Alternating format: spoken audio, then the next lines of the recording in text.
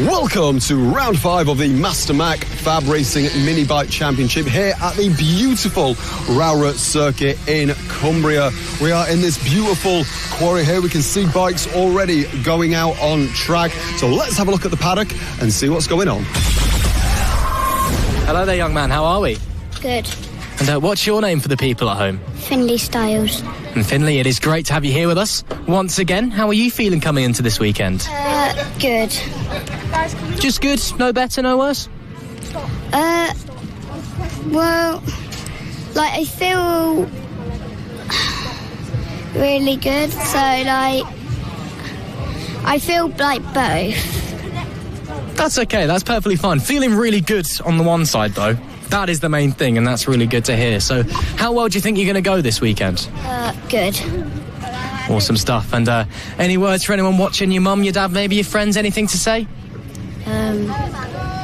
No. No, that's fair enough. Still, thanks very much for talking to us, Finley, and I'm sure you're going to smash it out on track this weekend. Yeah. Thank you very much, Finley. We are now going to run over here. We'll be back. There's a couple of people still over there that we'll run back into, but we'll run over here first. As you can see, Randy is... It's not quite assault, I don't think. Come on. No, he's walking off. Does want it. Mum or Dad want an interview, maybe? I've already given one to Randy, so he's not getting another one. No, he's already got another one. We'll carry on walking then. We might swing back later and see if we want to chat then.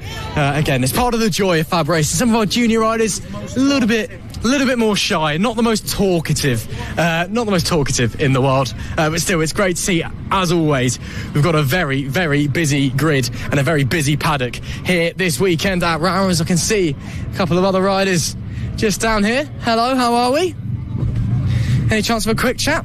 Sure. And how's things feeling? Is it all okay? Yeah. And do you want to just introduce yourself to the people at home who maybe don't know who you are? My mum, my stepmom Mitzi, my mum Becky, and my sister Emily. Yeah, great to hear. And what's your name? Oliver Cheeseman. And Oliver, great to have you here with us. You've had a very strong season so far, it must be said. Lots of good results. How are you feeling coming into Rowrah? Very good. I really like the track, and I feel like I'm going to be fast on it. I like the confidence already. That's a man who knows what he wants this weekend. You'll have had a few practice sessions already. I'm assuming you were feeling pretty quick in those? Yeah, I feel pretty quick, but I think I might not be going that quick, but we'll see. Still, normally, if it feels fast, it is quite fast. So we'll wait and see how you do out there in the races. 3 rounds left in the season, though. As I said, you had a very strong year so far. Is there anything you'd like to do in those last 3 rounds? You know, win some races, something like that? I really want to win my second ever race in FAB, and I've always wanted to come second, because I've never come second before. And yeah, that's about it. So you want to win and to come second. I like your thinking there, Oliver. Maybe you can get some of that this weekend, potentially. Maybe. We'll see. We will indeed. Oliver Cheeseman, thank you very much. Thank you. Great to hear from Oliver Cheeseman. As there we can see, that's Tommy Williams there, the number 51. Hello, Tommy, how are we? Good, you? Yeah, I'm doing very well, thank you. How's things here at Rowrah? It's going well. Obviously, racing in the LC40 Elites this weekend. It's a bit of a 2-horse race between yourself and Jensen Cedras. How's things in that? Well, I'm in the pros. You are in the pros, excuse me, but still, you're doing very well in the pros. How's the things in that? It's going well. I'm currently winning the championship. It's around like 70, 80 points now. Like, I did well at Clay. Like, in the first race, we had bike problems, so I came 4th.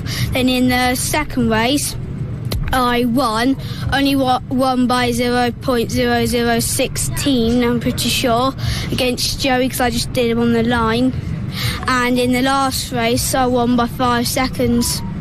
Yeah, no, it's been a very, very strong season for you. And like you said, that photo finish you had as well, that was pretty special to watch. Coming into Rowrah then, as you said, strong season so far, looking to maybe just kind of put down more of your mark on the year, you know, win some more races? Yeah. And do you think it's safe to say, potentially, that come season end, you'll be stood alone as champion? Yeah, hoping so. Hope so. We'll have to wait and see. Tommy, thank you very much for talking to us. You're welcome.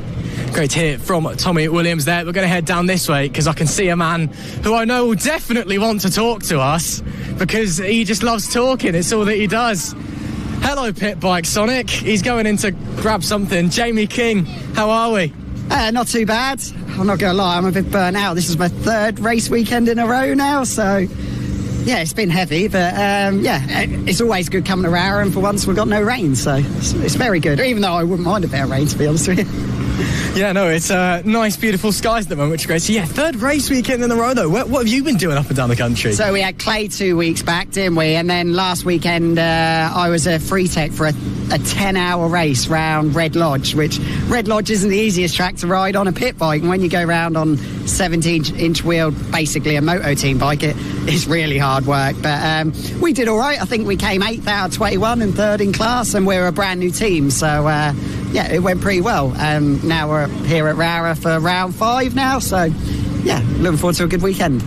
Yeah, should be fantastic. Championship-wise, of course, coming into it, yeah, very close. Harrison Quincy, of course, has upset the apple cart a little bit coming into it, but, you know, yourself, you're up there. Chris Wells is obviously up there, but I don't think he's here this weekend. No Chris or Richard this weekend, so it's just going to be purely me and Harrison battling out. He's had a little bit on me in qualifying so far, qualifying practice today so far, so got a little bit more time for him. We just made some setting changes, so hopefully we'll close a few temps on him. But yeah, championship's been really close. He's come in a bit like Marquez in his first year, really, rookie into the year, and he's straight at the top. So fair play to him. He's riding unbelievably well. So yeah, we've got to try and keep up with him tomorrow. But it's going to be fun.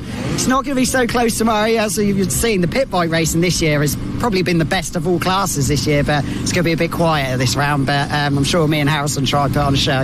Yeah, knowing you guys, you normally do. It's either that or you end up on a floor anyway. So very tight in the championship. You're feeling a little bit knackered, but you're still feeling confident. Anything you want to say to your millions of fans, your YouTube viewers at home?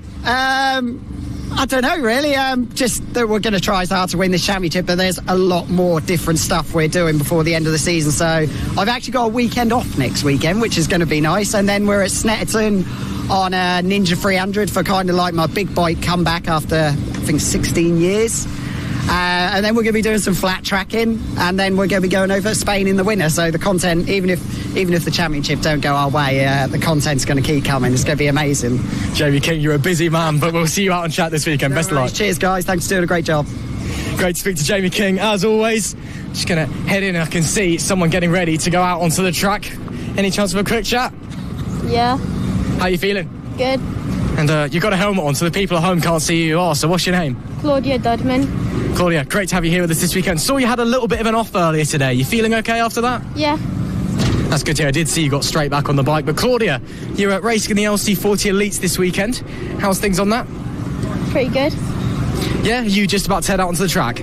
Yeah. That's good to hear. And yeah, pretty good weekend last time out. Obviously you got a couple of class podiums. Are you looking to get some more of those this weekend? Hopefully, yeah. Rowrah, is it a circuit you're confident at? No, I don't like this one. Wow, you're the first person who said that. Everyone else loves it here. Why don't you like it? I crashed 7 times in one race. I can understand why that might upset you a little bit about this place, but come on, that's one race. Yeah. Well, I'm sure we won't see much more of that this weekend, Claudia. I'm sure you'll be fine. We'll let you get back out onto track. Thanks for talking to us. All right. Great to speak to Claudia Dunman there. Yeah, any chance of a quick one with you as well? Yeah, of course. And what's your name for the people at home? Danny Longhurst. Danny, great to have you with us once again here at FAB-Racing. I don't think we've spoken to you actually this season so far. So great to have you here with us. How are you feeling out on the bike? Quite good. It's a really nice track to ride on. It's a really fast track as well. Yeah, and it's certainly quick. What's your goal for this weekend coming into it? Get a podium. You feeling confident that you can do that? Yeah. Quite confident. It's a really tight race on the grid today. Well, we'll have to wait and see what you're going to be able to do. But yeah, how's the bike feeling? Feeling fast? Feeling okay? Yeah, the bike's feeling really good. It's really nice for this track as well. I'll have to wait and see. Danny, thanks for talking to us. Best of luck this weekend. Thank you. Great to speak to some of our young female riders there. We'll continue to make our way round. I can see a few more riders over here. We've got a little wave over there. That's a great start. As we'll just make our way over. Wow, you guys are at the right bottom end of the paddock, aren't you? Keeping well out of the way of everyone else. You just not like anyone. Fair enough. Well, hello, how are we? Good. Good to speak to you. And for the people at home that maybe don't know who you are, what's your name? Morgan. And great to hear from you. How's things this weekend going so far? Bike feeling fast? Yeah, good. So here we can see your bike over there, Logan. Talk us through it. What's it like riding one of these things? Fast. Yeah, fast. That's one way to describe it. Are you feeling fast, though? How are you feeling pace-wise? Yeah, we're like catching up to everyone and just getting by them. Yeah, that's great to hear. So you're just looking for some strong, consistent results across the weekend? Yeah. That's great to hear. Logan Orr, best of luck this weekend. Thanks very much. Okay, bye. Great to hear from you, Logan. Thank you very much, guys. Great to see some not quite international riders down here at Rowrah, but Scottish riders. You normally get more of an English crowd here, but again, given we are so far north, it's good to see. Just going to see if I can poke my head in. Anybody in the awning? No, not quite in there at the moment. She hiding. That's absolutely fair enough. Well, it looks like some people might be trying to hide from us, but we'll continue to walk around. Evening, gents. How are we? Any chance of a chat? I'm not racing. I know, but you can still have a chat if you want as a fan. No? Okay, that's fair enough. We'll walk it anyway, but good to see we've got some fans watching along here in the paddock. And we'll make our round. I think we've got some of our senior mini motos and our moto team guys down here this weekend. This track really, really tough, especially for the senior mini motos. The cameras really don't do it justice. There is so much undulation here at Rowrah. There's so many little bits and nooks and crannies that you don't see at the naked eye. And then you're riding the bike over it, and there's just compression, the bike bouncing all over the place, as there may be a couple of riders hiding over here. Let's head over. I can certainly see one of the Birkins anyway, as I'm just going to try and poke my head. He looks like he's deep in his phone, and I'm going to walk up to him. Am I getting the side eye to go away? No? Well, we'll come on over then. Let's start me beer, isn't it? Yeah, probably a good idea. Hello, how are we? Oh, not bad. All right. Yeah, it's good to hear. Is your brother here as well, or just you again this weekend? No, they're coming. They're not setting off till tonight because Carl's still at work, but he's not riding. Carl's riding, Josh in. No, well, fair enough, but still, back at Rowrah, feeling good? I feel a bit fat, to be honest with you. No, it's good. I'm not a fan of the track, but it is what it is, I suppose.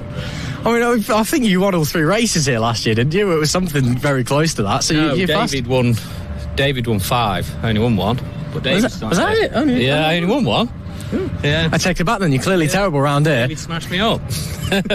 So maybe a bit of a bogey track for you, but how's the pace looking in the practice sessions? All right, I think. I've not really looked. Cal and Josh have sent me my times, told me I'm slow. But other than that, yeah, it is what it is. Yeah, let's talk championship-wise then. Right. Still leading the way, looking to make it 2 in a row. How are you feeling with this round and then 2 rounds at Three Sisters left? Once this round's done, it'd be all right, because I like Three Sisters. But I don't think David's doing them, so it'll be me and Reese, I suppose. He just needs to go a bit faster, doesn't he? But his mum's here cheering him on this weekend, so I'm sure he'll go faster.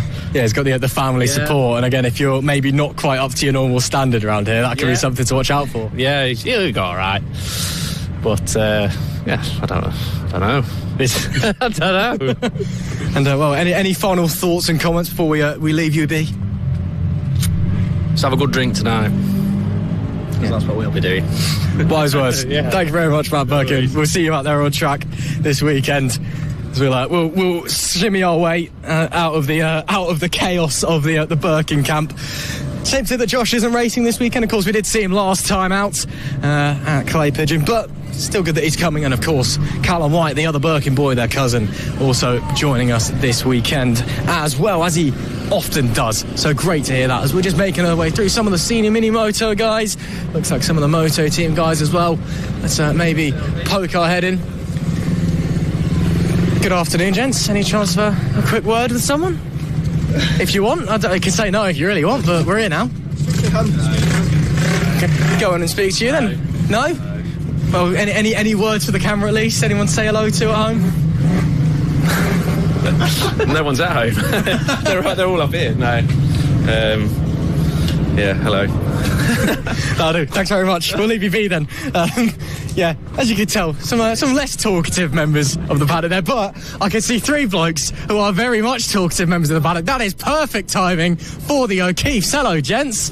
Hang on, we'll let you take helmets off. Who try not to fall off the bike as well. That would be a bit of a poor start. But yeah, we'll let you sort yourselves out quickly. But all three of you here once again. That's great to see. Go on, we'll start at the end and work our way down. How are we? Hot and bothered. Yeah, but all right. Yeah, warm. That's fair enough. Yeah. What's the pace looking like? 2 quick ones and 1 mediocre. Should we take a guess at who the mediocre one is, or is that left in the air as a surprise? Leave it in the air for a surprise. Yeah. Well, we'll leave that one hanging in the air then. But, yeah, great to see you boys tomorrow. So don't. Big surprise for tomorrow. Yeah, it's going to actually show you've got a second in your back pocket you've been hiding. But yeah, great to see you boys here back with us at Rowrah though. How's things going? Good, very good. Yeah. 1 crash as per. Already.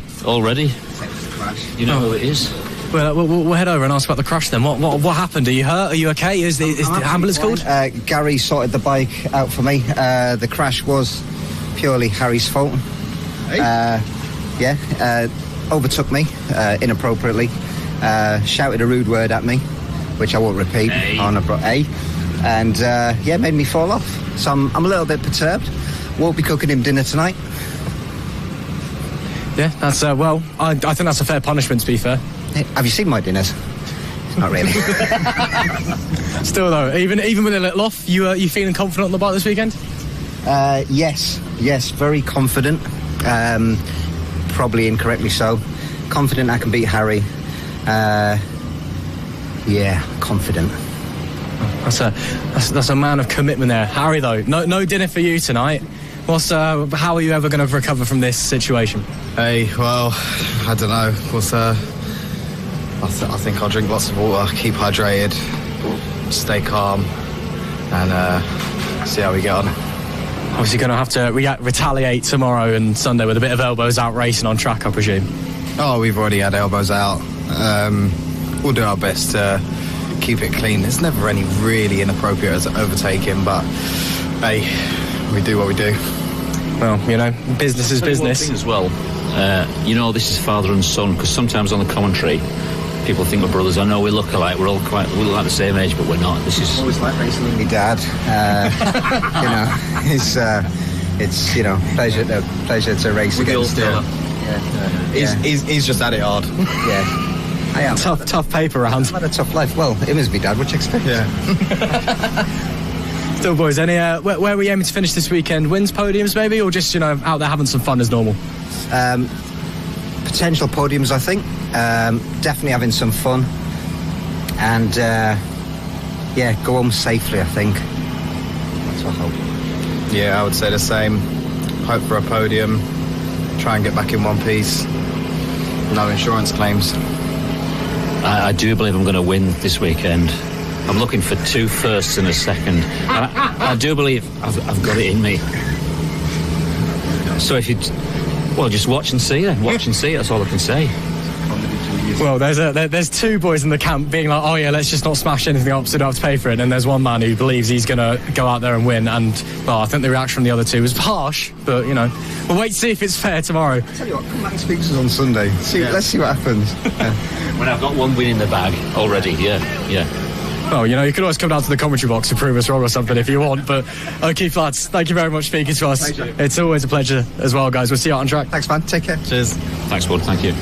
Always great to speak to those guys. Always a fantastic laugh. Keith, boys. Oh, what a fantastic bunch. Only a couple of years ago, they turned up here at FAB and started racing. And every time they talk to you, you put a smile on your face. It is always great to hear from them. So, have a little poke down here. Can see some more Moto team guys waiting along. Let's see if we can maybe poke our head around, potentially. For you. Any chance of a quick chat? Yeah, why not? Come on then, get up. We'll slide in around here. Cool. How are we feeling coming into the weekend? Very good. First time at Rowrah. Surprisingly easy to join the dots here today, I found at least anyway. Won't know on practice day. We'll have to wait until the lights go out and see what happens on track, yeah? Have to wait and see, of course. Just for anyone at home who maybe doesn't know who you are, do you want to just introduce yourself to our viewers? Yeah, cool. My name's Linton Dimiola. I race in the FAB Moto Team class, which comprises of 2 different categories. We have the Moto Team Standard for the pretty standard 125cc 4-stroke motorcycles. Then we have an open class, which allow more boundaries and more parameters and more horsepower, really. Arguably the cheapest form of motorsport in the UK. And again, if any of you have any 125 4-strokes or similar and you want to come and see it for yourself, you're welcome. It's good fun.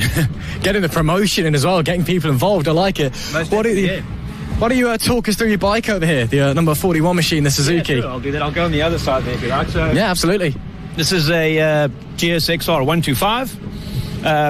You get two different types of models. You get the R model, which is the full faired version, and you get the S model, which is basically a naked version. So this race bike is derived from the S model, hence no fairings. It comes up with motocross type handlebars, which are stayed on there. Still got the indicators, still got the horn. Basically, rip some slicks on there, race prep it, and make sure that it's compliant with scrutineering and come out and have some fun. Yeah, easy as that. As you said, cheap and cheerful, but it's lots of fun racing out there. You said, you're feeling good out there. Are you looking for some strong results this weekend? Mate, honestly, I'm not perturbed by the results. It's more about the camaraderie and the socialism. We've got a good crowd of people in the motor team class, and I think I look forward more to seeing the boys and having a beer after the races than what happens during the race. There's no doubt going to be a bit of banter, a bit of laughing, maybe some accusations, but we'll cross that bridge when we get there. Well, after I see you, Linton, best of luck this weekend. Thanks for talking to us. Much appreciated. Thank you, guys. Cheers. Great to hear from Linton Dimiola, one of our Moto team riders there. We're just going to see if we can make our way around and speak to potentially anybody else. I can see Seth James's camp set up there, but I'm not quite seeing him around. We've got a couple more Moto team guys over here then. Maybe we'll try and poke our head in an awning. This, of course, the number 8 of Team Acme Racing, it looks like. And maybe there'll be someone from Team Acme that we're able to speak to, potentially. Hello, how are we? Not so bad, thank you. How was Sicily last round? Was it all right? Warm, really warm and nice, thank you. Still there? Been watching Moto team from Seaside. It was nice. Well, great to have you back with us, Marco. This weekend, obviously, could be a big weekend for the team. You could wrap up the championship here if things go your way. It's tight, but if you have a really good weekend and everyone else has a really bad weekend, you could do it. Is that something you're thinking about, maybe? Well, we'll see how it goes. It's a possibility, as you said, but it's really tight. So, yeah, we do our best. We'll try to do our best and see how it goes. Yeah, absolutely. But, great to see that you're back on the number 8 machine after Matt did a great job with your replacement last time out. Have you lost any of your talent while you're in Sicily and away on holiday, or you still got it? No, I hope it's still there. I'm sure you'll be fine. How's the pace looking so far, though? I can't complain. We're just doing the last checks on the bike, and then we'll be ready. Well, that's fantastic stuff. Well, we'll let you get back into shaking things down, but great to speak to you, Marco. Thank you very much. Thank you, guys. Cheers. Bye. Great to hear from the Team Acme Racing guys once again. Of course, as I said, could be wrapping up the Moto Team Open Championship. Let's make our way over here, as it looks like we've got people maybe running away from us, unless we could grab for a quick chat. If there's chance of a quick one, how are we? Yeah, okay, thank you. I've just got here late today. I'm hoping to maybe get in one practice. It's a long way for me to drive, and I was at my father's funeral yesterday, unfortunately. So, hoping to get under a 59 this weekend. I've been looking at the times from this morning, and I can see Linton is already on after never been here before, is already on a 59 flat. So that's my target for this weekend, see if I can tag on to him. Well, Linton he's quick, to put it mildly, but I know that you can definitely try and keep up with him. Even if there's only one session, of course, got to remember the track will have been rubbering in as well. Yeah. But if you haven't been out there, are you still feeling confident, excited for the weekend? Yeah. Last time I was here, I had real trouble with tyres. My front tyre had gone off, and there was nobody I could get one from in the paddock, but got good fresh tyres on this time, so no excuses. So I think my best was a 59.3. So if I could get a 59 flat, I'd be happy, but I've got those O'Keeffes as well to think of. Just hoping to enjoy it and actually have a race with someone. As long as there's someone around me, I'm happy. Yeah, absolutely. Now, how much of a difference does new tyres make around this place, do you reckon? With good conditions like this, it can make a lot of difference. But I was quite naive with the tyres last year, because people, it's only 12 horsepower bike. The tyres will last forever, they last a season. And I found the limit of how many times you can use a front tyre, and I was losing it all over the place. So that was sort of my naivety. But and we get them really so cheap anyway. So I just managed to collect some from someone, and it fixed it immediately. So I guess the aim then, get that 59 flat, kind of tag along with Linton and the guys up the front of the pack and see what you can do. Yeah. So I'm talking it up now, but I haven't even been around the track yet. But the conditions are perfect, really. This is great for Rowrah. It's barely even windy. Yeah, no, it's not windy and it's not raining, which is an immediate upgrade over the last couple of years we've been here. It could snow tomorrow, you know. Well, it's been known to do that sometimes at FAB-Racing, not at Rowrah per se, but it has just started snowing before. So let's hope not, given it's August. Yeah. But still, thanks very much for talking to us, and we'll see you out on track this weekend. Okay, thank you. Goodbye. Thank you very much. And I can just see I'm going to try and intercept him. I know he's not going to want to, but I'm going to intercept him anyway. Hello, Rob. How are we? Good, thanks. For the viewers at home who maybe don't know who you are, what you do, would you want to just give us a quick rundown? Because you're basically the man, the myth, the legend of the paddock who solves everybody's problems. Mechanical, yeah, definitely. Yeah, it's still something. And also, why are you holding a helmet? Are you racing? Did I go out? I could have gone out. Rob, are you racing this weekend? No, only a quick go. After 12 years, someone said, come roll the bike. So I did. How was it, though? Did you miss it? Definitely now. It took a while to wake up. But yeah, good. Still, though, great to hear that you've enjoyed yourself out on the track. Now, back to, your job in the paddock, though. Fixing things, of course, making sure that nothing's broken, and when things do break and no one knows how to fix them, you're normally the man who just comes over and goes, oh, yeah, I know it's fixed, and in 5 minutes it's done. Any major breakages that you've solved yet, or has it all been quite calm? Usual breakage where they slide off and break something, nothing major. How's things, though? It's been a strong season for the championship, of course, and going from strength to strength. Of course, keeping you busy as well, I'm sure. Looking forward to the last couple of rounds that we're coming into now. Any predictions? Anything exciting you think's going to happen? Oh, you put me on the spot there. I can't have any favourite riders, but no, I think it will be exciting all the way through. I never said that you did have any favourites, of course, but whoever breaks things the least is probably your favourite, so it's probably safe to say. Yeah, definitely, that rider's the best rider going. Rob, thanks very much for talking to us. We'll let you get back to sorting yourself out and fixing things. Right, thank you. On the road to MotoGP and the feeder series to the British Talent Cup and Red Bull Rookies, this is FAB-Racing Minibikes British Championship. Good morning, welcome to the Sunday coverage here of round 5 of the FAB-Racing Minibike Championship here, being hosted today at the fantastic circuit in Cumbria. It's called Rowrah.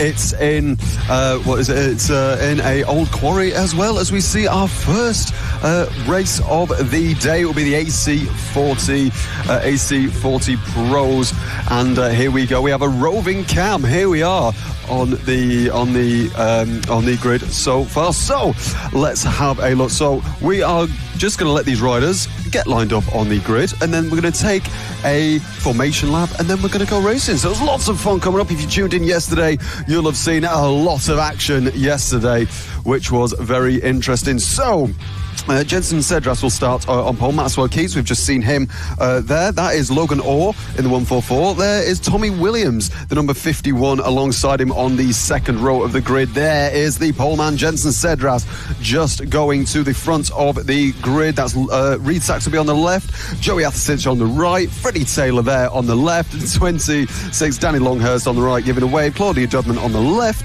Oliver Wilson rounds out the top 10, Ethan Bayliss P11, and Cooper Say rounds out our final bike on the grid. All 12 riders getting ready to give us some fantastic action today. Here we go, all of them taking it away, going round the first corner. So it's a beautiful track here. So we've got the first corner here, into the left-hander here, into the right. It's a beautiful section here. Now coming up to McRae's hairpin. We've got 2 180-degree hairpins round the left-hander here. We saw a little bit of controversial action around that corner yesterday.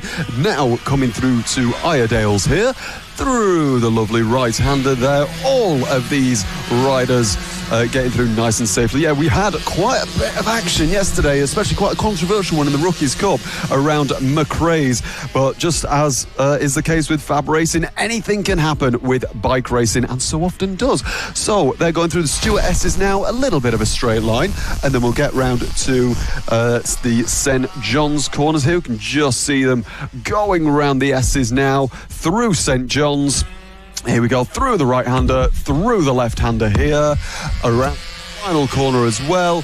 through Paddock Bend, and they are going to take their positions on the grid to start this race. So we're just waiting there. We've got Lee Clowes there, sister of Sam Clowes, racing in another one of the championships, as we see all of our riders going to the grid. They absolutely are. And we are getting ready to kickstart Sunday's action here at the 5th round of the Master Mac FAB-Racing Minibike British Championship. Last little check there for Jensen Cedras from pole position. Of course, 2 separate races. We need to be keeping our eye on this one. There is pole sitter for the Pro class. Tommy Williams, the number 51, goes off of P4 on the grid. As we wait to see last few checks there for Cedras. And then it'll be all eyes to the red lights as Lee Clowes will send them on the way. Let's kickstart Sunday's action. Possible little jump start there from Jensen Cedras. Looks like he got away really strong as they head down into turn 1. It will be Cedras that leads from pole position. Maxwell Keats in P2. Believe Logan Orr held that 3rd place as well. Tommy Williams may be challenging. That's not for position. Williams still leads in class. Change behind him though. Looks like Reed Saxelby may have just been overtaken by Joey Akasic for P2 in the Pro class. That's very deep from both Cedras and Keats as they head up to Iredale's hairpin for the first time. The elite bikes already starting to pull away, making their way down to the bottom end of the circuit. That back straight downhill, very long, easy to gather, lots of momentum down there. But as we start coming into the S's session, it'll be the 2 up the front row of the grid. Cedras and Keats, 1 and 2 in the elite class. Tommy Williams still leads in pro. Yeah, the first 3 riders that we can see is Jensen Cedras, Maxwell Keats and Logan Orr. They're all in the LC40 Elites, the liquid-cooled variation of these bikes. The AC40s is currently, the race is led in 4th place overall. Tommy Williams, number 51, Reed Saxelby and Freddie Taylor, the top 3, 4, 5, 6 overall respectively. The difference between these AC40s, as I say that, we're looking like we're having a bit of action here between Maxwell Keats and Jensen Cedras for the lead overall of this race. Oh, and that is Cedras going very wide there. Is Maxwell Keats going to be alongside? Yes, he is. It's going to be Cedras to the inside. Wow! And defends his line very, very well there, but Maxwell Keats right on the back of him. He looks like he might chop to the inside, but no such luck on this occasion. Jensen Cedras keeps the lead of this race. Going through St. John's now, the right-hander, the left-hander here, a great overtaking opportunity potentially coming out of the last corner if you can get the line right. These LC40 bikes, liquid cool bikes, quite a lot more powerful than the AC40s. Keats looking for a way by into turn 1. It's not happening on this occasion. Let's have a look. Going through turn 2, turn 3 now, coming up to McRae's hairpin, 180 degree left, get your braking right. And it looks like Cedras has done a very good job there. Now he's going to want to keep it quite tight. We're going to want to keep it tight going through Iredale. Both of them again going quite wide on the exit, but it's worked well for both of them. If you can get a good run out of there, you might be able to overtake there. As you see, Logan Orr, I believe, is coming under attack from the AC40 Pro leader, Tommy Williams, number 51.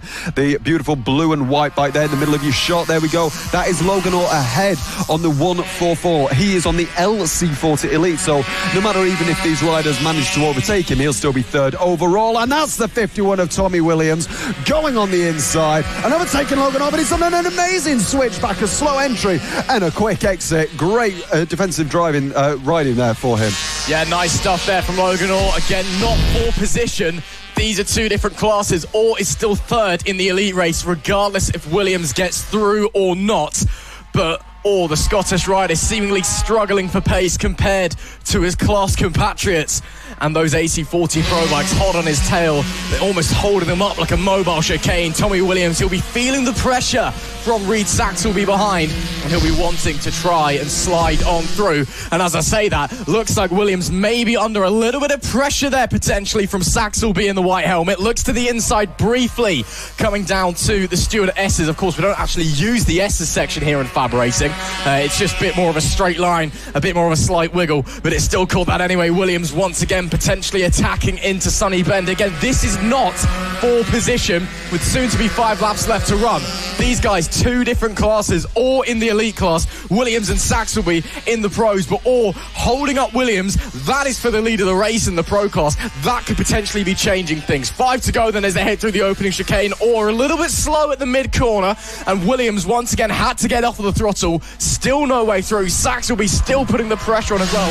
It's not a great position to be in for Tommy Williams, especially considering he's leading a race here. Yeah, Reid Sachs will be trying everything he can do to get on the back of Tommy Williams. Obviously, as Ross just said, not an ideal position for the 51 bike, but it does look like he's dropped back a little bit now to try and go a little bit defensive against Reid Sachs, will be, remember, second in class for the AC40 Pros.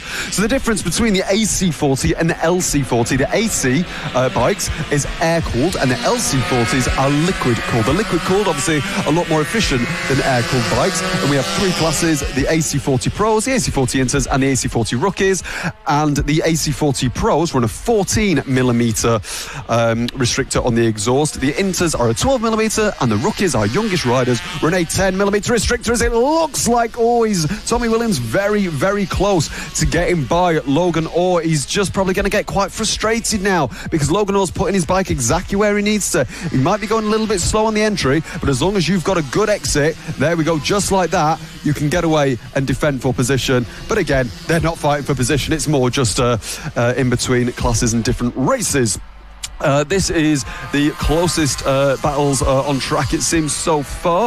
I think this is Danny Longhurst, I think. So it's in a 26 in the middle there. I think this is Freddie Taylor, Danny Longhurst, and Joey Athasich all together. Yes, it is indeed. I think it might be Joey Athasich, Chloe Dudman, and Cooper Say as well. No, that is Joey Athasich right there, the number 67. So it's Freddie Taylor, Danny Longhurst, and Joey Athasich. This is for the final podium position on the AC40 Pro class. So Danny trying everything that she can do to get by Freddie, but Freddie, as we've seen with the other bikes, just needs to have a good exit out of all the corners to defend the position. Riders will already be feeling the physicality of this Cumbria kart racing circuit. Already up to 19 degrees here at 10:15 a.m. in the UK. It is a lot warmer than it was at this point yesterday, and it's quite a tough track. We've seen riders coming in from sessions, sweat dripping off their foreheads. They're going to be feeling it, and they've got another race to get through today as well. Fatigue might have to be something we think about going forward. Up the front in the LC40 Elite race, looks like Keats and Cedras having a ding-dong and swapping positions, but we'll continue to watch this battle for the time being as they make their way through St John's and into Sunny Bend. No attempt into there. Overall leaders currently the 24 of Maxwell Keats and the 2 of Jensen Cedras, and yes, they have swapped positions, but it is very, very tight. Gap at the line last time was 36 thousandths of a second with 1.5 laps to go. Keats looks like he has a slight advantage on the straights, but Cedras, a slightly smaller rider, a bit more of a slight frame on him, possibly has that a little bit extra in the corners. Car starting to come to a bit of traffic as well. This could shake things up. Keats needs to clear these guys as quickly as possible to hold on to this race win, but he may not do that. Has to get brave down into Sunny Bend up the inside. Cedras able to follow him. Keats a little bit wide. That's going to cost him momentum into Paddock Bend, the final corner, and then Cedras cut off a little bit there. No blue flags in FAB-Racing. 1 to go as Cedras looks to the inside, but nothing will come of it on that occasion. Too far back. Cedras needs to make something magic happen here. Crikey, yes, he does indeed, and it looks like he might. Wow! That is Cedras defending for his entire might there, going all the way to the right side of the track, taking the race in line. Jensen Cedras on the black bike to the left, Maxwell Keats on the blue and fluoro yellow bike in the lead of this race. This is the last lap of this race. Which one of these riders is going to come out ahead in this battle? The Jensen Cedras currently not able to get alongside there, but still got quite a few corners to go. Coming through with the S's now. He's right on the back of Maxwell Keats. They go side by side almost, and the 24 holds the lead. Coming through St John's Bend now, only a couple corners to go. Jensen Cedras needs to get a good exit out of here and potentially a switchback. He's going on the inside in the final corner. Oh, it just hasn't worked out, but can he get the run to the line? He might. Let's have a look.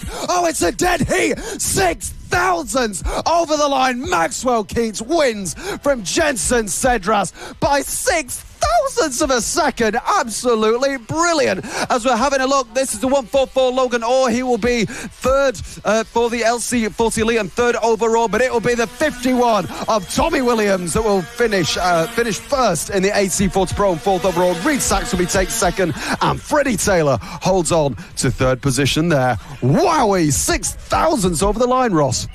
Blink and you'll miss it. That's as tight as you want to go, and it's one win apiece this weekend as Maxwell Keats takes victory in the LC40 Elite. Cedras will have to settle for the tightest of second places as Logan Orr rounds out the podium. In the AC40 Pros, it's Williams who wins once again. And moving down the grid, we have Reed Saxby taking P2 and Freddie Taylor in P3. Danny Longhurst was fourth with Joey Athasich in fifth. Cooper Say sixth. Ethan Bayliss seventh. And Oliver Wilson in eighth. Claudia Dubman finishing P9 overall. She was P4 in the LC40 Elite class. These guys have got one more race heading your way later this afternoon in the Mastermac FAB-Racing Minibike British Championship here at Rowrah. And boy, oh boy, if it's anything as special as that, we are in for a treat. There we do see our elite race winner, Maxwell Keats, absorbing all the pressure and then some. And you'll wonder maybe if Cedras was able to find that on that final lap, if there was a little bit extra in the race, maybe he would have been able to get back through and make it 2 out of 2. One more race to come your way later this Sunday afternoon. And wherever you're watching around the world, we hope you've enjoyed the show because it's about to get even more exciting from here. FAB-Racing Rookies Cup coming up next, their second race of the weekend. And it is a weekend that has already been filled with plenty of drama in this class. A very tight yet chaotic race yesterday. I saw questions about possible penalties being thrown around the paddock. Lots of controversy, to say the least. So let's hope it's a little bit calmer in that sense coming into race 2 on Sunday morning, Alex. But on the other hand, if they can keep that exciting action, that would be brilliant. Yeah, this was one of the most intense races yesterday. As we have, well, we're joined by 16 riders for this rookie class. Remember, the rookies has the 10mm restrictor on the exhaust, and these are our youngest riders that we have this weekend and in FAB-Racing. So there was an incident between 2 riders yesterday at the McRae's hairpin there. One rider went down and another managed to continue even. It was deemed a racing incident. I think after many people in the paddock and lots of officials were looking at it, it was deemed a racing incident. Which, I mean, it was very intense for us in the commentary box. Couldn't quite believe what we were watching as we were, well, as I say, we were watching. Anyway, so all the riders go on their formation lap, and it will be the 171 of Jensen Brown on pole position on the left-hand side of the grid. Oh, and that's one of the riders. Oh, that's not pole position. That's 174. That's Oakley Hipwell, 6th place, starting 6th place. Let's hope they can get that bike going. He went down yesterday as well, having a rotten weekend. Yes, he went down yesterday as well. So let's hope that he can have a better weekend this weekend. So as I said, 171 Jensen Brown on pole position on the left-hand side when we're looking at the grid. Zach Athasich, the 76, in 2nd place. Van Morris in 3rd place, alongside Logan Paisley in 4th. Casey Reeson starts P5 with obviously Oakley Hipwell, who we're currently looking at on screen. Not sure if he's going to be able to get out on track. Is he? Yes, he is. There we go. So he'll have to, his tyres will be nice and warm when he gets to the grid. Oliver Cheeseman in 7th place, William Skingle in P8, Reggie Watson P9, Caden Bailey rounds out the top 10. Keely Bailey on the 42 starts P11, with Chase Carter starting P12 and number 45. Theo Tyler on the 77 starts 13 alongside Savannah Polden in 14th. Rounding out our 8th and last row of the grid is the number 32 of Izzy Cook, and Oscar Bond starts P16. So obviously we saw Oakley Hipwell not able to get on to this start, but obviously we saw him managing to join the track, getting his tyres nice and hot. So we'll just wait for him to come round as all of our riders look pretty ready to go. And I think, Ross, it's going to be a very interesting race. It should be indeed. Of course, with that delayed getaway that we saw for Oakley Hipwell, he'll have slightly warmer tyres. Not a massive issue for the rest of the grid. It's not like you see on bigger Grand Prix bikes where if people are sat there on the grid, tyre temperature really starts to become an issue. Obviously, very small tyres on these little mini motos. So even if the tyres do cool off, there's not actually that much rubber you have to reheat. So it's not as much of an issue.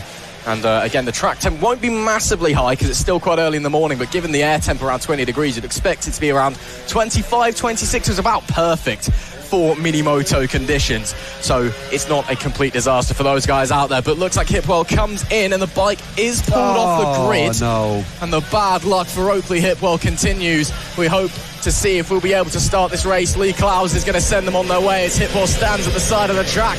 It is red lights on.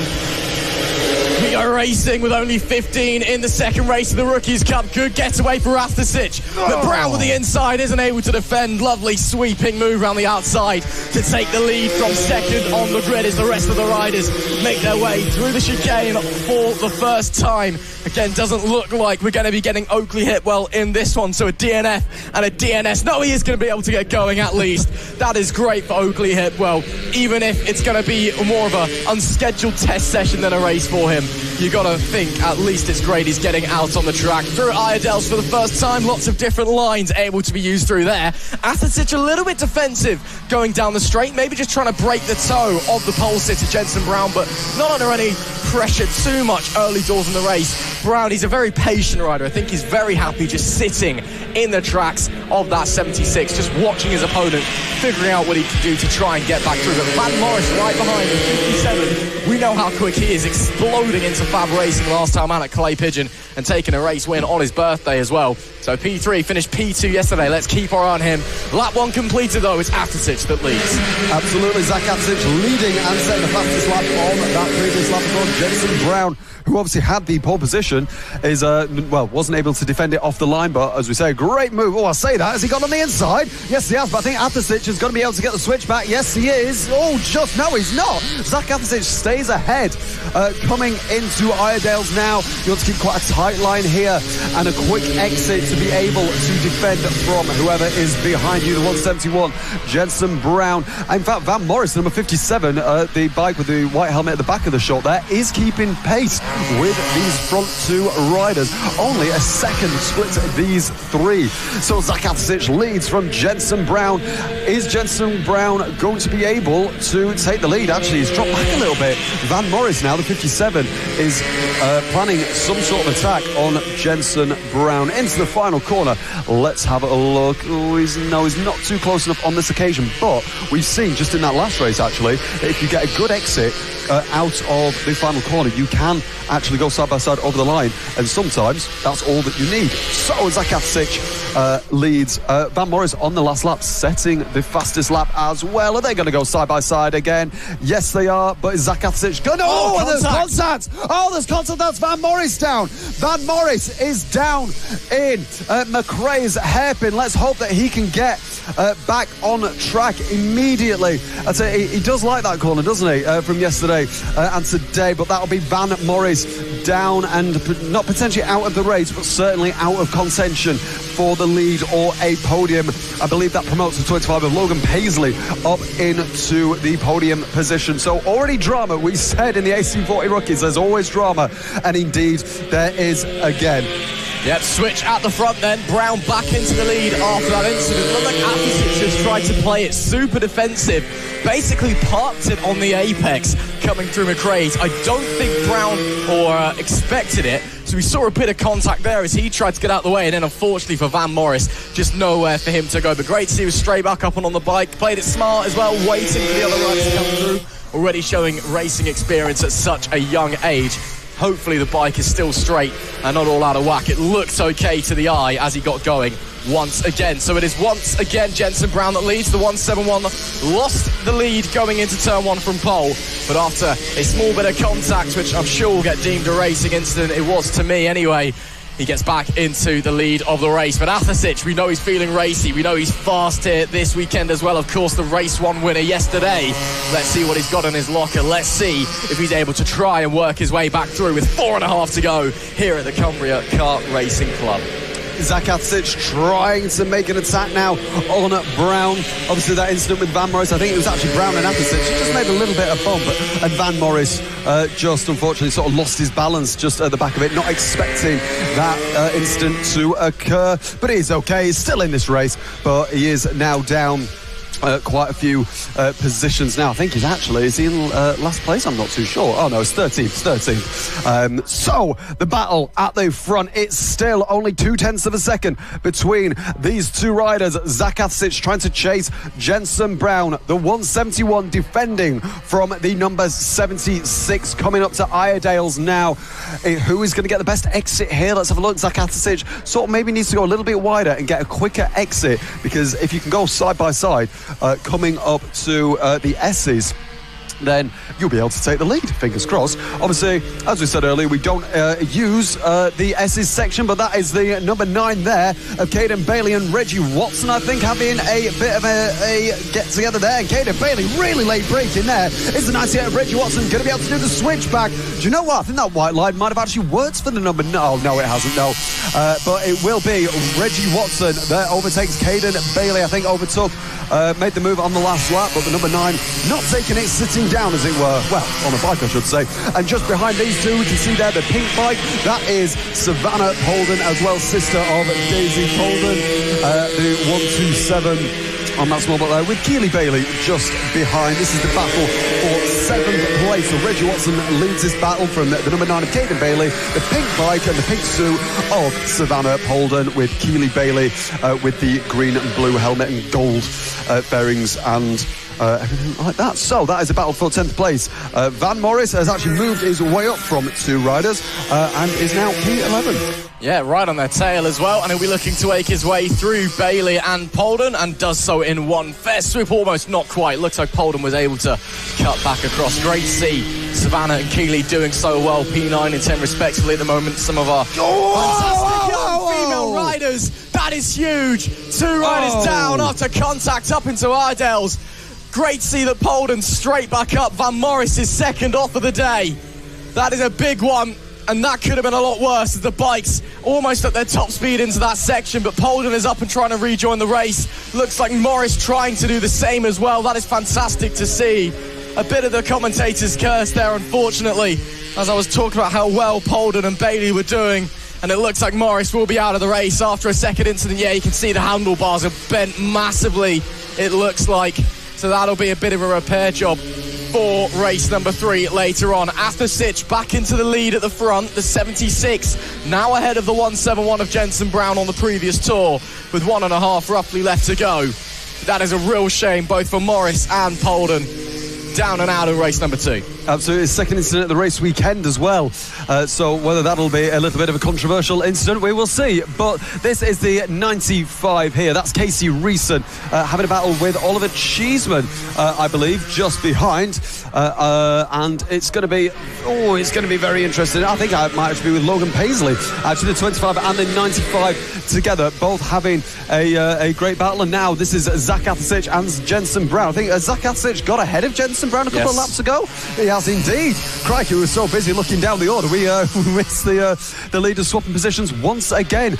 Both of these riders back and forth, but it is the last lap. Another race filled with drama for the AC rookies, but this is one last bit of drama to go.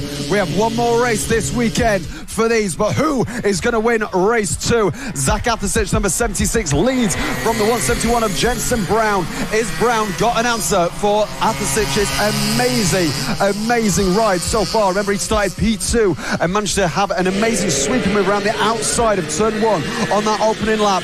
Jensen Brown not able, I think he's dropping off actually, and it's a fantastic performance.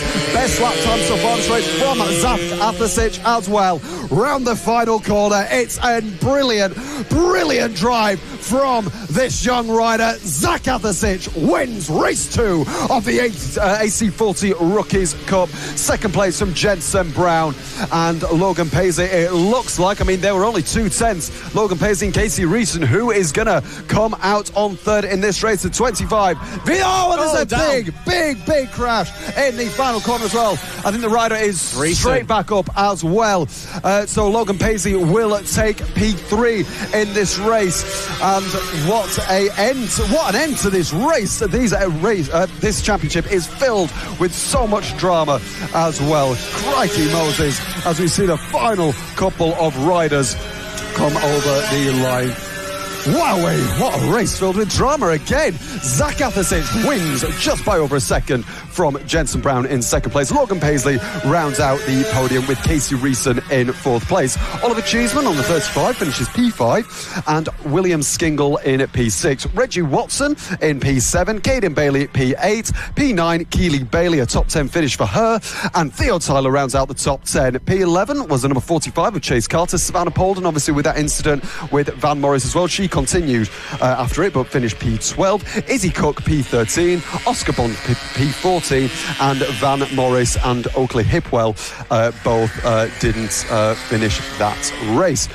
Wowee, 2 races for the AC rookies and 2 quite controversial incidents, Ross. My word, what on earth is going to be in race 3?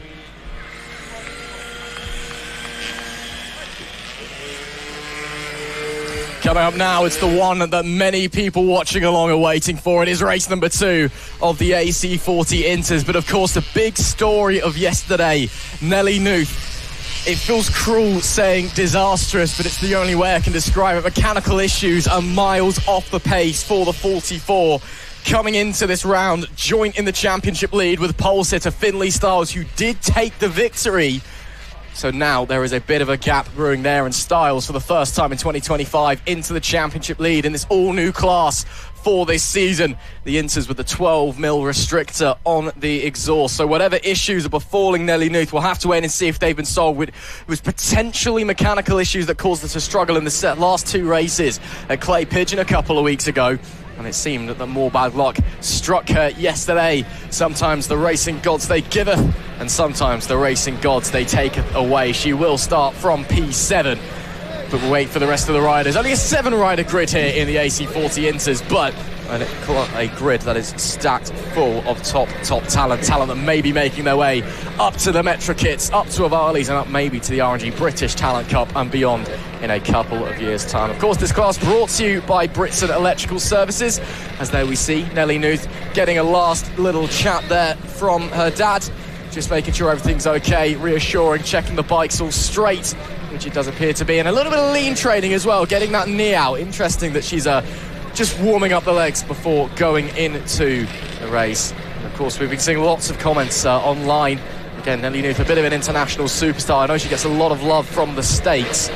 Talk about how well she's able to get her knee down at such a young age, and clearly she's got a bit of a training regime.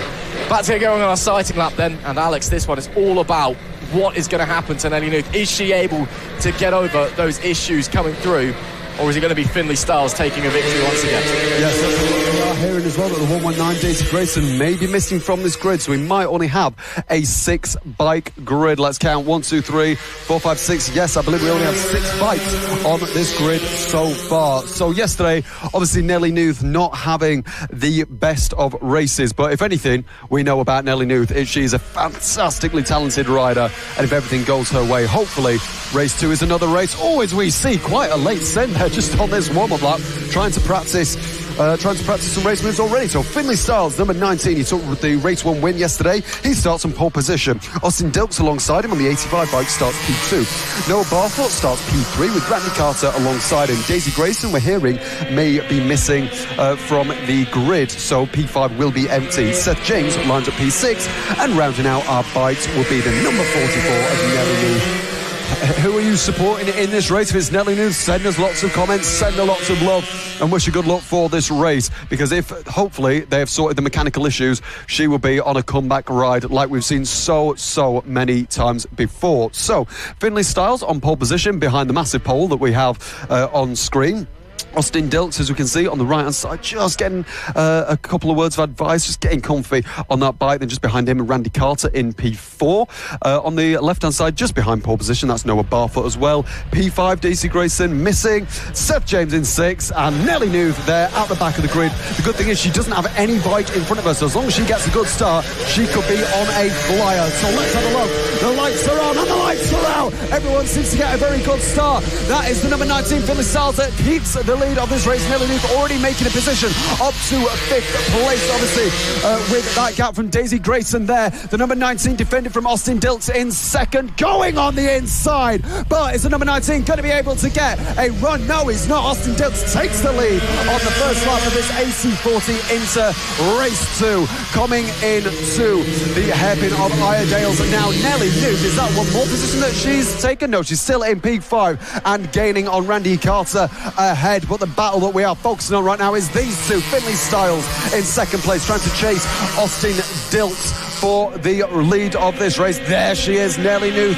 trying all that she can do. Look, she's already pulled quite a big gap already on Seth James ahead of her. So let's see what she can do in this race, Ross. Yeah, up to P5 from the start. Good going there, but still a long way to go. It'll be 8 laps when they get to the line. Finley Styles, though, dropping down into P2. Austin Dilks, of course, the younger brother of reigning Mini GP 70s champion and reigning Extreme 200 champion Wilson Dilks. Clearly success and speed running in that family, and he'll hold the lead as well down into McRae, slightly wider on the exit. Bit of an earlier apex there from Dilks, but you can get away with it through that corner. Gives you a bit more momentum up that straight, and it is uphill that straight as well. It goes up quite a steep crest that you can't quite see from the cameras, so momentum very crucial there. Front two starting to break away from Barfoot and Randy Carter in P3 and 4, but Styles still all over the exhaust pipe of Austin Dilks, the 85, facing huge pressure and maybe a move into St John's potentially as the rest of the riders make their way through. It looks like no hold station for the time being. Nelly Luke running in no man's land at the moment, P5, and lapping a little bit off the pace, but she is still out there and running quicker than she was yesterday. Those mechanical issues seem to have subsided. We're being told Daisy Grayson has now joined the racetrack 2 laps down, so she will complete this race, but it's essentially a test session for her, maybe looking to get a result in race 3 later on today. Down into McRae's once again, still Dilks ahead of Styles, who looks to carry a lot of speed through the mid-corner, but that'll cost him on corner exit, so will stay second on the run-up to Iredale's. Once again, early apex through there, as there's the battle for 3rd and 4th place. Randy Carter has got in front of Noah Barfoot. Is that a run for Styles? It's certainly a look down into the bottom end of the track, but it comes to nothing. Styles is putting lots of pressure and gets a run as they go side by side through the S's section and does get in front. That's a lovely move, well executed, using the drive, the traction out of the corner, back to the lead for the 19.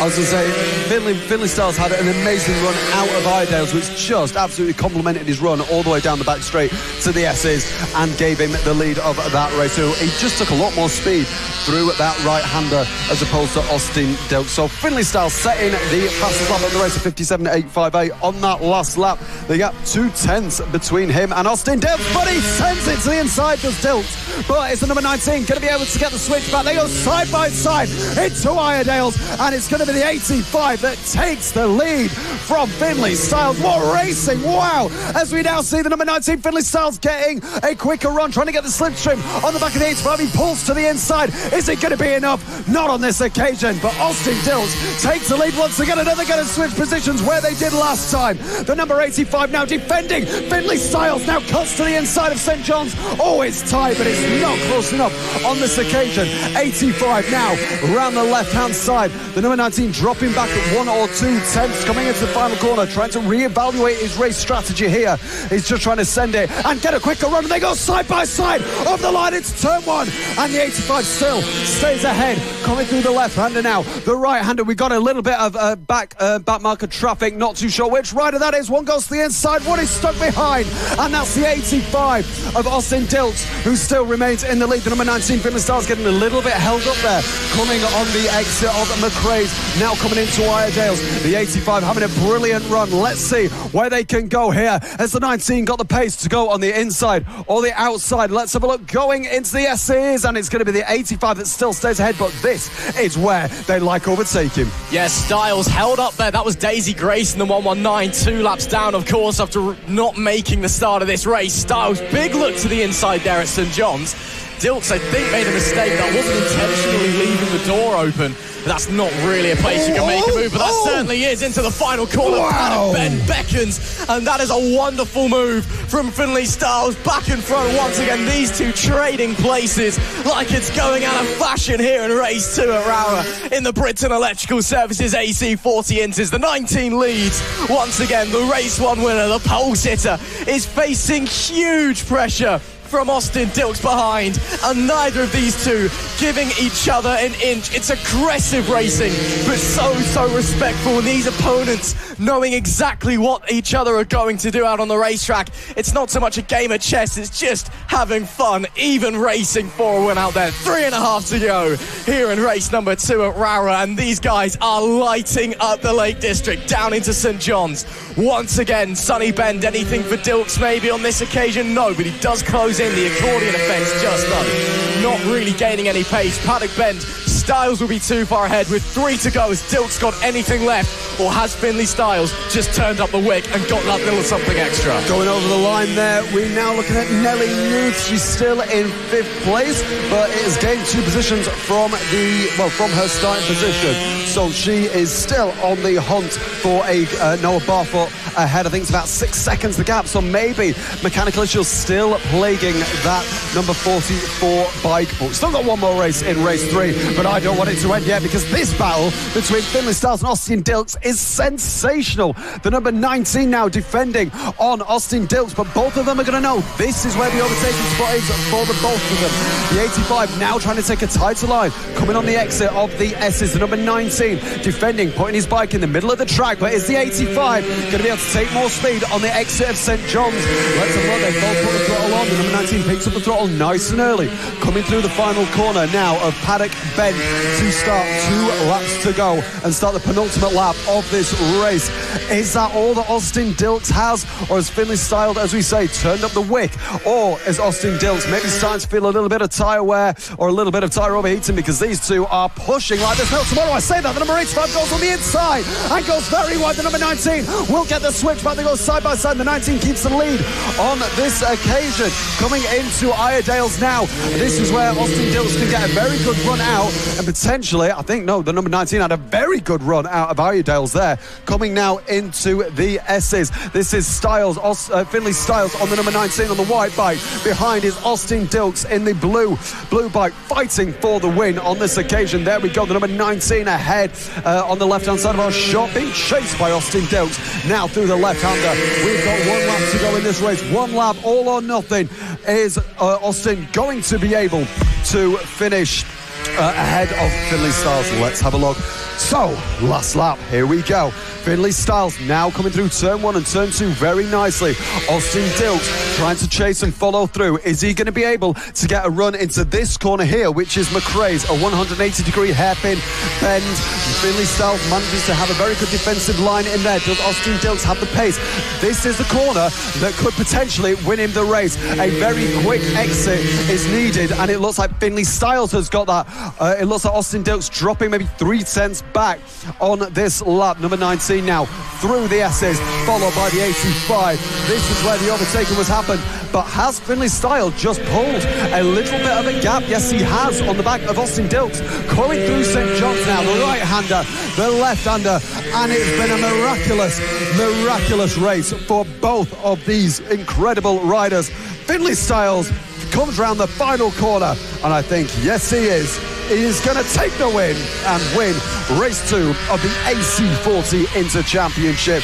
Closely followed half a second behind by Austin Dilks, and it looks like number 69 of Randy Carter will round out the podium. Noah Barfoot in P4, and just waiting for Nelly Newth to come round and go over the line and take 5th place. So still maybe mechanical issues haunting that number 44 bike. But we've got one more race ahead of us later today. Finley Styles wins the race ahead of Austin Dilks in 2nd and Randy Carter in P3. Then P4, Noah Barfoot and Nelly Newth in P5, Seth James in P6 and Daisy Grayson in P7, a couple of laps behind. A brilliant race there.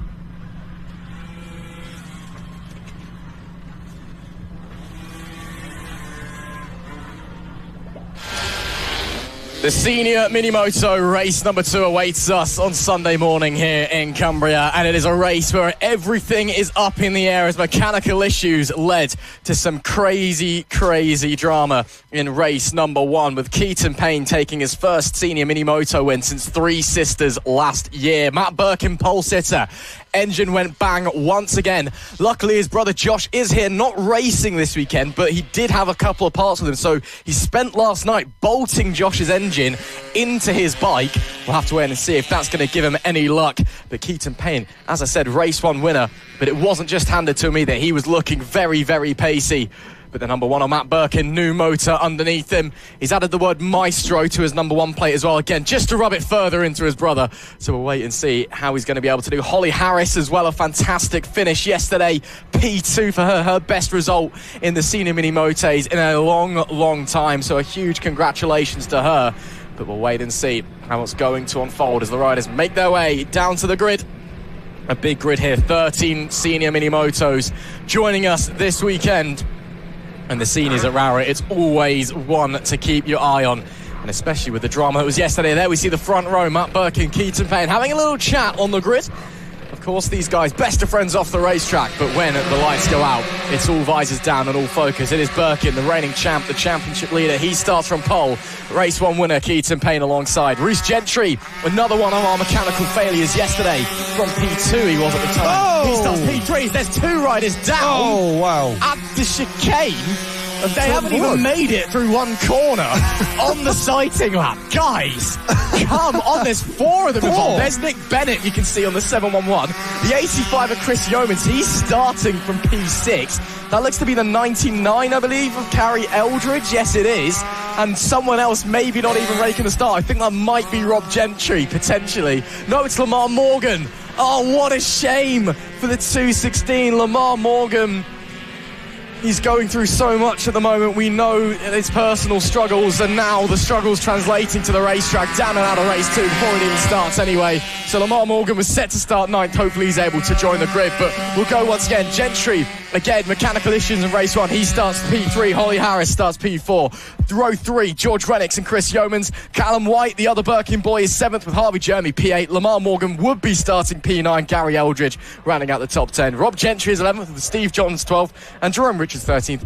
Alex, if they can't even make it through one corner on a sighting lap, how are they going to make it 9 or so laps in the race? Honestly, I've not a clue. Senior Mini Motors again yesterday provided some of the best action as well. Obviously, Holly Harris moving up from 4th to get a brilliant 2nd place and defending from Chris Yeomans as well. I can't ever say I've seen that before, a crash coming out of turn 1 on the warm-up lap. I think I have in the senior mini motos before. Well, there we go. That just shows it that this is a championship filled with drama already. Getting ready to go racing again for race 2 of the senior mini motors. Some of these riders, if they didn't have any bad luck, they would have no luck at all, sadly. But there, Mr. Maestro himself, changing numbers from the number 5 to the number 1. Thank you very much from us here in the commentary box. Making life a bit more difficult there, but thank you.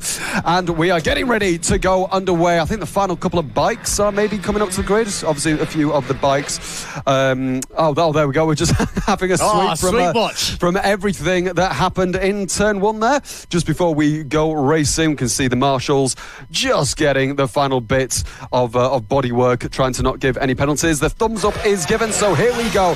The flag will point to the lights. We're a couple of riders down here, there and everywhere, but it's okay. So, who's going to get the best start? Is it going to be Matt Birkin or Keaton Payne? We're underway, and it's Keaton Payne that has a brilliant start and takes the lead away from number 1 of Matt Birkin. Remember, new engine in that bike, and I think that's Reece Gentry, followed by Holly Harris. I think Holly Harris might have even got into 3rd place already off of the line, so a brilliant weekend for her so far. Matt Birkin, obviously, yesterday having that puncture, as also not even finishing the first race, but he is keen to make that a different story in today's race. The number 12, Keaton Payne, leading.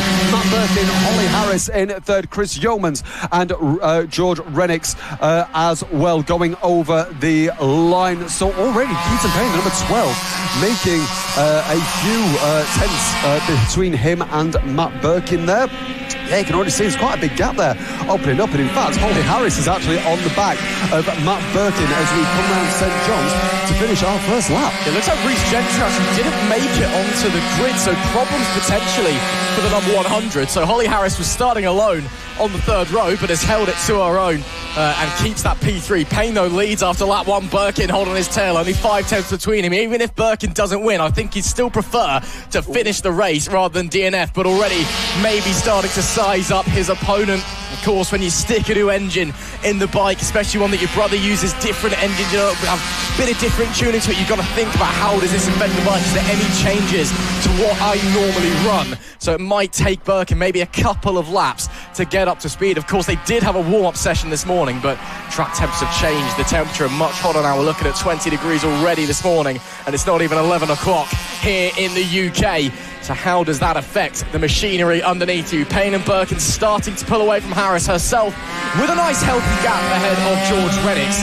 And those guys just continue to push onwards. Chris Yeomans, after that crash on the sighting lap, he's still managed to get up into P5 from P6. Was running at P4, I believe. Got in front of Rennicks at one point, but start now running P5. So great to see that the bike is still all straight and okay after coming off before they'd even made it through the opening couple of corners before the red lights even went out. As I say that's Nick Bennett. What a shame for the 711. Pulls into pit lane. The light bike looks like it has cut out. A real shame for him.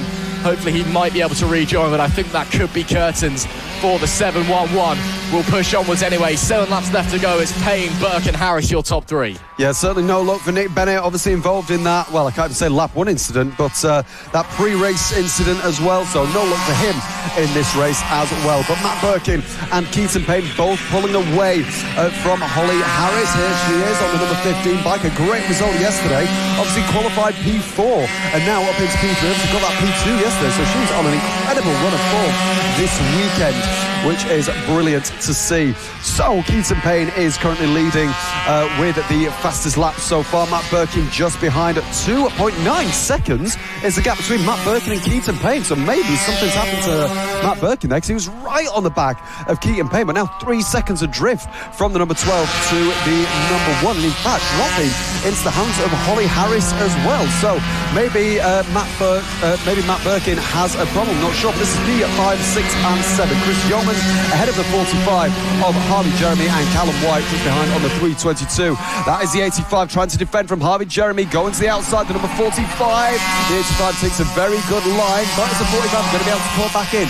No, he's not on this occasion. But while these two are battling, the 322 of Callum White is on the back. Oh, that's Matt Birkin again! That's Matt Birkin! No way! I knew something was wrong when I saw the 3-second gap dropping down, and he's got another issue, potentially engine related. Obviously we said he's got a new engine that he installed overnight, but that has dropped him right down the order. That's Holly Harris back in second place again, but something just not going the way of Matt Birkin this week, and no idea what's going on. He's dropped all the way down to 7th place. What on earth? He had pole position. I don't know what is going on with that bike this weekend, but unfortunately it's not bringing him any luck. Maybe it's because he switched to number 1 this weekend. Who knows? Maybe he needs to put number 5 back on his bike and he'll be good as golden. That is where he retired yesterday, just coming out of there. But this is the battle between Holly Harris and George Rennicks. Now, who is going to come out on top with these two riders? Rennicks now in the contention for not just a podium, but a second place. He'll be desperate to get up there and improve his finish from yesterday, and I believe making the first podium of the season as well. Well, that takes all of the pressure and then some off of race leader Keaton Payne. Harris, though, doing well to hold on to that P2 at the moment as they continue to push around. 4 laps left to run then for these guys. Matt Birkin is still going round. Whether it was a temporary issue, knowing Matt Birkin, he may well have let people through because it was a bit bored, but the pace says otherwise, definitely. We saw him checking down on the bike as well, glancing down, seeing what was going on. So to me, that speaks, there's another problem, either with the bike, potentially the rider, maybe he just hasn't got it in him anymore. Who knows? But here we see the battle for P4. Yeoman still ahead of Jeremy and the other Birkin boy, Callum White, in P6. A little bit further back, the 322, just watching along patiently, probably hoping these two crash into each other. That's a potential move. And was almost a crash there, actually. Let's not try and do that, guys. Come on. Good look, though, there from Harvey Jeremy. Saw the inside was open, but didn't commit to it either. Just saw that it was there, looked, then saw that Yeomans was sweeping back across, just got off the throttle. Smart racing. Sometimes you just have to settle with what you got for the time being and keep pushing onwards. So as they'll continue to make their way round that 45, will keep hot on the tail. 3 laps left to go. Keaton Payne now leads by 9.5 seconds ahead of Holly Harris. Herself locked in a big battle for second place. There goes Harvey Jeremy on Chris Yeomans. Gets the momentum, but nearly loses the rear. Somehow stays on the bike. Marquez-esque on that mini-moto machine. And he will drop behind Callum White. But what a save that was as the rear stepped out from underneath him on corner entry. Shows just how hard these guys are pushing. Yeah, I mean, while you were looking at these battles, I was looking at the battle of Holly Harris and George Rennicks, literally. Here we go. 1.5 tenths in it so far, so much pressure from George Rennicks on the back of Holly Harris. We have 3 laps to go. Is she going to be able to hold on for second place in this race? Even if she doesn't, she's had a fantastic run of form and still gained positions in this race. So coming around the final corner now, going over the line, George Rennicks chasing Holly Harris.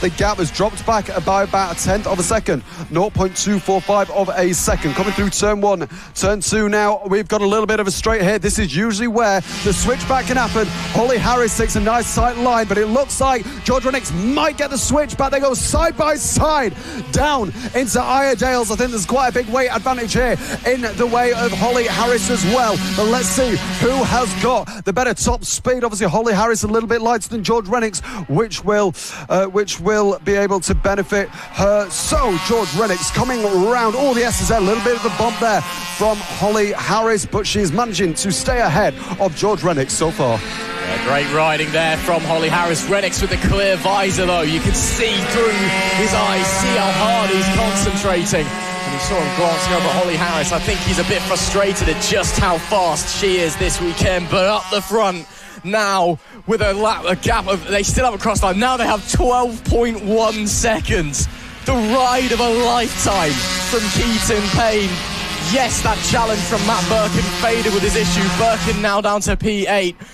But man, oh man, Payne has just been untouchable so far this weekend with half a lap left to run. Again, clear visor for that number 12 as he makes his way through. You can still see he knows the end is near, but that commitment, that focus, that is what defines a great racer as he makes his way through the final couple of corners. If you spoke to him at Clay Pigeon and said, when we head to Rowrah, you're not going to win not 1 race but 2, he'd laugh at you. But look at him now. The hat-trick potentially beckons Keaton Payne. 2 out of 2 here at Rowrah. And what a story we have forming on our hands. It's been a dominant weekend so far from an unlikely suspect. And Keaton Payne is back on top once again. Harris will make it a second P2 in a row. Holds off George Rennicks and does it well defending. But Rennicks himself a fine ride into P3. But there's only one man we can talk about today, and it is that man right there, only 18 years old, and giving it to the best of the best in mini-moto in Britain. Keaton Payne is on top once again here at Rowrah. Fantastic racing from all of these riders as well. Keaton Payne, the number 12, taking a fantastic win by 13 seconds. Brilliant win there for Keaton Payne. And Holly Harris, another fantastic podium from 4th position. She makes her way to 2nd place with George Rennicks taking off P3 as well, only by 3/10 over the line. Chris Yeomans takes P4 with the 45 of Harvey Jeremy with that big snap going into one of the chicanes in P5. Callum White in P6, Gary Eldridge in P7, Matt Birkin, unfortunate finish P8 for him. P9 goes away of Rob Gentry, and rounding out the top 10 is Jerome Richards, and Nick Bennett unfortunately did not finish this race after issues on the first lap and going through in a couple, well, going through and obviously having a bit more of a moment as well. But one more race to go for these senior mini-motos. We have race 2 of the Mini GP 50R class now. Now, this is incredible. We have 21 riders on this grid, and these are obviously a lot bigger than some of the other bikes that we have seen as well. And this produced some fantastic, amazing racing yesterday. So I'm only expecting, some more brilliant racing ahead of us. Should be fantastic to watch as they make their way down to the grid. We'll keep our eye on second place, Mason Fredericks. He slid off from second late in the race yesterday. Down at Sunny Bend, was absolutely distraught, and I think quite angry at himself as well, but he's okay. The Avali machinery underneath him looks okay as well. So we'll see if the pace is still there, or maybe a bit of a knock to the confidence of the number 5. Of course, this Mini GP50R class new for this year here at FAB-Racing. Open to upgraded Metrokit Mini GP50s with a larger carburettor on them, or a Varley 140 and 160 machinery as well. So if you are at home watching along, you've got one of those 4-stroke Varleys and you fancy giving FAB-Racing a go, head on over to the FAB-Racing website, find out how you can pit yourself against some of the best Mini GP riders in the country. The riders on the grid then, Alex. Let's have a little run through the grid in a moment. Looks like there's a few checks further back. A couple of riders missing as well. I can see that looks to be, I think maybe Caelan Ratcliffe isn't there, Fancy? Yeah, Caelan Ratcliffe I'm not seeing. Oh no, he is there. He's just hiding behind Rex Austin, actually. So I think we're okay. I think everyone's just at the angle they're at. You just actually can't see him. So maybe we do have full grid.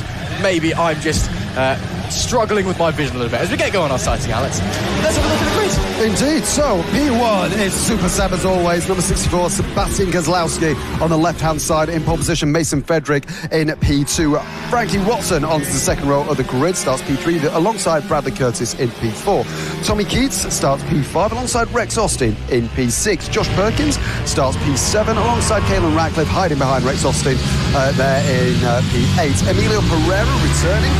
He starts in P9, and round out the top 10, Jensen Ansell. We've got Riley Paisley in 11th alongside Carter Spinks. Kai Hawke on the 7th row of the grid alongside Bo Morris.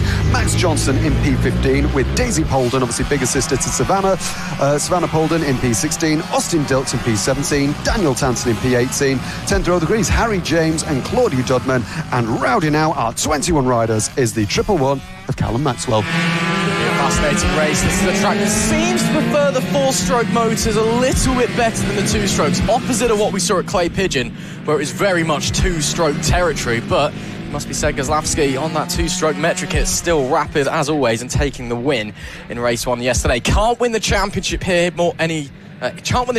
this weekend anymore. It's now mathematically impossible for him to do so, but he'll want to give himself as big of an advantage possible so that when we head to the next round of Three Sisters, he may already have one hand on the trophy. Little nod there from Frederick, maybe a few words being had with Flag Marshal Lee Klaas as we wait for this massive grid to sort itself out. Kozlowski testing the biting point on the clutch there, seems confident. We know he starts fast, but Frederick as well, quick to get away from the lights. Flag Marshal Lee Klaus will point to the lights and send them on their way for race 2.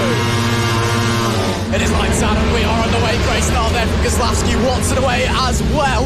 Looks like Frederick was challenging down into the chicane, but has to settle for second place and hold that position early doors on the opening lap of the race. Kozlowski defensive into McRae's and using the rear brake as well. We saw a bit of wobble there, but will hold that place. And then the 2-stroke power at the top end of the power band, just pulling away ahead of Frederick as there's challenges further back in the pack as well to go by.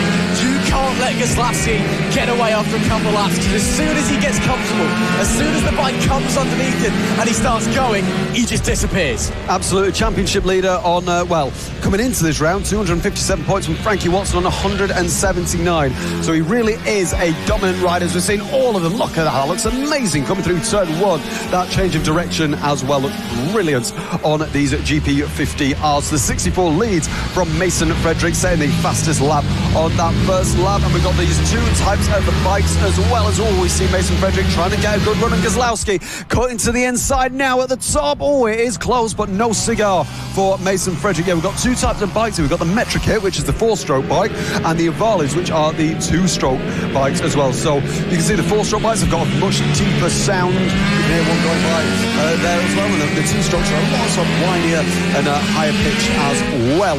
But both of them are very, very quick bikes. So Mason Frederick is trying to chase Sebastian Kozlowski, constantly setting fastest lap after fastest lap. Now Bradley Curtis in third, just behind there in short, and Frankie Watson there as well. But it's going to be a very tight line for Kozlowski, but it's actually worked out very well for him. Can any of these... all we've seen, that is the number 30 going by the 22 even. So that's Josh Perkins getting past Jensen Ansel there. A brilliant move there on these 180-degree corners, as we're now seeing a battle for the lead. Mason Frederick takes the lead away from Kozlowski. Is Kozlowski going to try and challenge? No. Frederick just manages to cut him off, coming through the S's section there. Frederick coming through St. John's now. Kozlowski certainly not far behind, coming into the final corner now. Is Kozlowski going to be able to get a better run on the exit? Let's have a look. Are they going to go side by side? Yes, they do, but I think Frederick is just a little bit too far ahead for Kozlowski to make a move. Nice stuff there from Frederick. Yes, textbook move, but you could see him setting it up for about half a lap. He was waiting patiently and playing the game, and that's why he's now leading. Kozlowski unable to immediately respond as Frederick nearly unseats himself as he got on the throttle, still on the bike, using that rear brake. You can see the rear moving around underneath them. These guys pushing so hard. Fastest lap last time for Frederick, a 51 dead. That is absolutely rapid, because Kozlowski's best lap time, as he gets a bit wide, only half a tenth of a second away. Kozlowski's still pushing very hard, but still yet to work out where the best place to make the move. Of course, the Hunt head has now become the Hunt turn. They've switched roles, and you can tell how hard Kozlowski's pushing, using all of the racetrack and then some, almost onto the grass and taking the motocross line. Of course, wouldn't recommend that on a Metrokit Mini GP50, but what do I know? I'm not the one on these things at the moment. Bradley Curtis up into third place ahead of Frankie Watson. Those guys have swapped position up the inside. There goes Kozlowski, but the up and under potential from Frederick. No. Yes, there we go. The drive then kicking him, but Kozlowski does have the inside line, as they're going to be together once again. Metrokit against Avali, 2-stroke against 4-stroke.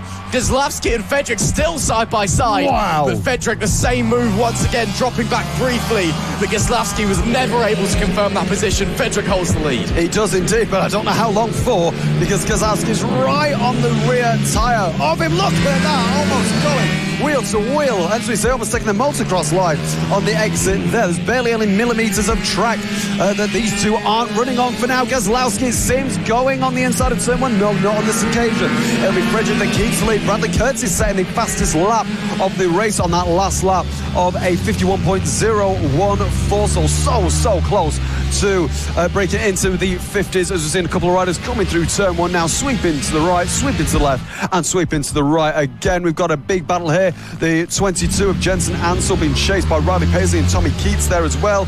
We can see Emilio Pereira just ahead of him as well. Emilio Pereira getting by Jensen Ansel on that last lap, and Riley Paisley getting ahead of the number 8 of Tommy Keats as well. As we're seeing these four bikers battle for his position. Emilio Pereira just at the head of this battle. This is the 22 versus the number 17 here. Jensen Ansel versus Riley Paisley, and there isn't a millimetre of track that these bikes even aren't touching, I should say. So, coming through the left-hander now, this battle of four bikes. Number 8 of Tommy Keats coming round the final corner now, trying to chase this battle just ahead of them. A tenth of a second is between Frederick and Kozlowski for the lead. I say that as I think that's them as well that we're looking at. Going on the inside. Wowie, that was tight. Kozlowski takes the lead from Frederick coming up onto the back straight. Frederick is not going to take that easily. Coming through the right-hander of the S's now. Kozlowski, both of them coming up to lap traffic now. Oh, it's going to be tight. Kozlowski gets by, so does Frederick, nice and easily. Coming through St. John's now. Nice 90-degree right, 90-degree left here. The bike does unseat coming into that corner, but it hasn't caught anyone out so far this weekend. So Kozlowski leads from Frederick with only 4 laps to go. Lorenzo and Rossi, eat your heart out. What a battle for the lead we are bearing witness to here in the Lake District. Kozlowski, slight advantage now over Mason Frederick, as that back marker, I think, held the number 5 up a little bit. Of course, have to go around the outside, down into St. John's, where the track rises, then drops, and then suddenly compresses as you get on the brakes. It is a tricky part of the race circuit. There we see the 22, Jensen Ansel. He's down to P10 and drops the rear. Jensen Ansel goes down into the hairpin, straight back up onto his feet. Oh, it looks like he may have knocked his knee a little bit. A bit of a limp going on there. Hopefully Jensen Ansel's okay, but he is up. That is the most important thing, but it looks like he may be out of the race. That will mean the pressure is off Riley Paisley, who had just got through him for P9. Maybe Tommy Keats, who's now P10, can try and close in. 3 to go. Gazlowski is still in front. Fedric, though, fastest lap last time, but only by 100th of a second. They're now lapping in the 50.8. They're a second quicker than anybody else out there at the moment. These guys are riding at the very edge of what is possible. They are indeed. Gazlowski holding that lead from Mason Frederick. 3 laps to go. 2.5 at this point. Frederick looks to the outside, but Gazlowski got a good run out of Iredale's there. Through the right-hander, coming up to a little bit more of back marker traffic. Is that going to affect Gazlowski? Looks like the back marker has gone to the outside. Gazlowski's through. Frederick is through, just coming through the right-hander of St. John's, and now the left-hander so Frederick trying to chase Gazlowski now, as we said. Both of them only about 100th of a second difference on that last lap, because Gazlowski has put a little bit of a lead, just 0.4 of a second now. I say that, it's the biggest gap we've seen all race. It's still not that much between Gazlowski and Frederick. Curtis is in P3, Frankie Watson P4, Rex Austin P5. There's a wide line there for Gazlowski, but it's working very, very well for him. Frederick trying to maybe try different lines now and take a little bit more speed coming into certain corners, but Gazlowski seems to do what Gazlowski loves to do, which is just pull away and show absolute domination. I think now maybe Gazlowski has got into a rhythm. Frederick maybe not necessarily able to keep up, or maybe Frederick is just backing off a little bit until the last lap, where he's going to be able to send it and make a challenge for the lead. Obviously yesterday Gazlowski won the race, as he so often does, winning 2 out of 3 races last time out at Clay Pigeon, and winning all 3 at Hooton Park as well. But I say that, Frederick and Gazlowski together again with back marker traffic. Oh, it's almost 3 wide coming in to the hairpin there, but now this is perfect for Frederick, exactly what he needs to come into Iredale's here. It's going to be side by side with the back marker. They both get through cleanly, but this is not what Gazlowski needs on the last lap of this race. Frederick coming through the right-hander now. Gazlowski needs to put the throttle on, and who is going to win between Frederick and Gazlowski? I don't know, but it's going to be very tight. Gazlowski working so hard. You can see how much the bike hunkers down when he gets on the brakes. Paddock Ben beckons, 1 turn to go. Can Frederick make a miracle happen? Will the racing gods smile? No, they will not. Sebastian Gazlowski, you can see how much he's earned that one. He will take race 2. But man, oh man, a battle for the ages. Rowrah has gifted us something special, and the 2 riders know what they've just put on display. Respect shown, and I'm sure big smiles underneath the helmets, even though Frederick came up slightly short. What a race we have just seen. Sebastian Gazlowski takes the victory in race 2. Frederick still celebrating that second place. He's delighted with that result, with Bradley Curtis bringing it home in P3. Frankie Watson was 4th with Rex Austin P5, Caelan Ratcliffe 6th, Josh Perkins 7th, Emilio Pereira P8, Riley Paisley 9th, and Carter Spinks in P10. Bo Morris was 11th with Max Johnson following, Kai Hawken 13th, Daisy Polden 14th, Austin Dilks 15th, and a few other riders out there as well. Daniel Tant 16th, Harry James 17th, Callum Maxwell 18th, Claudia Dubman 19th. Unfortunately, we lost Jensen Ansel, as you saw. Looks like we lost Tommy Keats on the 8 as well. That was very early doors. Didn't see that one happening. Believe that may have been a slight mechanical issue there for him. But wow, Sebastian Gazlowski takes it 2 from 2, but he had to work that one, potentially the hardest that boy has worked in a while, because Frederick, trying to make up for that mistake in race 1 that left him down and out, was all over the back of him, and on any other day that could have gone another way. Indeed. It was a great race between these 21 riders, so it's fantastic. Oh, is that someone coming to a stop there, trying to come up the pit lane? Not quite sure who that is. That could potentially... well, we'll move on. Oh, it is Gazlowski. Yeah, Gazlowski's come to a stop. Well, they've got a little bit of time for race 3, so hopefully they can get that fixed. Time for our next race, race number 2 in the amphibian scaffolding Extreme 200, and of course it's Wilson Dilks from pole. It's not even worth putting money on. That's how much that likelihood it is of that boy winning this race.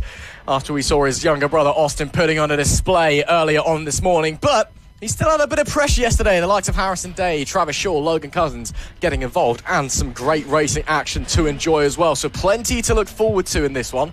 Harrison Day, of course, the current Extreme 200 Championship leader. Wilson Dilks, the reigning Extreme 200 champion. So it's all to play for here as we go into race number 2. It's been a fantastic day of motorsport here at Rowrah in the Lake District so far. We hope you're enjoying the action wherever you're watching around the world, whether it be on the FAB-Racing official YouTube channel or now live on TikTok on Motorsport Radio as well. Head over there to see short clips and painful videos of me dancing that I was forced to do after breakfast this morning. The riders then making their way down to the grid before they get going on their sighting lap. 10 riders should be joining us for this second race in the amphibian scaffolding Extreme 200 class. Used to be known as the Pit Bike Open class because that's what it was. Nowadays, it's pretty much dominated by GP-style bikes after the regulations were tweaked a couple of years ago. But you do still get a variety of machinery out on track, which does make it oh so exciting. There you see Wilson Dilks, the pole sitter. Of course, brought with alongside him Danny Webb's GP camp. That helps many a young rider here in the Fab paddock. Let's go through the grid then. It's Dilks on pole, Day alongside with Travis Shaw third, Logan Cousins P4. Matthew Thomas starts in P5. He's had a massive weekend so far. Let's see if he can do well in this one with Leo Soliu starting 6th. Harris Watson is 7th alongside Isabel Wingate with Taylor Davis 9th and Howard Taylor in P10. So a short grid, but one that's sure to bring us lots of action. Great to see Isabel Wingate out there once again as well. I saw a quick stat that was sent to me yesterday by Lauren, who runs the House of Moto, of course, in partnership with FAB-Racing, the House of Moto all-female rider cup that we have. This weekend, we have a female rider in every single class apart from the 70s, which is a phenomenal stat. And it's great to see the female participation continuing to grow here at FAB-Racing. And then we're continuing to get more and more girls getting onto a bike and getting out there and showing us what they can do. So that is fantastic. But of course, it's going to be all eyes on the front, Alex. Wilson Dilks, the clear favourite, but maybe Harrison Day can put him under some pressure. Yeah, Wilson Dilks winning race 1 yesterday with Harrison Day in second place, and a great weekend, as we said, for Matthew Thomas on the Welsh looking bike that you can just see in the middle of your screen there. It's got the red dragon on the side, the green rims, and being sponsored by Next Helmets as well for himself. So a great partnership for him. And let's see if he can get another podium just like he did in race 1. So Wilson Dilks on pole, Harrison Day in the bright pink bike. You cannot miss him on the right hand side. Wilson Dilks getting a little bit of a push back there. Boys, Harrison Day as well. Getting pushed back as well. Both of them trying to get millimetres of advantage on each other. So it's going to be put to the lights, and it's lights out and go. Wilson Dilks, a brilliant start there, and we're seeing Logan Cousins on the side of Harrison Day. A great start for him, overtaking Harrison Day almost immediately off the line. A great start for him as Wilson Dilks pulls away from P2 of Logan Cousins. Logan Cousins on an absolutely brilliant hot start today. Harrison Day in second there. We can see a couple of other riders, Travis Shaw and Matthew Thomas, having a battle there as well. Travis Shaw ahead of Thomas as we come round through the S's at the back of the circuit. It's a really cool racetrack here, as you can see, just come around St John's here. The bike sometimes does let's go a bit light on the front of the bike coming around that corner as we finish lap 1. Wilson Dilks leads from Logan Cousins and Harrison Day in third. Yeah, the lights went out really quickly at the start of this race, and Harrison Day, I just don't think was ready for it, so that's why he got away a little bit slowly, and it allowed Logan Cousins to slide on through. Matthew Thomas trying to give it a go, and Travis Shaw, bike moving underneath him, gets underneath the up and under maybe for Shaw. Problem there for Shaw potentially. There was a wave of the hand and he was slow out of the corner.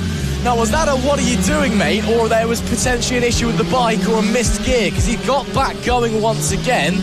Bizarre there for Travis Shaw, down to P5 on the number 4 machine. Matthew Thomas, a race winner here already this weekend. He moves forward and up into 4th place, so plenty to play for looking at those guys moving forward. And Thomas, again, a lot of pace, winner of the Mini GP 70 race number 1 yesterday. As you can see, Logan Cousins there, the bike moving underneath him. It's not necessarily bumpy here at Rowrah, but just so much undulation And to be fast here, the bike is just got to move underneath you. You've got to let it move. You've got to be confident that the bike is going to stay on its wheels as you make your way through. I tell you what as well, Cousins and Dave still very much within touching distance of Wilson Dilks at the moment. Absolutely. I think it's only about 8/10, 9/10 of a second between all three of them on the podium. Logan Cousins setting the fastest lap on that last lap of a 48.629. Wilson Dilks, obviously, as we just see there, leading, but Harrison Day 4/10 behind Logan Cousins. And if we know anything about Harrison Day, he won't take that lightly. Logan Cousins getting by at the start. So let's see what the all-pink bike can do during this race. Let's see, can he get a better exit out of the final corner? Not on this occasion. The gap 0.4 of a second between Day and Cousins, but 0.6 between Dilks, our race leader. There he is with Logan Cousins and Harrison Day behind. Now coming through McRae's, a little bit of a straight, and then up to the right hand of Iredale's Matthew Thomas making pace as well. Travis Shaw after that little bit of a mischief maybe, or maybe he missed a gear coming through, or just on the exit of McRae's last time around. So on Iredale's now, Matthew Thomas staying ahead of Travis Shaw on this occasion, but Travis Shaw getting ever closer.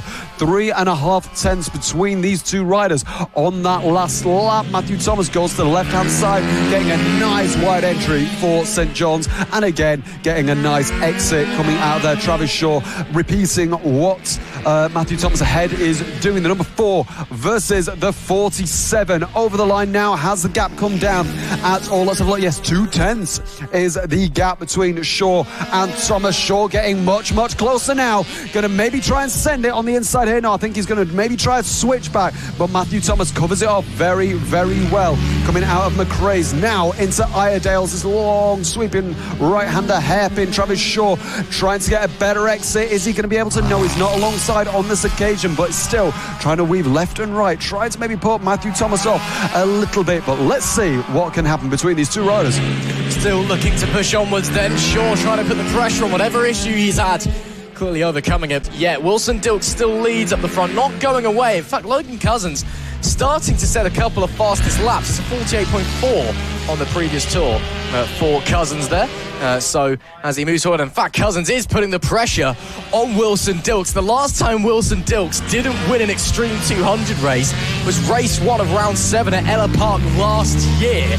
Every race he's entered in this class since then, he has won. The last time he didn't finish on the podium in the Extreme 200 race was in race 2 of the first round last year.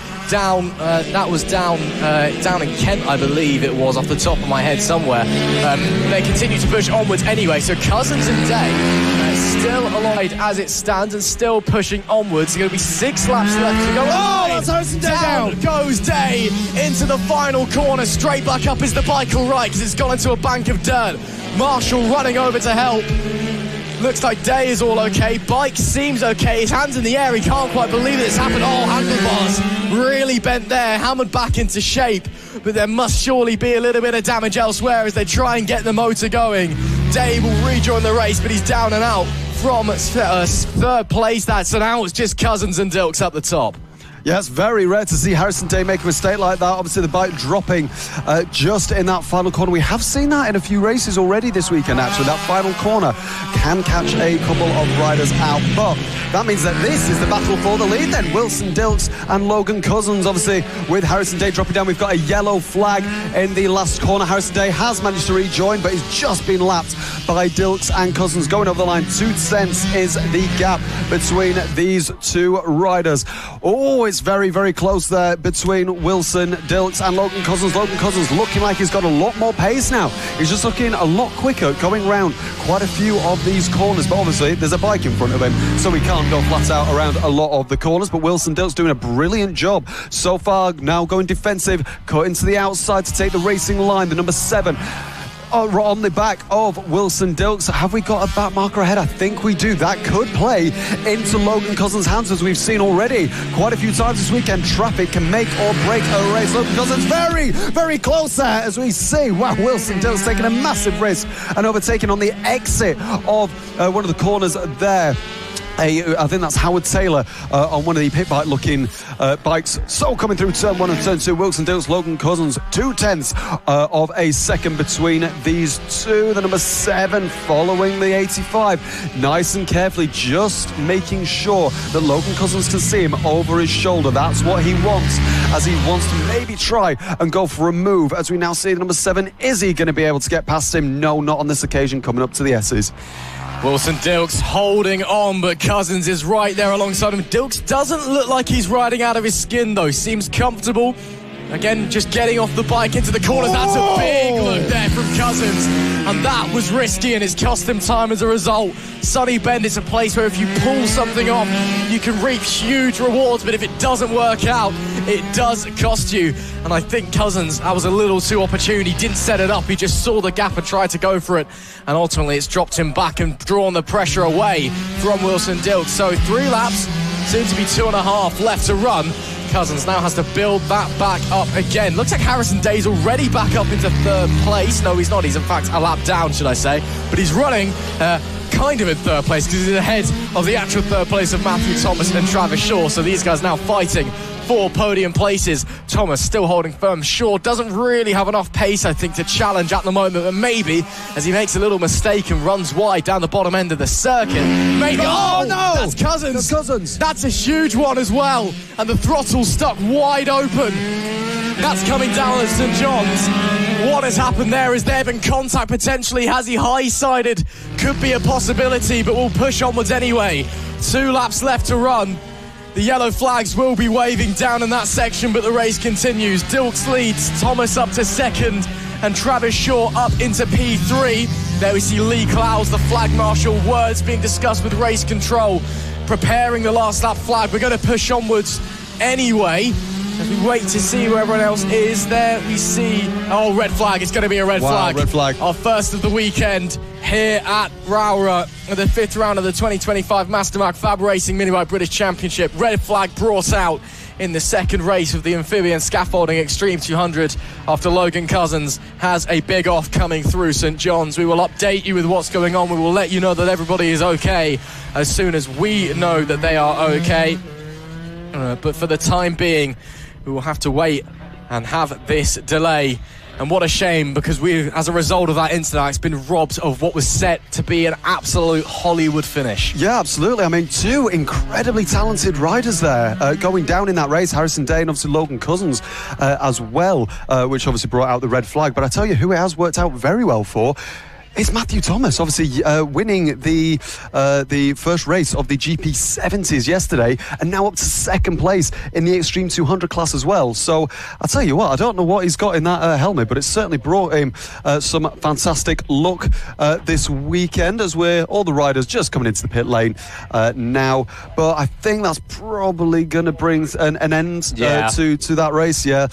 So it looks like the provisional order that we'll finish with is Wilson Dilks takes the win from Matthew Thomas. A brilliant result from him, from 5th on the grid as well. So another great race. Yeah, we can see all of them coming into the paddocks in our next race, getting ready to come out. So Wilson Dilks will take the provisional win of that, with Matthew Thomas in 2nd and Travis Shaw in 3rd. Leo Sullilu in P4, and Logan Cousins will hopefully finish in P5 as well. So it was going to be the last lap anyway. So in P6, that will be Harris Watson and Taylor Davis in P7, Isabel Wingate in P8. Harrison Day finished in P9, managing to get a place on Howard Taylor in P10. So more drama that we've had this weekend, which is well, obviously we hope all the riders are okay, and obviously once we know more, we will let everyone else know.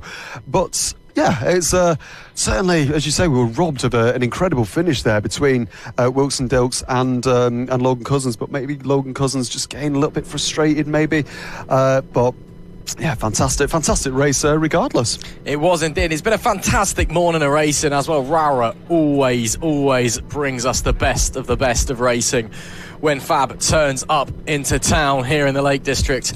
We can see Although some rather bored-looking riders and kids watching along. Of course, I'm sure they want the racing to get going just as much as we do. But what we're going to do for the time being, while we're in this delay, we're going to head back down to the paddock, pass back over to ourselves. We're going to listen to what some of the riders had to say when we interviewed them a little bit earlier in the weekend. Great to speak to Robert Keys there. I know he tries to stay out of the limelight, but I thought we just had to intercept him and see what was going on there. As I can see Kai Hawkins' bike just inside there. Can't quite see that he's there, though. Let's have a little wander down here, though. Frankie Watson's awning over there. He's had a strong season on that 14, but again, unfortunately, rider nowhere in sight. As we're just going to head around this way, see if there's anybody else that we can grab here in what has turned into a very, very sunny Rowrah. And I can see that he's just about to go out, but I wonder if he's got time for a quick chat. Hello there, how are we? Good. Good to speak to you. Do you want to introduce yourself to our viewers at home? Yeah, hi, I'm William Skingle, racing the FAB-Racing AC40 Rookies. Great to have you here with us once again, William. And how are you feeling out on the bike? Yeah, the bike feels amazing, the track feels perfect, just can't wait for the weekend. And sound like you're very confident then, so you must be fast, is that right? Yeah, I feel like really fast, but I'm currently sitting in 9th. Well, you know, there's still time to improve that pace, and of course in the race anything can happen. So what is the game plan for the race then? Just try and work your way forward, get some strong positions? Yeah, just got to keep on pushing forward and hopefully even a race win. Well, that would be fantastic if you were able to do that. And then, obviously, after this one, we're heading to Three Sisters as well. Are you going to be there at Three Sisters? And if so, are you excited for that? Yeah, I'm going to be at Three Sisters and I'm really excited. Well, that's great to hear. Can't wait to see what you can do on track this weekend, William. Thanks for talking to us. Thank you. Great to speak to William Skingle. We'll try and awkwardly cut through the awning to see if we can grab anybody else, such as the joy of a racing paddock. You just got to make your own personal space sometimes. So I can see a bit of work being done on some bikes over in the corner. Good afternoon. Any chance for a quick chat? Yeah, sure. How are we? Perfect. Yourself? Yeah, not too bad, thank you. What's going on with the machinery? Broken. We're trying to sort. Yeah, we just had a bit of a moment in FB4. So yeah, just got to try and fix some bits on the bike. Yeah. Oh, apart from the fact it's broken, yeah. Was it feeling okay beforehand? I have no idea, mate. I'm not the rider, so yeah. I think he's I think he's happy in general with the bike, but yeah, I'm just the mechanic, just hitting things with a hammer. That's it. I was hoping there may have been a bit of rider feedback or somewhere in there. Where is said rider? Do you know, or is he hiding? He is hiding. He's always hiding. He's hiding from you guys. Do you want to?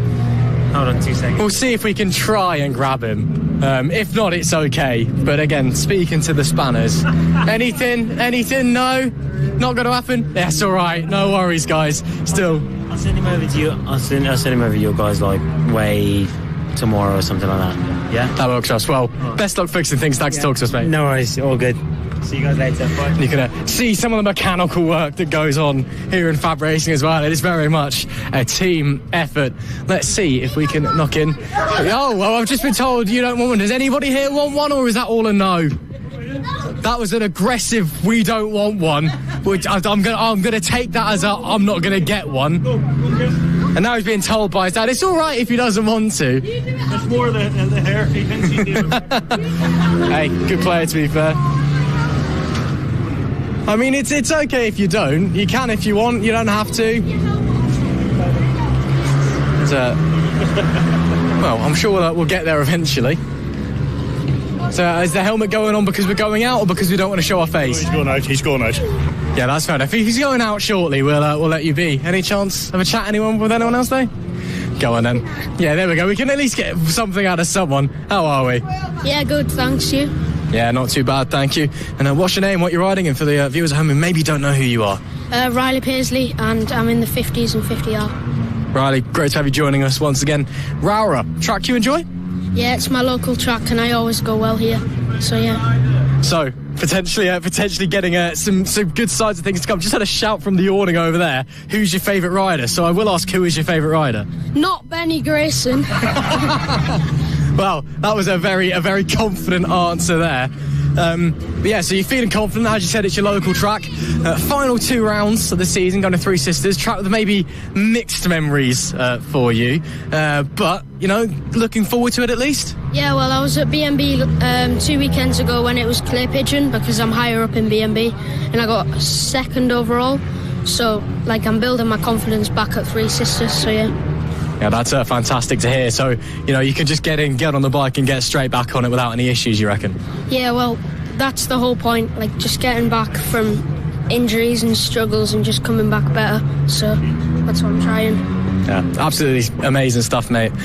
Looking forward then, obviously nearly the end of the season. I know it might be a bit early to ask, given it's already August. 2026, any idea what the plan is currently, or are we just kind of taking it a week at a time and waiting to see what the future holds? Well, we were on about staying here at FAB, but and then 300s, ninjas, but and then we don't know, because...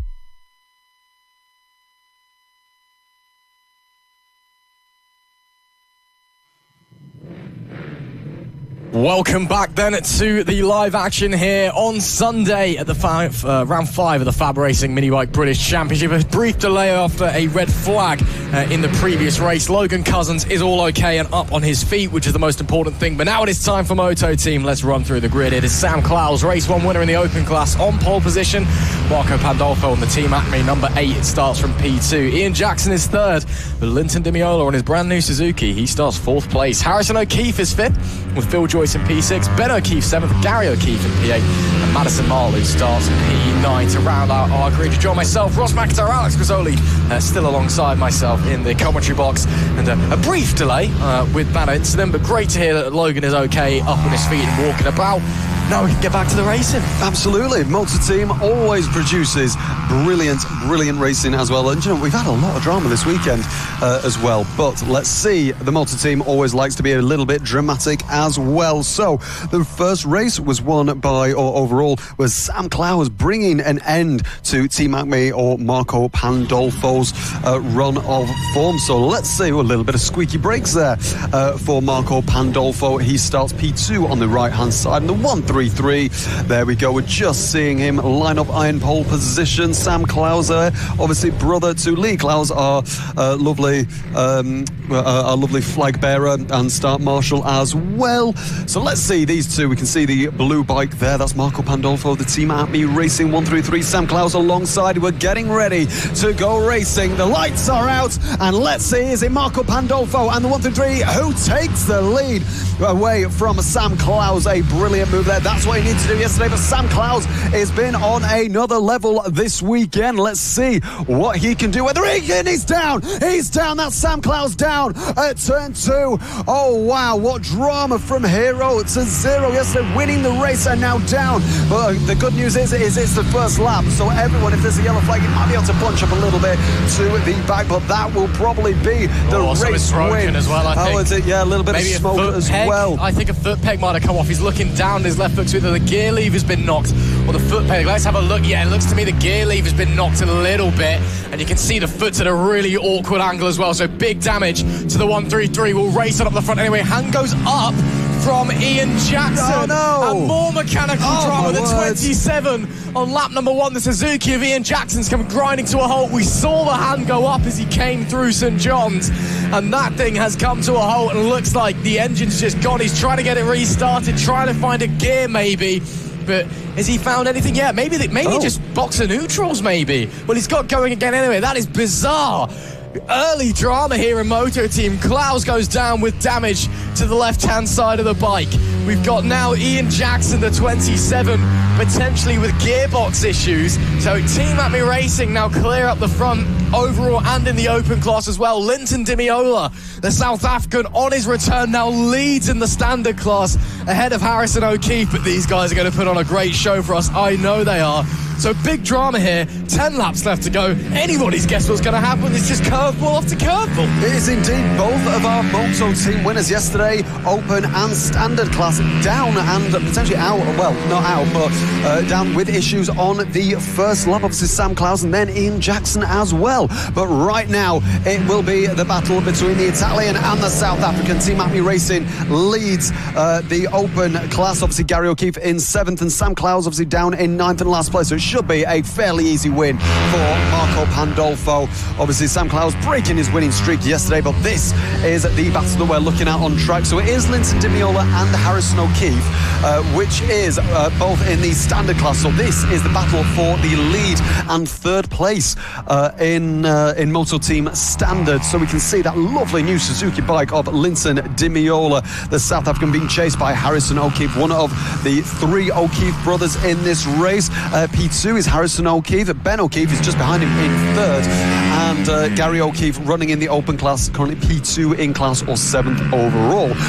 So we're looking at the 119 there of Phil Joyce, just been overtaken by Ben O'Keefe. Now Ben O'Keefe wanting to overtake Harrison, his brother, as well, for 2nd place in the Moto Team Standard class. 5 seconds is the gap between Marco Pandolfo and, well, technically 2nd overall, Linton Dimiola, but obviously they do race in different races. So this is a 119 on the back of the 64. Phil Joyce and Ben O'Keefe having a great little scrap here for P3 in class. Is Phil Joyce going to be able to get by Ben O'Keefe? Oh, he sends it quite late and makes a lot of time, but I think that means Ben O'Keefe is probably going to have a better exit, and does. Obviously, you can see the 2 very different bikes here in Moto Team, the number 64 and the 119 with sort of fairing on the front. But a very, very dramatic race so far. Sam Clowes has just set the fastest lap, even with that damage of 55.533. P9 overall, still P3 in the open class, of course. So even pace there with that heavy damage to the left-hand side. And Ian Jackson, we saw him get going again as well, making his way through a bit of traffic, it would seem. That's Madison Martlew on the 888. Great to have him back this weekend after a couple of rounds away. Gary O'Keefe on the 63 as well. 2nd place in the open class. Just a quick update on the open class championship. Of course, it is mathematically possible for the number 8 Team Acme squad to clinch it this weekend. If they finish as they do now, with Marco Pandolfo leading the way and Gary O'Keefe P2 in class, then to clinch it in race number 3, the number 8 needs to win and hope that Gary O'Keefe doesn't finish the race. If that happens, they do win the championship here. If anything else happens, it goes to the next round at Three Sisters at the very least. So we'll keep an eye on that one. It is very, very difficult to do, but it is very much possible. So we'll keep our eyes on that championship. It would be incredible if they're able to wrap it up at the 5th round out of 7 in the 2025 Mastermac FAB-Racing Minibike British Championship season. As there we've got some action going on. This is Ben O'Keefe ahead of the 119 of Phil Joyce. 3rd place, should I say, in the standard class. 4th place overall is Ben, and Phil just behind him as well. Ben, one of the middle-aged, I think it's safe to say, of the O'Keefe family. His son Harrison, the youngest of the 3, and then Gary, the eldest. Harrison currently running 3rd overall, 2nd in class. But Ben doing a great job keeping that pressure off of Phil Joyce, who's looking here and there, but not quite close enough to attempt to move at the moment. The 64, I think, will hold that position for the next couple of laps at least. Yeah, it just doesn't seem to have the pace to get by Phil Joyce, the number 64 of Ben O'Keefe at this time. But Ian Jackson moving up another position, getting past the 888 of Madison Martlew on that last lap. So the 119 of Phil Joyce just behind Ben O'Keefe, number 64 ahead. That is for P3, so the final podium place on the Moto Team Standard class. We've got 5 laps to go so far, and it looks like it's Marco Pandolfo, Team Acme, 14 seconds on Linton Dimiola, but obviously 2 different races as well. But it's only 0.6 of a second between Linton Dimiola and Harrison O'Keefe, which is for 1st place as well, which we're actually looking at here. This is the Italian Linton Dimiola versus the British Harrison O'Keefe, the number 65 trying to chase number 41. Then look at that beautiful Suzuki bike. It's a naked bike, so I think it's new as well, this Suzuki bike. But I tell you what, Harrison O'Keefe is not going to take it from Linton Dimiola. He wants the Moto Team Standard win, and I tell you what, he's getting very, very close actually on the back of and then they touch, and that was so close there. My word, Linson Di Meola drops down and loses the lead of the multi-team standard, but wowie, I don't think I've ever seen wheels touch like that on bikes, and at least one bike not to go down. So Linson Di Meola might be a little bit peeved at that, but we will see if he still has the pace to get by Harrison O'Keefe with a late move there on the Italian. Yeah, quick hands there. Good job keeping that one on two wheels, Linson Di Meola. We can see Sam Clowes has now worked his way up to P7, so he's getting moving, has got through Gary O'Keefe, who's now dropped down to P3 in class. So championship-wise, that means that Team Acme in the second and the third race later on today can afford to finish second, and if Gary O'Keefe doesn't finish, they will take the championship. So Gary O'Keefe has to not finish, basically, if they want to take it this weekend. But they can now finish second. They'll be equal on points, or it'll be the exact cut-off margin, but they'll win it on count-back in terms of race wins. So it just makes it a little bit easier for them, but it's still difficult to do. Still relying on Gary O'Keefe to DNF. The Team Acme Racing bike, again, in a class of its own in the open class at the moment, with Sam Clowes encountering issues and Gary O'Keefe a little bit off the pace. 20.5 seconds ahead of race leader now in the standard class, Harrison O'Keefe. Linson Di Meola only half a second behind him at the line last time though, so it's close in the standard, and there you can see just how close it is. Harrison O'Keefe desperate, I'm sure, to get a race win under his belt here at Rowrah, but Di Meola looks to the inside. That's a textbook move, leaves it late to turn in as well, forces O'Keefe to run wide. Lovely stuff from the South African. A little bit rude, of course, but that's racing. Sometimes you got to get your elbows out. Sometimes you got to screw your opponent over just a little bit to try and get through. Absolutely. 65 now in second place in class, and Linson Di Meola using all of that South African power on him to, well, obviously as he's done it on Harrison. I'm sure he'll be, as we say, a little bit annoyed with that wheel bashing instant, but as we said, racing is racing on bikes. So the 65 trying everything that he can do now to get by Linson Di Meola, taking a tighter line, a little bit of a tighter line there on the back of Di Meola, coming out of McRae's there now into Iredale's this right hand of the 65, trying to take a tighter line and maybe a better exit, and it looks like Di Meola takes the inside line, cuts to the outside and still stays ahead. But that 65 looks like he's taken more speed into that corner and might actually, we'll see here, is he going to set up a move into St. John's? No, not on this occasion, but as we've seen a couple of moves on the exit here, the 65 is right on the back, goes to the outside, side by side. Wow, and he set up the move nice and late there, and a brilliant move there for this 65. A great battle between Linson Di Meola and Harrison O'Keefe. So Harrison O'Keefe goes back into the lead of the Moto Team standard race, and this is the last lap of this race. That was such an important move that Harrison O'Keefe made on Linson Di Meola, but this is the man who is completely dominant. Had a bit of a, let's say, off race. He still finished second yesterday as he comes through St. John's for the last time. It'll be around the corner, and it'll be yet another win this season for Marco Pandolfo of Team Acme Racing, who wins race 2 of the Moto Team Championship, or the Moto Team Open Championship, and that's Di Meola. Di Meola managed to get ahead of O'Keefe on the last lap. We're not too sure where that's happened, but my word, what drama on the last lap coming through St. John's now. I don't think O'Keefe is close enough unless he can do what he did on the last lap. No, he hasn't. That is going to be a brilliant last lap move for Linson Di Meola to take the win in the Moto Team Standard Championship. A brilliant win there for Linson Di Meola, who takes the win away from Harrison O'Keefe. A brilliant battle there. For those two, and Ben O'Keefe, this second O'Keefe brother, will finish P4 overall and P3 in class. What drama at the end of that race. Really tight racing in the standard class there. That was as close as you want it to be. Harrison O'Keefe, your debut win in 2025 will have to wait, unfortunately, with his Team Acme, who now really going on the charge, with Clowes encountering an issue and a crash on lap number 1, and Gary O'Keefe just off the pace.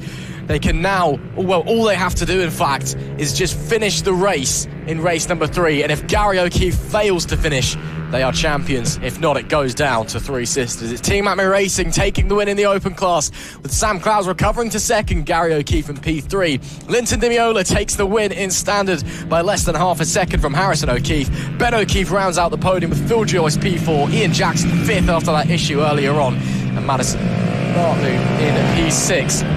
That is our field then, done and dusted for Motor Team. One more race to go, and a race where Gary O'Keefe fails to finish, we could be crowning that team there, the number 8 machine with the Sicilian Marco Pandolfo behind the handlebars, champions of 2025.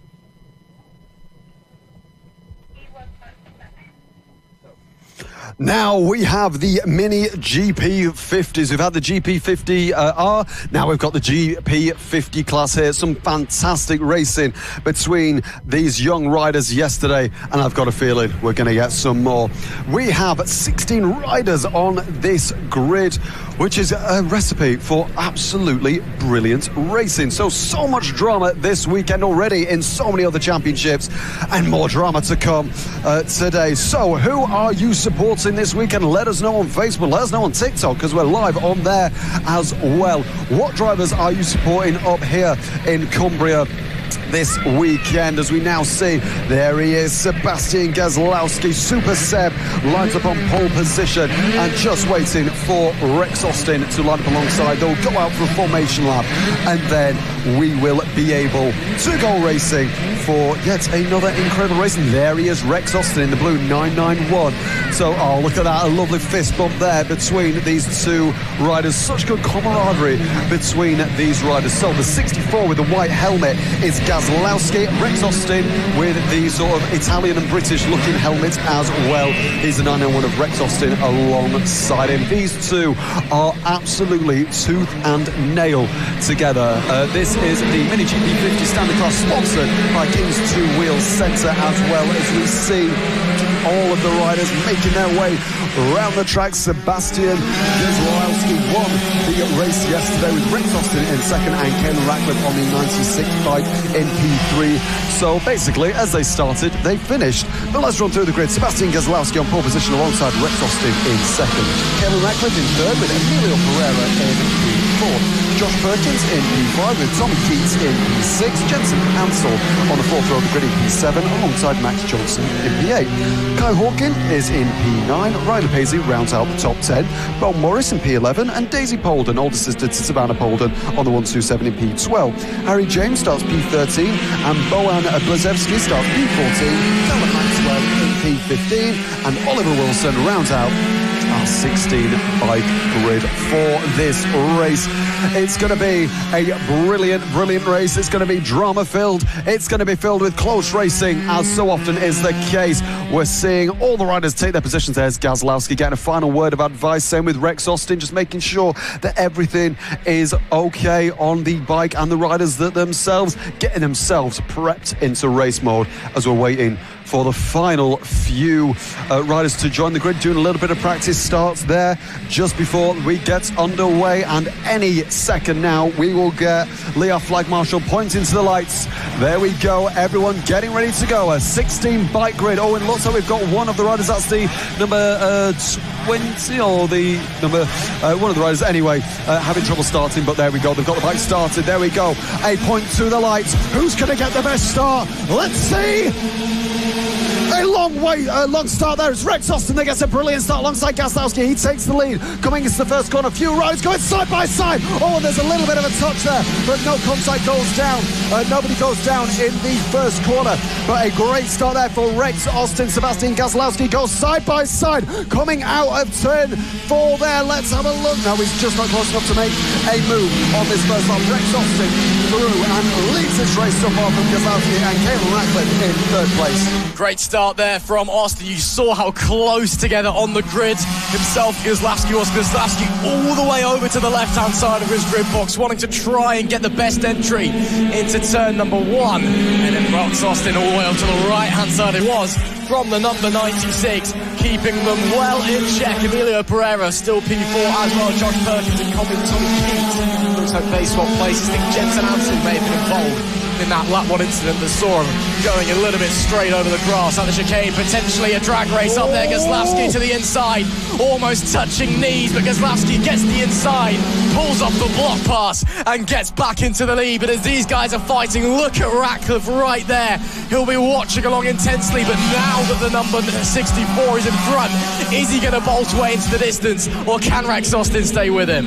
Let's have a look now. Gazlowski taking the lead back from Rex Austin there. Like you said, Caelan Ratcliffe on that bike right there. The red and black suit, almost Spider-Man-esque looking as well, with the bright yellow, fluoro yellow bike as well, trying to get in on the action as well. So Gazlowski setting the fastest lap on that lap of a 51.615, with Rex Austin in second place. Caelan Ratcliffe in third, Emilio Pereira in fourth, Josh Perkins in fifth, Tommy Keats P6, Jensen Ansel up to 7, Riley Pace at 8th, Max Johnson 9th, and Bo Morris rounds out our top 10 so far in this race. Now there's sort of maybe a 10th or 2 growing between Gazlowski, Austin and Ratcliffe, all of them sort of running their own race, trying to see if one of the other riders will make a mistake, as we're looking at the 30 and the 31 here. That's Emilio Pereira ahead of Josh Perkins, but let's see what Josh Perkins can do. Emilio Pereira takes the tight line, the 30 maybe sending it, and gets his knee right down on the ground going through St. John's. Look at the speed difference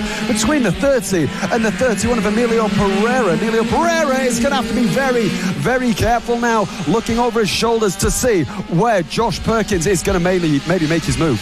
Old Toro holding on to fourth place as it stands though, but Perkins, again, he looks fast, but he's patient. He knows that he just has to play a bit of a waiting game here. You can't make rash decisions around this racetrack, because it will end in you losing time or you coming off the bike. You have to set moves up. You can't just dive the second you see a gap. And as I say that, up the inside, that's a lovely move and a great block on the exit by Tommy Keats on Jensen Ansel. Looks like they were getting a bit elbows out up the straight, but Tommy Keats runs Ansel all the way to the edge of the racetrack and gets in front and gets up to P6 once again after they traded places just after the line, I believe. So Keats clearly happy. They race aggressive here, but of course racing fairly as well. Ansel looking all over. Look at the angles he's getting down onto. He's really pushing, trying to find a way through. 7 to go as they cross the line. That is a late move, and once again, as I said, it just costs you time because he's had to get out of it. There was too much lean angle for the corner, and now that's cost Ansel. He's dropped back, so Ansel just needs to maybe almost take a step back, drop back a little bit from Tommy Keats and just take a rest, think ahead, and then he can attack again, and then maybe he stands a better chance of trying to get through. The number 22, as we say, on the back of Tommy Keats. Always very, very close now. Is he going to be able to make a move? No, but if he sets it up right, he might be able to make a move into St. John's or even around the final corner. He's just got to take maybe a few different lines and maybe put Tommy Keats off, and then Jensen Ansel can stay through. So through the right-hander of St. John's now, and the exit here of St. John's once again, part 2. So all of them being very liberal with track limits there. Coming around the final corner now, and it looks like Tommy Keats is pulling away a little bit from the number 22 of Jensen Ansel as they go over the line. About 2/10 is the gap between these two riders. Now the gap also between Gazlowski and Rex Austin is about a second, and it's 5/10 from Rex Austin to Caelan Ratcliffe in the lead of this race. But this is about the closest battle that we've got on track at the minute. The number 8 pulling away nicely from Jensen Ansel. But if Jensen Ansel isn't careful, Risley Paisley on the 17 is going to start making moves as well and catch up, as we now see the two leaders as well here. There is Gazlowski, and that is actually the 96. Yeah, that's Caelan Ratcliffe. I think that's Caelan Ratcliffe. Second place on second place, yeah, on Rex Austin there. So this is going to be very interesting now. Gazlowski making moves. He's gone up the road, and now Rex Austin slowly falling back to Caelan Ratcliffe here for second place. Oh, it's going to be very, very tight. The 991 of Rex Austin on the blue bike. The bright fluoro yellow bike is Caelan Ratcliffe in P3 overall coming through. Iredale now, he gets a tight exit, but it's not going to be enough. The 991 just taking more speed than the 96, obviously compromising his exit there, Caelan Ratcliffe, by trying to get a faster turn in. It didn't work on this occasion, but he is still right on the back of that bike ahead of him. Really tight between them. Ratcliffe now having to engage his brain and think ahead. He'll be watching Austin in front, seeing where he's better than himself, seeing where he's worse, and thinking, okay, so I'm slightly better than the 991 through this corner. How do I set that move up here? Where do I have to start making the push? All these things you have to consider with 4 laps left to go. They're going to continue to push their way forward. Maybe an opportunity down into McRae's. No, Ratcliffe once again playing the patient game. Happy to keep piling the pressure on. Maybe does draw alongside, and there's the mistake he's trying to force.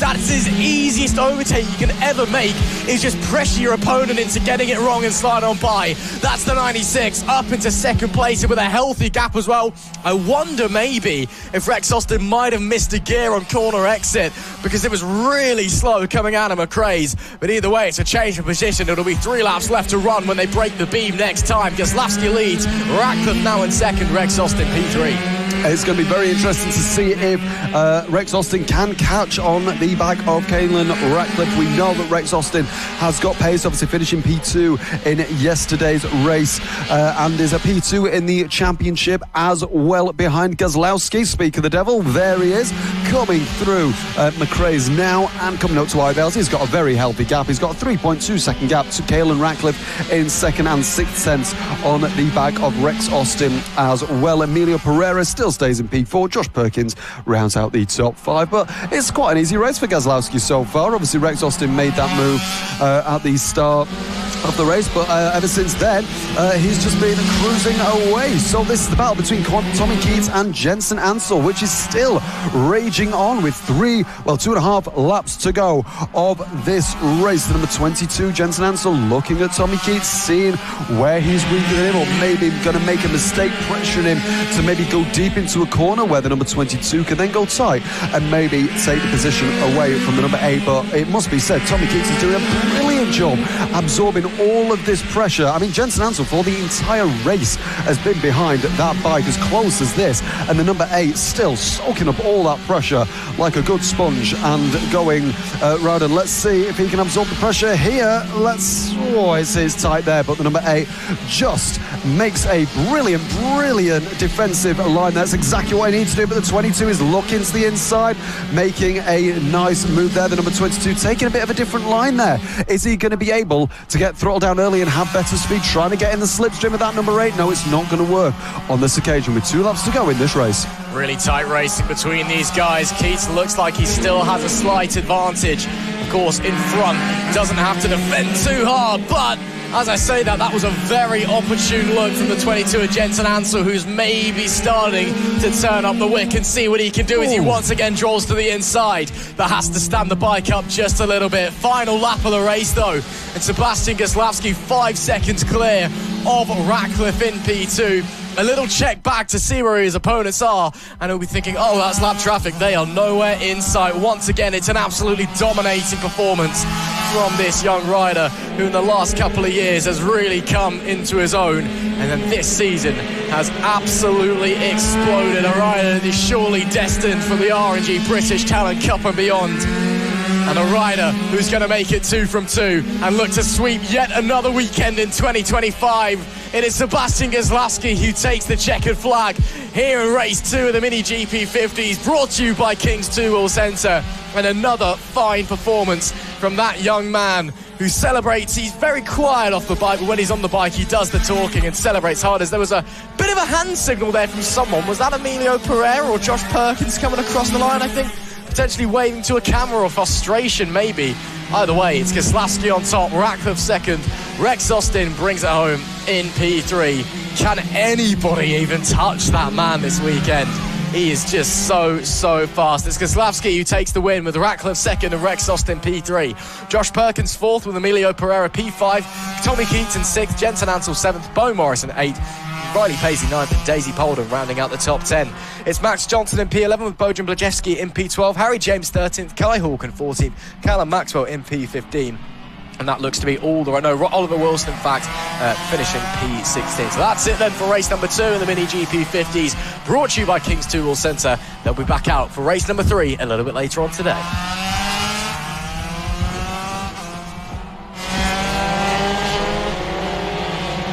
Lovely. So a brilliant display of domination there from Sebastian Gazlowski, as so is often the case with Gazlowski. So he's currently won now the 6 races in a row, starting from round 3, race 3 at round 3 at Hooton Park, taking all the wins at Clay Pigeon last.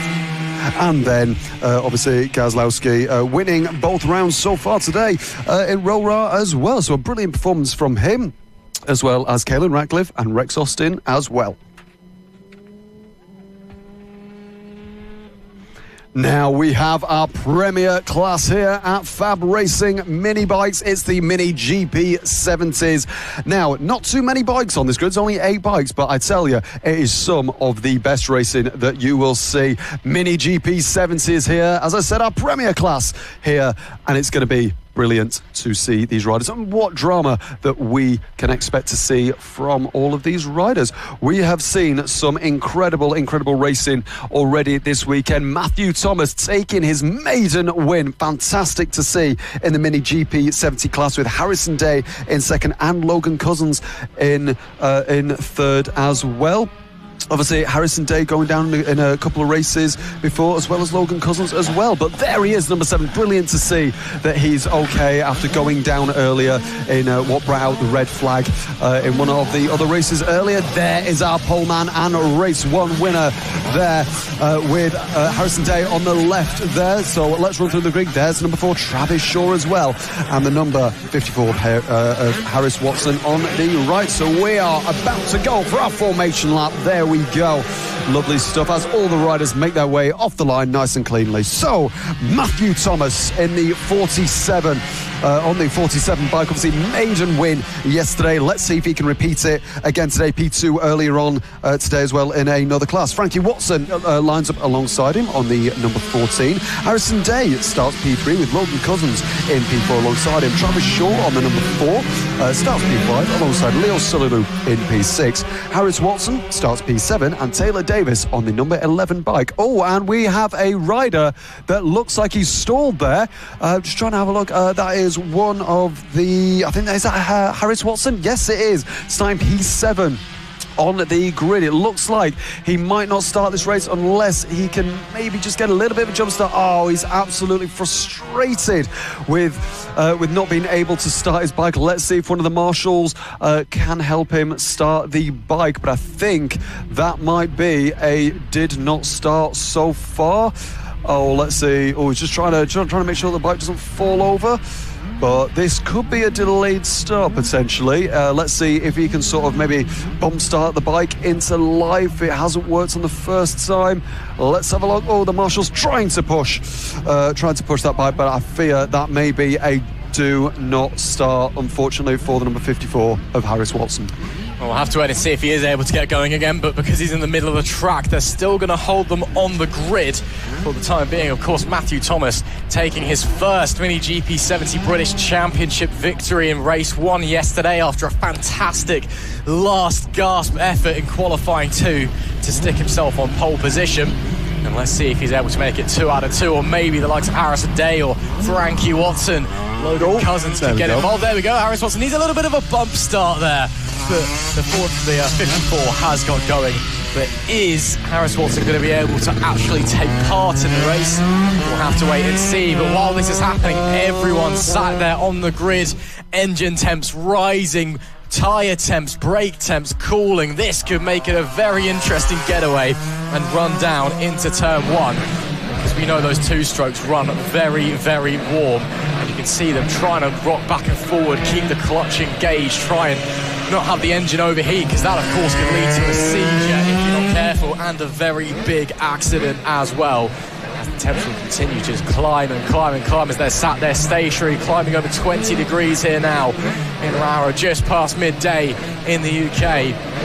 It looks like Harris Watson has made his way onto the grid, so we are going to get a full grid and we are going to go racing in race number 2 of the Mini GP70s. Good getaway there for the pole sitter of Matthew Thomas. Harrison Day cut off down into turn 1. Harrison has to be brave around the outside of Logan Cousins. So the 14 holds on to second place. Day to the inside of Cousins and up into P3. He's had a bit of a disappointing weekend by his standards, has Harrison. But a nice move there. But Cousins fights straight back, elbows out immediately here in race number 2, and Cousins back into third place. Frankie Watson trying to put the pressure onto Matthew Thomas as they head down to the bottom end of the circuit before making their way to the really fast but the scary bit on the brakes down into St John's, the right-hander, all of them sliding through like synchronised swimmers before they get through Sunny Bend and head to Paddock Bend for the final corner. It will be Matthew Thomas that leads lap number 1, but the top 5 nose to tail.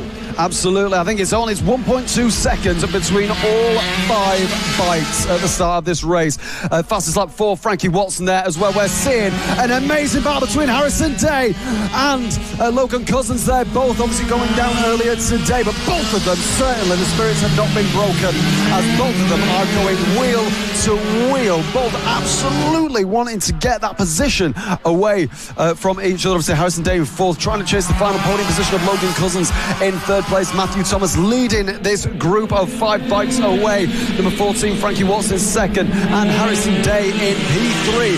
Logan Cousins in P4. In P5, the gap is about 1 second between these bikes.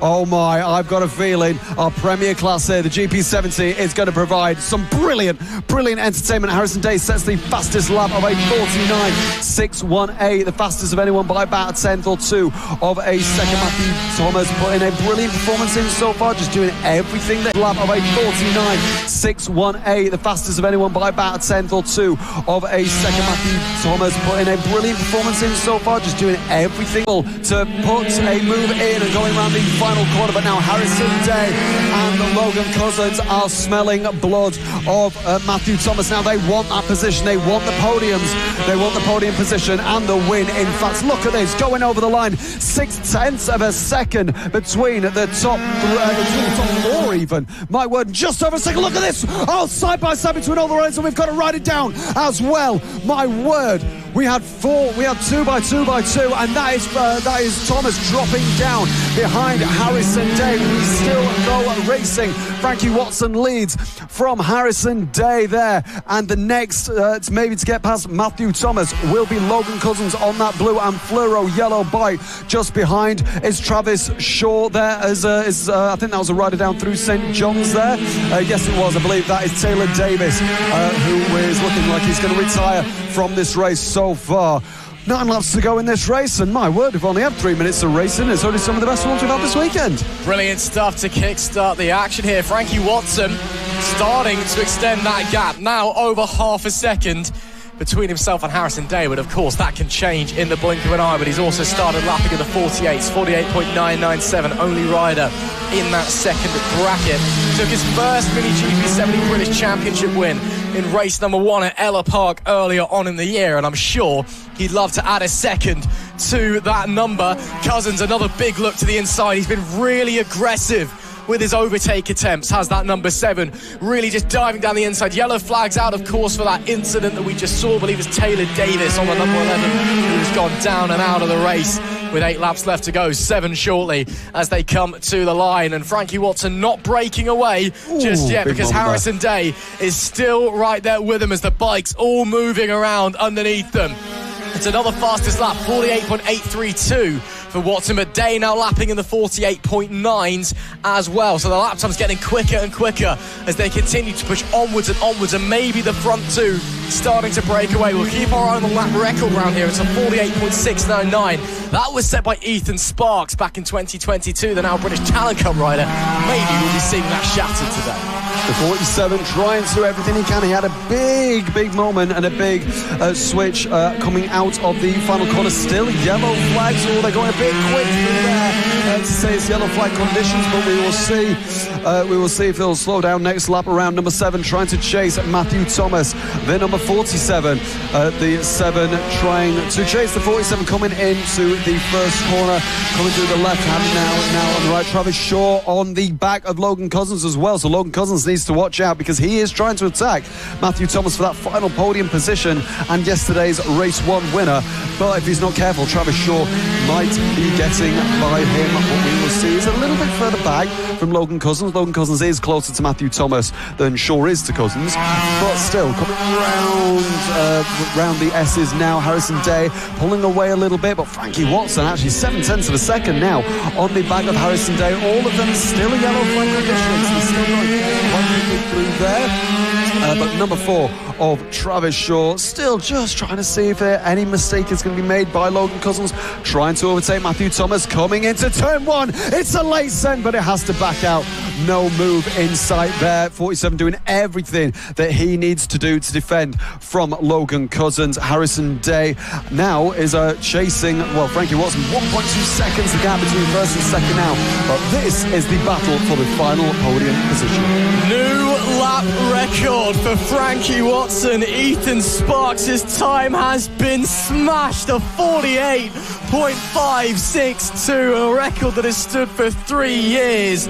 Now crumbles as Watson finds more and more pace, and at a time the track has not been as quick this year as well as it has been in previous years. Most lap times have been around 6 or 7 tenths away from the lap records. It's the fastest time in the races, and Frankie Watson's come out of nowhere and smashed it. He's just set a lap that isn't faster than the previous, but it's still faster than the old lap record set by Ethan Sparks. So Frankie Watson is a man on a mission, and the gap's now up to 1.9 seconds. What a performance we are witnessing here today. Harrison Day just doesn't have an answer at the moment as the 14 streaks away from the 15 with 3.5 laps left to go. He's got the race in the palm of his hand, and he is well on course to taking the checkered flag. It's actually quicker than the pole time that we had in qualifying yesterday, which was the 47 of Matthew Thomas at 48.669. So just under a 10 from that. So congratulations to Frankie Watson, on fire this race. But the battle that we are watching right now, in fact, I tell you what, Harrison Day is dropping back a little bit into the reaches of Matthew Thomas, Logan Cousins and Travis Shaw here. All the top 5 are still separated only by 4 seconds. It's still not that much. There's our race leader there, as we're now seeing this battle for second place now. Thomas and Cousins catching Harrison Day. Whether Harrison Day is just easing off a little bit, maybe his bike just feels a little bit too warm, not too short, but the gap is 2.5 seconds now between Harrison Day and Frankie Watson. So whether Harrison Day is just easing off, obviously we know that Frankie Watson has got immense pace. In fact, he's got even faster. New lap record again, 48.384 for Frankie Watson. Oh my, he is on a absolute blinder. As we said, another track record. It's stood for 3 years so far. Wowee, look at that. He is on fire. Currently, well, he's no one else near him. He's 3 seconds almost up the road from Harrison Day in that battle for second place. Just look at him in the zone, aggressively on the brakes, aggressively on the throttle, and it's working brilliantly for him so far. 2 laps to go in this race. Harrison Day dropping back, Matthew Thomas catching. Same with Logan Cousins. These 3 bikes are only separated by about 8 tenths of a second from Harrison Day back to Logan Cousins. So it's looking like it's going to be a very interesting finish to the race. Over the line, it will be the 1 lap to go. This is the penultimate lap of this race. So if Logan Cousins or Matthew Thomas are going to make a move, it's got to be in the next couple of corners. Coming in to the final lap of the race now, Frankie Watson. Oh, it's a slow lap that time, a 48.744. There we go. Nothing on the track record that he's just put down, but still incredibly quick coming down. Now, as we see in the background, actually, Day is now under attack by Matthew Thomas, still on the podium, the battle for second place. We are going to see a great battle for second place, but unfortunately, I don't think we're going to see definitely not a battle for the lead. Coming in to the final couple of corners now, coming around the hairpin, now coming up to St. John's. 3 seconds is the gap. A brilliant win for Frankie Watson. Broke the track record that stood for 3 years on this lap. It's going to be around the corner, and a brilliant win for Frankie Watson on the number 14. A brilliant ride by him. Harrison Day just takes second place, 2 tenths up from Matthew Thomas, yesterday's race winner. He gets another podium today. Logan Cousins in P4. Travis Shaw in P5 as well. Leo Solilu in P6. Harris Watson in P7. And Taylor Davis obviously with that DNF. Oh no, he didn't finish. He was just quite a few laps behind, finishing in P8. But a fantastic effort there from Frankie Watson, breaking the track record twice in that race. It's rare that you see a track record broken once in FAB since all the regulations changed, but now it's incredible pace. So let's see what he can do later on today, if he can get another race win and maybe even another track record. What one of the finest rides you will ever see. Frankie Watson, hats off, take a bows on that. Well, if you're watching that, you've just witnessed history. You've witnessed something really, really special. Unbelievable performance from the number 14 and a well-deserved victory. 3.5 seconds up the road, destroying the lap record and destroying the competition in the process. And what a weekend it has been so far for the Mini GP 70s. 2 different winners across 2 different races. Maybe we'll see what is going to happen in race number 3. Wow, what a day, what a weekend it has been so far. And of course, these guys in the Mini GP 70 British Championship still got one more race left to come later on today. And if that was anything to go by, it could be something even more special.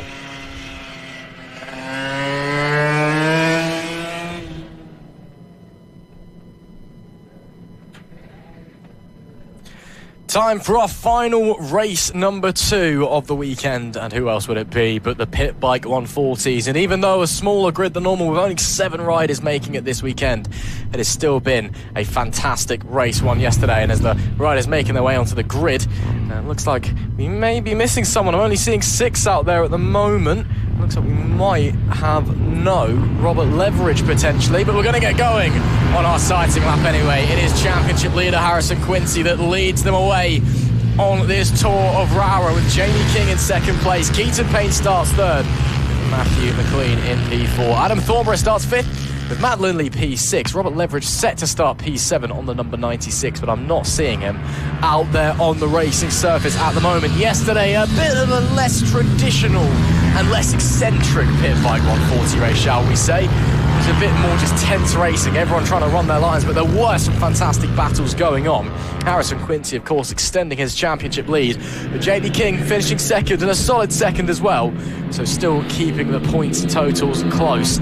Let's see, maybe going into race number 2 here, as we really start to get moving Sunday afternoon here in the Lake District. Can Jamie King bring his A-game, maybe try and get in front and take his 2nd win of the season? Absolutely, as we're just waiting for the final riders to make their way to the grid. There we go on the left-hand side, Harrison Quincy on pole position. Pit Bike Sonic, as you can see, the Sonic overalls, the Sonic helmet of Jamie King on the right-hand side. Just behind him, Keaton Payne and Matthew McLean in P3. We've only got 5 riders. Yeah, someone's in the pits. Not too sure who that is. Yeah, it's Matt Lindley. And all eyes to the lights now. Who's going to get the best start? Is it Quincy? Is it King? Oh, it's Quincy. But I don't know whether that might be a jump start. It did look a little bit early. But let's see. A little bit of smoke coming out the back of Jamie King. A little bit of smoke and maybe a few coins dropped as well, seeing as he is Pit Bike Sonic. So, a brilliant start there for Harrison Quincy. Only a young guy as well. Everyone else is a big, so grown up as well. So, for him to absorb all of the pressure in this championship, it is very, very impressive that he can do that. So, Harrison Quincy winning the race yesterday from Jamie King in P2 and Keaton Payne in P3. So, P1, 2 and 3 on the grid, but P1 and 2 and 3 yesterday in the race. Harrison Quincy already making a big gap between him and Jamie King on the 76 bike. Keaton Payne in 3rd, Matthew McLean in 4th, and Adam Thornborough in 5th. Obviously, we don't have Matt Lindley or Robert Leverage anymore. Quincy not bolting away immediately, only needs by 8/10 at the end of the opening lap, and Keaton Payne hot on King's tail as well. So, Payne, we know he had such a strong weekend, 2 wins in the senior mini motos already after over a year's worth of absence from the top step of the podium. Let's see, maybe he can bring his A-game on the bigger Pit Bike machines. Of course, we see Adam Thornborough running a bit wide. You don't really want to take too much off track and going over curves here at Rowrah. It is a bit slow, but obviously the Pit Bikes, they are able to run off track and use lines that the other bikes can't, just because of their suspension and how they're built. And at some tracks it is faster to do so as well. Not here at Rowrah though in the runoff. typically you tend to avoid it. As we see there, some lovely scenery, and there we see the reigning champ, the 4-time champ of this category, and a 1-time Moto Team champion as well, Jamie King. Bike, I think, is burning oil. You're seeing these, as you said, Adam, earlier, or Alex even earlier, you see these spurts of smoke out of the exhaust, and it's not consistent, so there must be surely oil getting into the combustion chamber, or something along those lines, something that King maybe needs to have a little bit of look at later on in the day, or maybe before race 3. But Quincy, gap now up to 1.1. Keaton Payne, though, I think he's made a mistake on that last lap. Gap between himself and King, 2.9. So everyone running in a bit of no man's land at the moment. It's very much become a race of just yourself on the track, running your own thing. Unless your name's Adam Thornborough and Matthew McLean, who, much like race 1, are going to put on a show for us. Absolutely, 5/10 is the gap between these two. Matthew McLean just trying to see what he can do on the back of Thornborough. Let's see. Oh, no, he's not close enough yet, but as I said, the gap is 0.4 of a second. Harrison Quincy setting the fastest lap on the last lap, actually 52.752, as we've got 9 laps to go in this race. Only 5 riders in this race, so it's not necessarily going to be the most compact race that we've ever seen, but usually they do give us some very good racing as well. So Jamie King 1.7 seconds behind Harrison Quincy. Obviously, as we said, seeing a lot of smoke coming out of the back of that. Usually it's to do with oil control rings on the piston, letting a little bit of oil into the cylinder. But hopefully it's not too much of a problem. Who knows? He is solid. Maybe Shadow got in there and maybe messed around something there as well. So Harrison Quincy, the gap 1.7 seconds now on Jamie King. Keaton Payne in P3, Thornborough P4, and Matthew McLean in P5. Fastest lap that last time from Harrison Quincy, 52.7 dead, still a little way off of the lap record set here by Chris Wells last year. Unfortunately, no Chris with us this weekend. I don't think he's going to be able to join us at round 6 either, from what I've heard, but he will be back for round 7, the second of our Three Sisters race weekends. That's at the start of October, that one. Of course, the first of our Three Sisters race weekends, round number 6 in the 2025 FAB-Racing Minibike British Championship, brought to you by Mastermag, starting from September the 12th to Sunday the 14th of September, only a couple of days before my birthday. So hopefully that's a great weekend. There's a little birthday treat, and Three Sisters about half an hour drive from my house as well, so it's really, really nice we're going there twice. Back to the action though, and still we have Adam Thornbury and Matthew McLean out on the track, still putting on a fight for us. McLean unable to try and quite work his way through Thornborough at the moment, but getting close and maybe sensing an opportunity down into Sunny Bend. Did have a little poke to nose into that opening. Decided he was a bit too far back though. These guys going to go on and make it 7 laps left to go.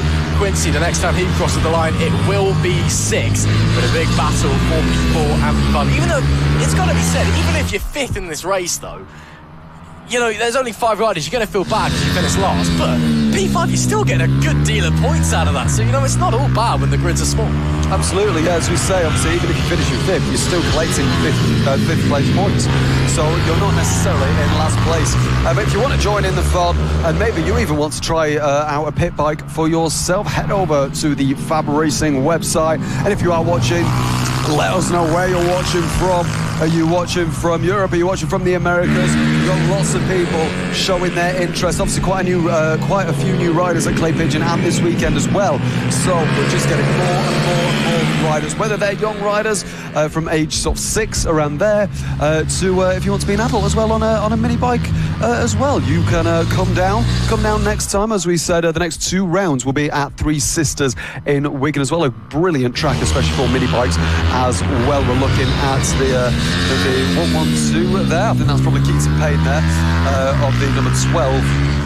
If you want to get involved, let us know who you're supporting, let us know what championships you're watching. If you've been watching all day, which race has been your favourite, let us know. We're also live streaming on TikTok as well, so hello if you're listening on TikTok as well. Obviously we had a very nice example of Ross doing a TikTok dance earlier to try and get some views for us, which is probably turned viewers away, if anything. Well, yeah. He was very adamant he didn't want to do it, but he conceded in the end. As we always see seeing some action here between those two riders, getting very, very close to each other. Obviously, Harrison Quincy leading the championship coming into this round on 200 points. Chris Wells, obviously not here this weekend, on 193, and Jamie King on 191. So the top three in the championship only split by 9 points. Obviously, 25 points for a race win, 20 points for second, and 15 for a third as well. So there's plenty more action for the championship in the Pit Bikes 140 as well. As Hooton Park, Harrison Quincy took a triple win, a clean sweep 2 rounds ago. Then at Clay Pigeon, it was Richard Holmes Williams that took the first win. Harrison Quincy took the second win, and Ollie Horner on the 70 bike as well took the third win. So Harrison Quincy, always a big name in pit bike racing as well. Just incredible to see what he can do. 4.3 seconds is the gap between Jamie King and Harrison Quincy. But look at this battle here coming around the final corner. This will be between Adam Thornborough and Matthew McLean. It might be for the last position in the race, but it's certainly the closest and best racing we can see on track at the minute. Yep, still pushing is McLean, still trying to find a way through. Runs a bit wide, the 17 to try and spot a gap, but still has to settle and stay there. But that's wide maybe from Thornborough. No, uses that momentum to his advantage. Heading up the straight into Iredale's hairpin, and he will stay there. Is anybody going to be able to make a move? Looks to the inside once again, McLean, but a bit shaky on the gear change, and that'll cost him down the back straight. 3 laps left to go as Quincy crosses the line. He is some 5.3 seconds ahead of Jamie King in P2, who's very used to finishing second here at Rowrah. 6 second places here. Last year, of course, we had the double round with 6 races in 1 weekend. Usually classes Chris Wells winning every single one of those. And of course, Jamie King being consistent and turning up weekend after weekend. The consistent second places to normally Chris Wells or Lucas Brown did end up getting him that 4th Pit Bike 140 champions first in a couple of years.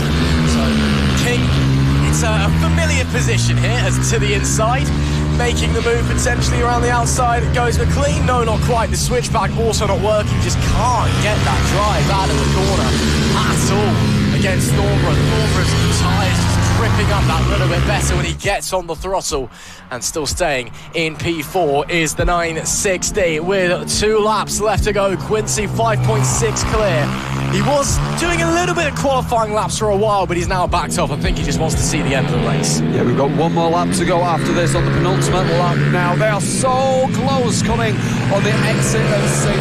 John's corner there, but no cigar unfortunately for McLean there. He's trying everything to get by Thornborough, but it hasn't worked so far. We've got 1 lap to go after this. Let's see, can McLean maybe try and get through on Thornborough? He's just trying lots of different lines, but it just seems that Thornborough has the traction on exit. Let's see. Oh, we might go side by side now. Is this the battle for P4? Yes, it is, but who is going to come out on top?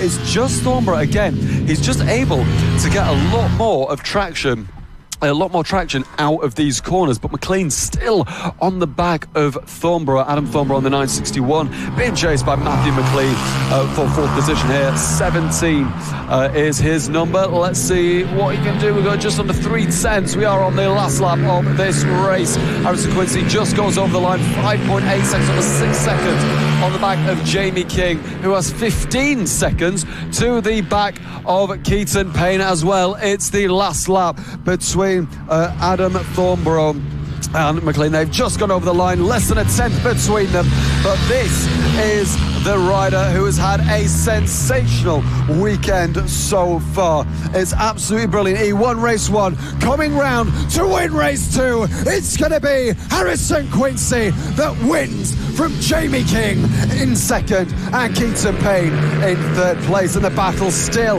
is brewing between Thornborough and McLean as we're just seeing the final couple of riders come around the Stuart S's coming up to St. John's and Sunny Bend there, and through Paddock Bend as well. But he can celebrate while these two can't. They've still got half a lap to go. They have swapped places indeed. McLean is past Thornbury on the last lap as well. Wow, what drama we've had. Typical Curse, isn't it? We say we pan away for 1 minute to the winner and they swap places. A brilliant race there. A last lap send for McLean on the back of Adam Thornborough, who just be gutted that he missed missed out on that 4th position.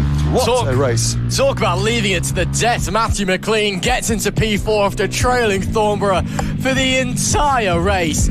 But it is, who else would it be? Harrison Quincy on top once again in race number 2 in the Pit Bike 140s, with Jamie King in P2, Keaton Payne P3, rounding out our podium. Keaton Payne again having a fantastic weekend, with Matthew McLean in P4 and Adam Thornborough in P5. But that'll be it for race number 2 of the Pit Bike 140s, of course. Race number 3 awaits them a little bit later on this afternoon. We are going to have a couple more races before our lunch.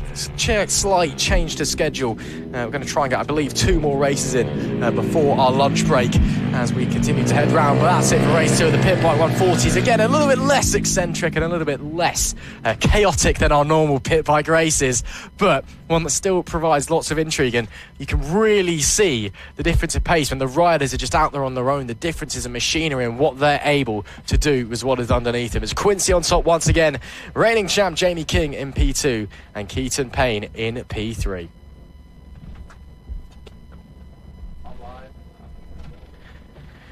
It is time for the final race of the weekend in the AC40 Pros and the LC40 Elites. Of course, 2 different races on the track at the same time. Doesn't look like we're going to have a roving grid camera in this one, unfortunately, so we won't be able to point it out, but we will definitely mention who is going to be where out there on the grid. There you see your front row. Both of your elite front row starters, Cedras from pole, Maxwell Keats from P2. They've been trading places all season long, let alone all weekend. And looks like we're missing a couple of riders a bit further back. The 126 of Oliver Wilson doesn't look like he's made it out to the grid just yet, but there might be a short delay. Our Flag Marshal Lee Klaus is holding them in place, so I think maybe they're seeing a couple of other riders just quickly dashing down to the paddock. Of course, if you take too long, you get told you have to start from the pit lane or not start at all. So it is imperative you make it down to the racetrack in time. But as we get ready to go on our sighting lap for the final race of the weekend, in round 5, the FAB-Racing Minibikes British Championship in the AC40 Pro and LC40 Elite class. It's Jensen Cedras on pole with Maxwell Keats in P2 and the Scottish rider Logan Orr start 3rd. On pole position and starting P4 for the AC40 Pro class, it is Tommy Williams with Reed Saxelby in P5, Joey Athasich P6, Freddie Taylor P7 and Danny Longhurst in P8. Claudia Dubman, bit of an outlier, P9 in the LC40 Elite bike, with Oliver Wilson rounding out our top 10. Back to the pros, Ethan Bayliss P11 and Cooper Saint P12. Just want to clarify, there was a bit of confusion last time at Clay Pigeon with Claudia Dubman in terms of what class she was actually in, because we assumed that she was carrying on racing in the AC40 Pro class, and she was still on an air-cooled class, but actually they have removed the 40mm restrictor from the exhaust of that bike. So that bike is now unrestricted, which means that she is classified as an LC40 Elite rider, even if she still is on an air-cooled bike. So just something to keep in mind moving forward. The riders making their way down to the grid then. It appears that everyone has now made their way out of the pits. One more race to go in this one. We're expecting more battles from the likes of Cedras and Keats. More battles from the likes of Williams, Saxelby, Joey Athasich, who've been inseparable all weekend here. And are we going to get more drama at the Lakeland Circuit? The Cumbria Kart Racing Club, a real staple of the FAB-Racing calendar. Last minute checks there to the number 2 machine for Jensen Cedras. And a last minute word with Chief Mechanic / Dad before it is all eyes to the red lights for the final time in this class this weekend. Our Flag Marshal will point to the lights for one final time, send them on their way. It is lights out. Good start there from both of the front row, but a rocket ship getaway for Logan Orr there, who will take P2 away from Maxwell Keats into the opening chicane. That gives Cedras a buffer as well, but Keats immediately on the counter-offensive and will slot back into second place. Elsewhere, looks like everybody has held station for the most part. I think Reed Saxelby has actually got past Tommy Williams for the lead in the AC40 Pros. Yes, he has. That's P4 overall. But up the front, it is pole sitter Jensen Cedras, who leads once again here at Rowrah. Yeah, Jensen Cedras, obviously race 1 winner yesterday in race 1. Obviously, this is race 3, the final race of the AC40 Pros with the 14mm restrictor and the LC40 Elites as well. Jensen Cedras is currently leading from Maxwell Keats and Logan Orr, and Reed Saxelby currently leading the AC40 Pro class as well. We've got 4 LC40 Elite bikes, obviously the top 3 overall, Cedras, Keats and Orr, as well as we said, Claudie Dodman running in P9 as well. Lots of changes for positions on that. Reed Saxelby went into the lead of the AC40 Pros in P4 overall. Tommy Williams drops down to 2nd or 5th overall. Freddie Taylor moved up on Joey Afasich for P3 in the AC40 Pros, and Ethan Bayliss moved up a position as well to get past Oliver Wilson on the opening lap. So, as we are just currently focusing on a couple of possessions here, so this is the number 2, Jensen Cedras, followed by Maxwell Keats. As well as we see all of these riders going through the Stuart S's. Now, Jensen Cedras obviously won the overall, or the LC40 Elite class yesterday. Maxwell Keats in 2nd, Logan Orr in 3rd, and then earlier today, Maxwell Keats, Jensen Cedras and Logan Orr as well. So, 4th place, Reed Saxelby is the leader of the AC40 Pro class, with Tommy Williams in 2nd in class, and Freddie Taylor in 3rd. Maxwell Keats on that last lap, setting the fastest lap of a 49.9. But as we are looking at these 2 bikes going left, right and centre, this is for the lead of the LC40 Elite class, Jensen Cedras and Maxwell Keats. But that's Logan Orr now under attack from the AC40 Pro leader, Reed Saxelby, the number 57, as always a very late send there. But I think that's Tommy Williams on the 51 bike as well. Logan Orr obviously on the LC40 Elite bike as well. We call them AC40 and LC40 bikes. The AC are the slower air-cooled bikes, and the LC40 are the liquid-cooled bikes as well. The AC40 Pro has a 14mm restrictor on the exhaust. The AC40 Inters have 12mm, and the Rookie Cup, the AC40 Rookies, has a 10mm restrictor as well. We're looking at the 51 on the back of Reed Saxelby now. This is for the lead of the AC40 Pro. They go side by side over the line, and it was a very, very tight, just half a tenth between those 2 riders in there. The 51 on the back of Reed Saxelby now. Oh, he tries to send it on the inside. No, there isn't a space there for him. Logan Orr just a little bit up the road from these 2, but these 2 are having an absolutely brilliant battle so far. They are indeed. A little bit off the lap record at the moment. Fastest lap of the race, a 54.900 for Maxwell Keats. Lap record. This is a throwback. Bailey Stewart Campbell back in 2018, a 52.190. So yeah, little bit off the pace from a name of fab years gone by. But it's still Cedras that leads in the Elite ahead of Keats, with Orr in P3 there, 1, 2, 3 overall. And then Reed Saxelby still holding on in P1, P4 overall for the AC40 Pros. This is the fight for P3 in the AC40 Pros. We can see Freddie Taylor just holding off from Joey Afasich, who I think had a bit of a disappointing getaway at the start. He's been running really well all weekend, but dropping down the order ever so slightly in this one. Just behind them, Danny Longhurst as well on the 26, who's been having a very quietly confident weekend. That young lass, of course, she will be taking part in the all-female Ryder Cup that we have here at FAB-Racing in collaboration with the House of Moto, helping promote the young female riders, the only championship at a grassroots level to have an all-female Ryder Cup. And they're doing very well. Just behind her, Claudia Dubman as well in P9, P4 in the elite class. She'll also be taking part in that. Reed Saxelby continues to push his way round then, as I say that, Tommy Williams, through he goes at Sunny Bend. A nice little move coming out of nowhere, centred up the inside. And I don't think Saxelby expected it either. So Tommy Williams now into the lead of the AC40 Pros. A brilliant move there.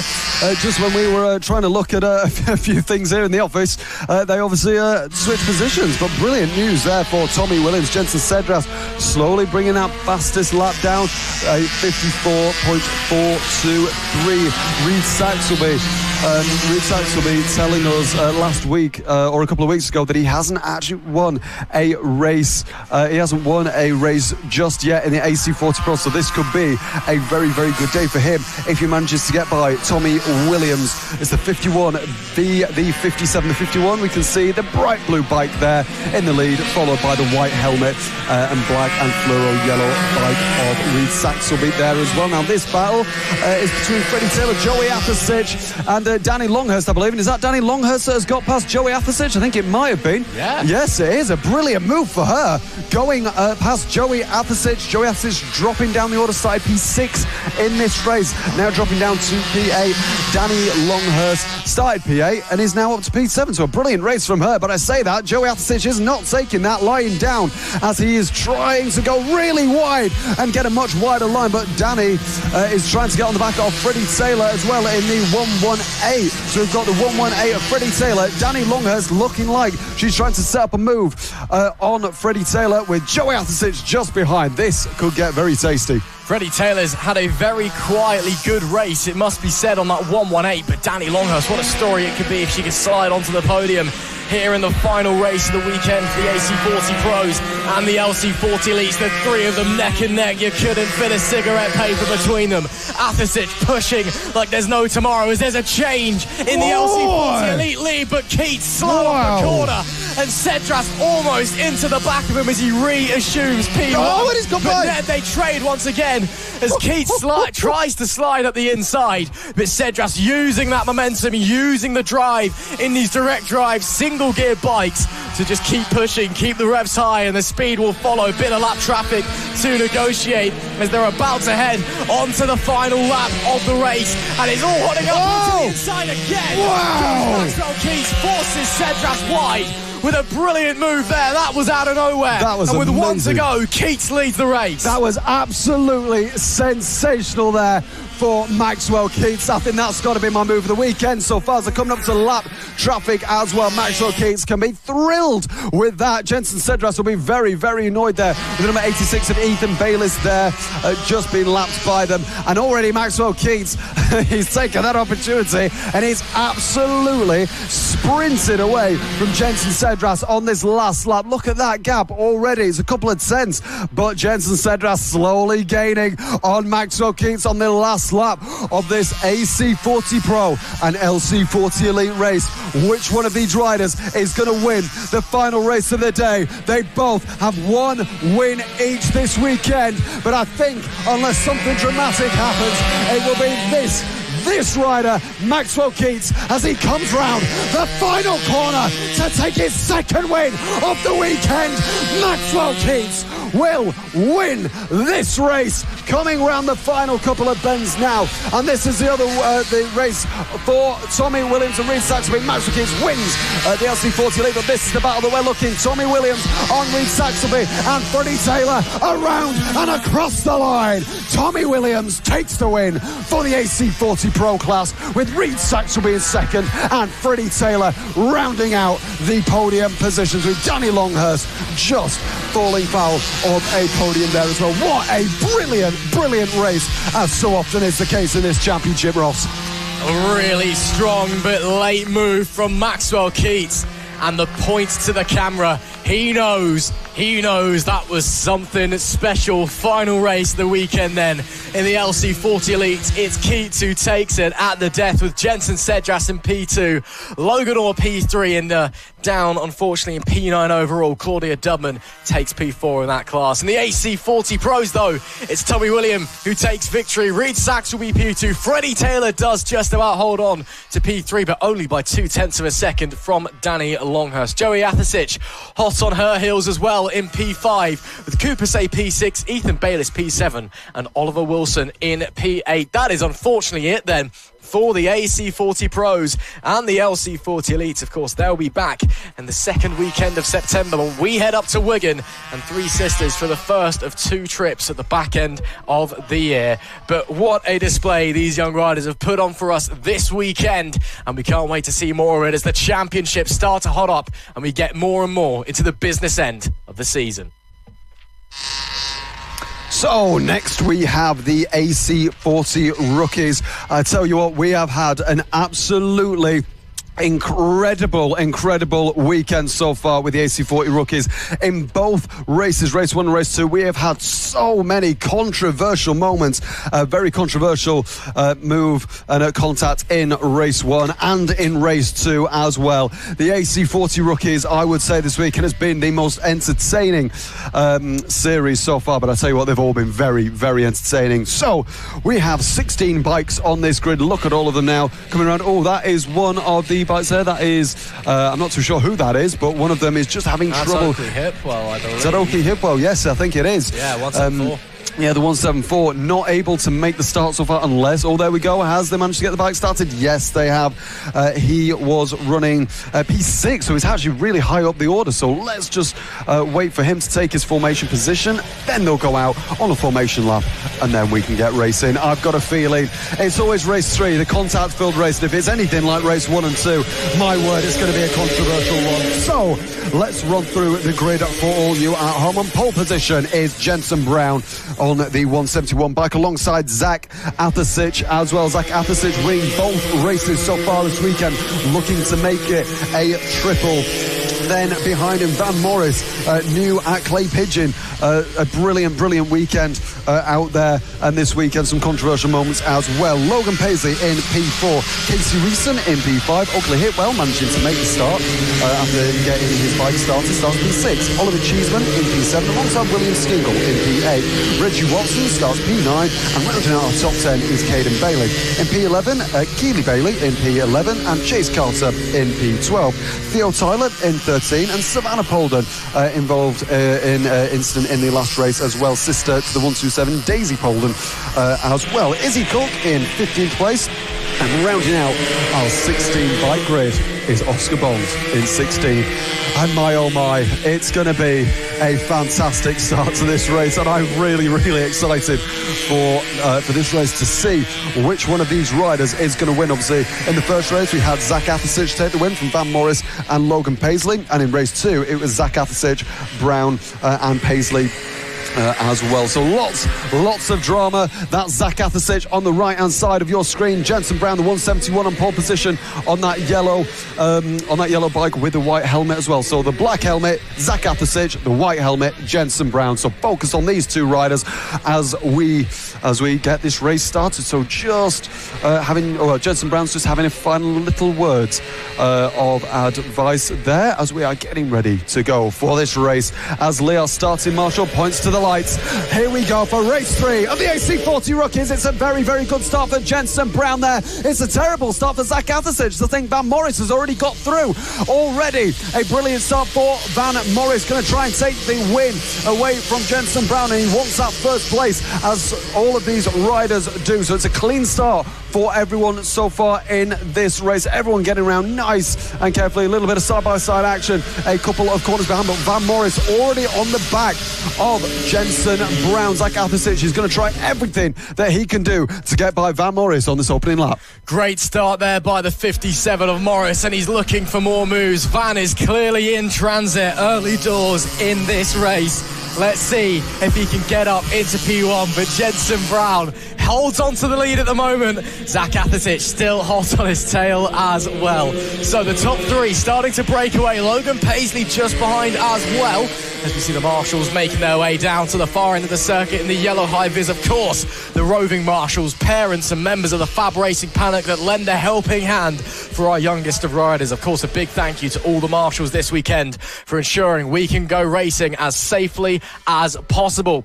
As they lead or make their way through the chicane at the end of lap 1, then it is still Jensen Brown that leads. Morris and Athasic hot on his tail. Paisley still holds on in P4, just ahead of Oakley Hipwell. Dear me, you can tell it's starting to get late in the day when we start pulling out puns like that from Ross. Good Lord, usually it's me doing that, but thank gosh I haven't been doing that this weekend. So Jensen Brown currently leading this race, fastest lap on that first lap, 105.172, and Van Morris is looking like he could be setting up a move on Jensen Brown in the next couple of corners. Goes very wide out there, and that's the number 98.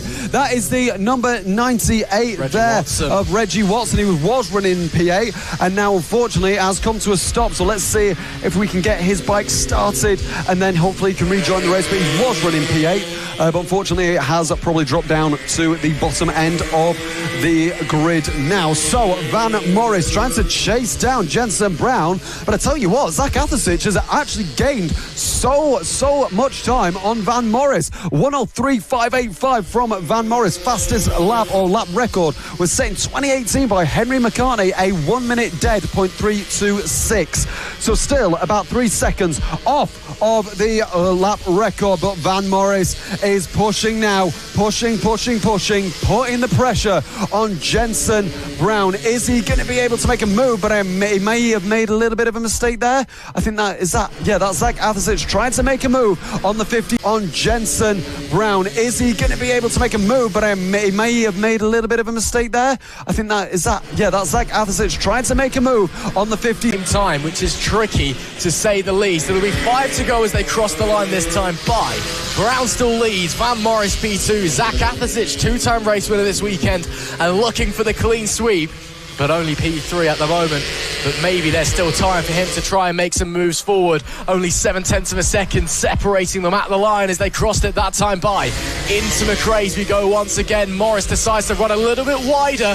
Brown, a small mistake on the exit. Does this open the door, or is the 57 too far back? Yes, he is on this occasion, so we'll have to stay there for the time being. Athasic patiently watching on behind, patiently waiting to see what's going to go and happen through. Believe that Reggie Watson may have rejoined the race, albeit down in P16. Been told yes, he is still making his way around. So Reggie Watson, whatever issue he had, he's been able to get over it, and he'll push on. Bit of a look to the inside into St John from Van Morris. That is opportune.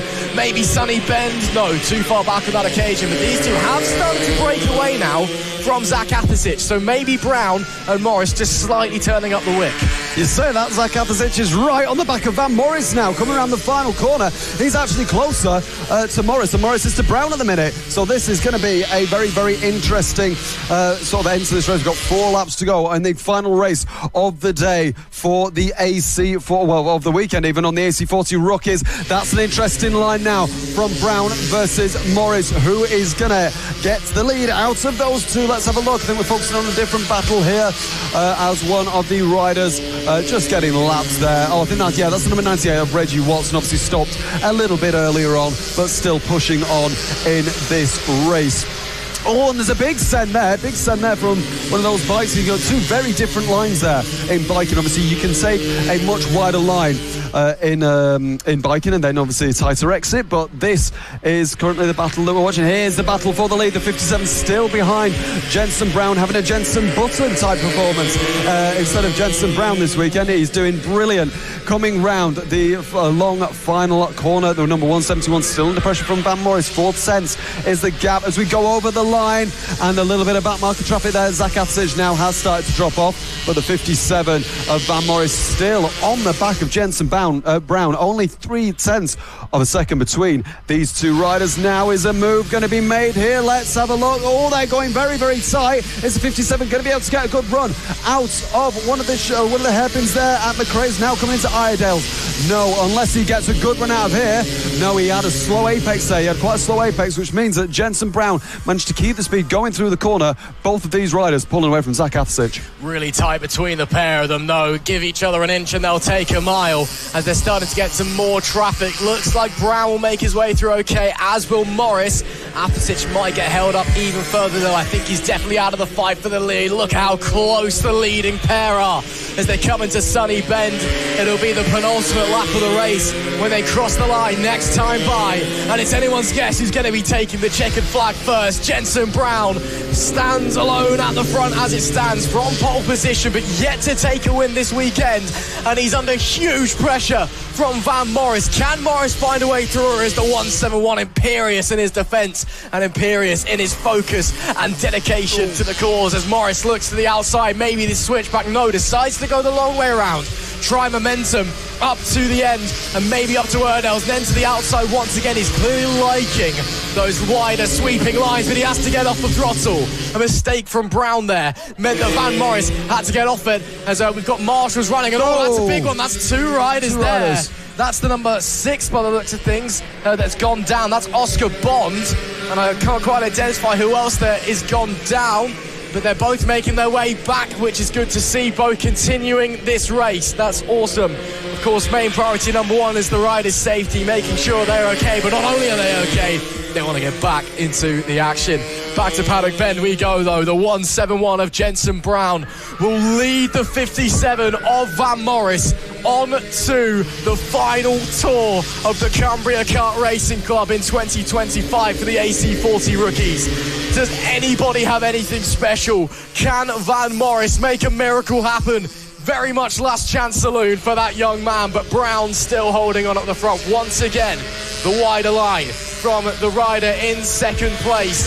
Heading up once to Erdales, the final time through the right-hand, the hairpin. Wider line still from Morris, but Brown holding on in front. A little check back from the race leader. Morris looks to the inside and gets to the inside, and Van Morris potentially at the death sweeps on by, using the momentum to his advantage. It took him the entire race. Can Jensen Brown respond, or has Van Morris just stolen it to the death? And it's a mistake through St John's for Jensen Brown as well. He runs too deep, and with one turn left to go, Van Morris, last chance saloon. He rounds Paddock Bend and will take the checkered flag. Van Morris wins race number 3 here at Rowrah, and you can see the frustration on Jensen Brown, smashing his helmet. He can't believe he's given it away that late in the day.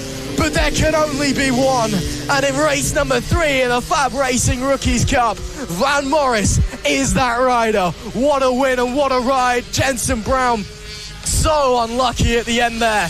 But unfortunately, racing is a cruel mistress on occasions, and on this occasion, Lady Luck decided not to shine his way, but the way of the 57. Van Morris is once again a race winner here at FAB. I tell you what, he might have had a controversial race 1 and 2, but my word, was that a sublime performance and a sublime overtake there into one of the final. I think that was up at the Stewardesses. I think he made the move there. A brilliant move for the number 57, and setting the fastest lap as well on that last lap by half a second of anybody else. So that was a brilliant performance by him. So Van Morris, number 57, takes the win in the fastest lap on that last lap by 2/10 on the back of Jensen Brown, who finishes P2. Zach Apasic finishes the podium positions in 3rd. Logan Paisley, a great performance there in P4. And Oakley Hipwell up into 5th place as well, gaining a position on his starting position. Caden Bailey in 6th, William Skingle in P7, Oliver Cheeseman in P8, Casey Reasons in P9, and Savannah Polden making it into the top 10 and rounding out our top 10 there. Theo Tyler in P11, Keely Bailey in P12 on the 42, Chase Carter on the 45 in P13, Izzy Cook on the 32 in 14th, Reggie Watson 15th, and Oscar Bond in P16. Obviously, a bit of drama there, but for the good reasons this time as opposed to the other reasons in the previous races. But a fantastic race result for Van Morris. What a performance there from our front two, it must be said. Zach Apasic, unfortunately, looking for the hat-trick, fading a little bit at the end of the day. And Jensen Brown, you got to feel for him. The 171 must be absolutely devastated, but it's still a strong P2. That is now time for our lunch break.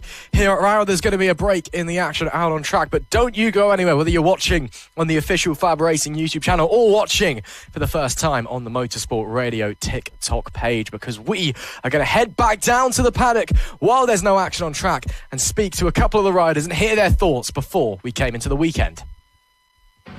Thanks very much, guys, for passing over to ourselves from the commentary box. Once again, back here in the paddock at the wonderful Lakeland Circuit here in the Lake District, and we're going to head down and see who we can speak to. I can see someone looking like they're getting ready to head out onto the track, and I don't know if I can maybe grab a couple of words from him before we get going. You look like you were ready to go on track. How's things? Good, yeah.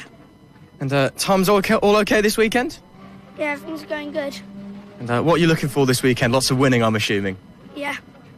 Sounds good. And let's talk this season-wise. How's things been for yourself? It's been good this season. I've got a few wins. Yeah, I'm doing really good. And talk us through the bike as well. Can I see it there behind you? What are you riding on this weekend? I'm an Ovali 160. And what's that like, especially because the Ovali's new to FAB Racing this year compared to the Metro kits? What's the main difference between the two? It's just they've got less gears. They're easier to ride. And they're 4-stroke. So is that maybe a big difference that we have to think about around here? Is the difference between 2-stroke and 4-stroke massive at Rowrah? I don't really know. Well, I'll take that as a yes, maybe. So again, going into the weekend, lots of winning, I'm assuming. Is that the game plan? Yeah. Well, we'll have to wait and see. Mason, thanks for talking to us. Thank you. We'll let you get out on track now and get prepared, but Mason, Frederick there, go around. Got a few more riders over here that maybe we can try and grab a couple of words off of if anyone fancies a quick chat. Hello, how are we? I'm good, thanks. No, good to speak to you. What's your name for the viewers at home? I'm Harry James. Harry, pleasure to have you here with us this weekend. What are you racing in here? I'm riding in 50 and 50 Rs. Brilliant stuff. So on the Metrica, of course, we can see that behind you. How's things going so far? Comfortable on the bike? Feeling fast? Yeah, first time at the track, not too bad. It's nice, quick, flowy track. Feeling comfortable. Yeah. First time at the track, nice and flowing. It's a track that's a lot of riders' favourites here in the paddock. Are you saying maybe one up there for you, or maybe another track's your favourite? I think I prefer Clay Pigeon, but this is up there with some of the others. Clay Pigeon's a very good shout, to be fair. So coming into the weekend then, you said you're feeling pretty confident, you're liking the track, the bike feels okay. What's your objective? Just you're looking for steady points, solid finishes? Are you trying to go for broke, see if you can start onto the podium, maybe get some wins? I'm not aiming for too high, but I'm just here to have fun. That's great to hear, but of course, you know, part of the fun comes with doing well in races, but more just time on the bike, time out on track, gaining some experience, I suppose. Yeah. We'll have to see how it goes. Harry, thanks very much for talking to us. Thank you. Got another rider down here as well. Maybe we can grab for a quick word. He's got the shades on as well, feeling cool, calm and collected. As I say that, he's nearly fallen over his own chair, but we'll pass on that one. How are you this weekend? Good. And what's your name? Reggie Watson. Thanks for talking to us, Reggie. And Reggie, what do you ride in here at FAB? Rookies. And it's been a very strong start to your rookies campaign as well, of course, the first level into FAB-Racing. So do you see yourself maybe in MotoGP in a couple of years' time if you carry on? Yes, I really wish I could. Well, of course, we've all got our fingers crossed for you. Who'd you say your favourite MotoGP rider is? Casey O'Gorman. Well, that's a great answer. Fantastic, of course, making his debut in Moto3 this weekend. So do you want to be racing against Casey one day? Yeah. Of course, Casey as well, I'm sure you know, got his start here in FAB-Racing, so maybe you could be the very next Casey O'Gorman. Yeah. That's brilliant stuff. Let's talk a little bit about Rowrah. Is this a track that you enjoy? Yes. And are you fast? Yeah, are you fast around here? Yeah. Well, we'll have to wait and see what you can do out on track. Reggie, are you aiming for wins? Yeah. Awesome stuff. Reggie, thanks for talking to us. We'll let you get on with your day. Thank you. Great to speak to Reggie there. As he said, Casey O'Gorman, favourite rider. See Mason Frederick heading out onto track. Yeah, Casey O'Gorman, once again, the latest FAB graduate to make it into Grand Prix racing, making his Moto3 debut this weekend at the Red Bull Ring in Austria. First of his two stand-in rides for the 658 Squadra Corsa squad. And now quickly, we'll turn over. Jensen Ansel, once again, hello, welcome to Rowrah. How are you? Good. Fantastic stuff. Everything okay on the bike? Yeah. You look like you're about to head out onto track. You got your leathers on, or you just couldn't be bothered to get changed? I'm just going out on track. Brilliant stuff. So getting ready, getting in the zone, is that the plan? Yeah. Any superstitions, any preparations you like to do before you head out, or is it just get on the bike, go fast? Go on the bike and go fast. And is that the plan for the weekend in general? Get on the bike and go fast? Yeah. Awesome stuff. Where do you think you're going to be finishing this weekend? First. Well, we'd love to see you finish up there. Let's see what you can do. And then looking forward to the last two rounds as well at Three Sisters. Is that a track you enjoy? Yeah. Do you think you're going to be fast there as well? Yeah. Awesome stuff. Well, we'll have to wait and see. Thanks very much, Jensen. We'll let you get out onto circuit. Bye. Thanks for speaking to us, Jensen Ansel. I can see Alex is potentially waiting with someone, so I'll pass the microphone over to the man himself. Oh, thank you very much. Thank you very much. So, how are you doing this weekend? What's your name? I'm doing good, and my name's called Jensen. Very nice, very nice. So, how are you finding this weekend, Jensen? Good. I like the track. And how do you like it a lot more than other tracks? Is it because it's quite up and down? Is it quite a lot? Is it a lot faster? Do you feel faster here? It feels a bit faster here. Lovely. I can imagine as well. Have you got a favourite corner that you like at this track? All of them. Yeah. Yeah. All of them because you're on pole. Yeah, good man, good man. And who's your racing hero? Who's your biking hero? Kaya Ride. Very nice. Good shout, good shout. Well, we will let you get back to your tent, and good luck this weekend. Thank you. Lovely stuff there. Lovely to speak to Jensen there this afternoon. So, we're going to keep walking around the paddock in here. We'll see if anyone free for a little chat in here. If we are. We'll just see who we've got here. Looks like we've got Theo here. Oh, hello, young man. How are you? Good. Good. What's your name? Theo. Theo, lovely stuff. And do you know what championship you're racing in this weekend? No. How do you like the track this weekend? Good. Is it good? Is this your favourite track of the year? Yeah. Yeah, and how come? Is it a lot faster? Is it a lot quicker? Are you quicker here? A lot quicker. A lot quicker. A lot quicker. We love it. We love it. So, should we have a look at your bike with you? Just have a look at these. So, how come you like these? How come you like this bike? How does it feel?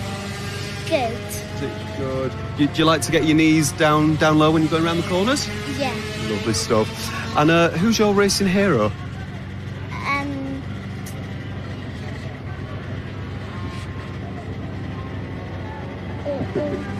There's a lot of them. Kaya Ride. Oh, good shout, good shout.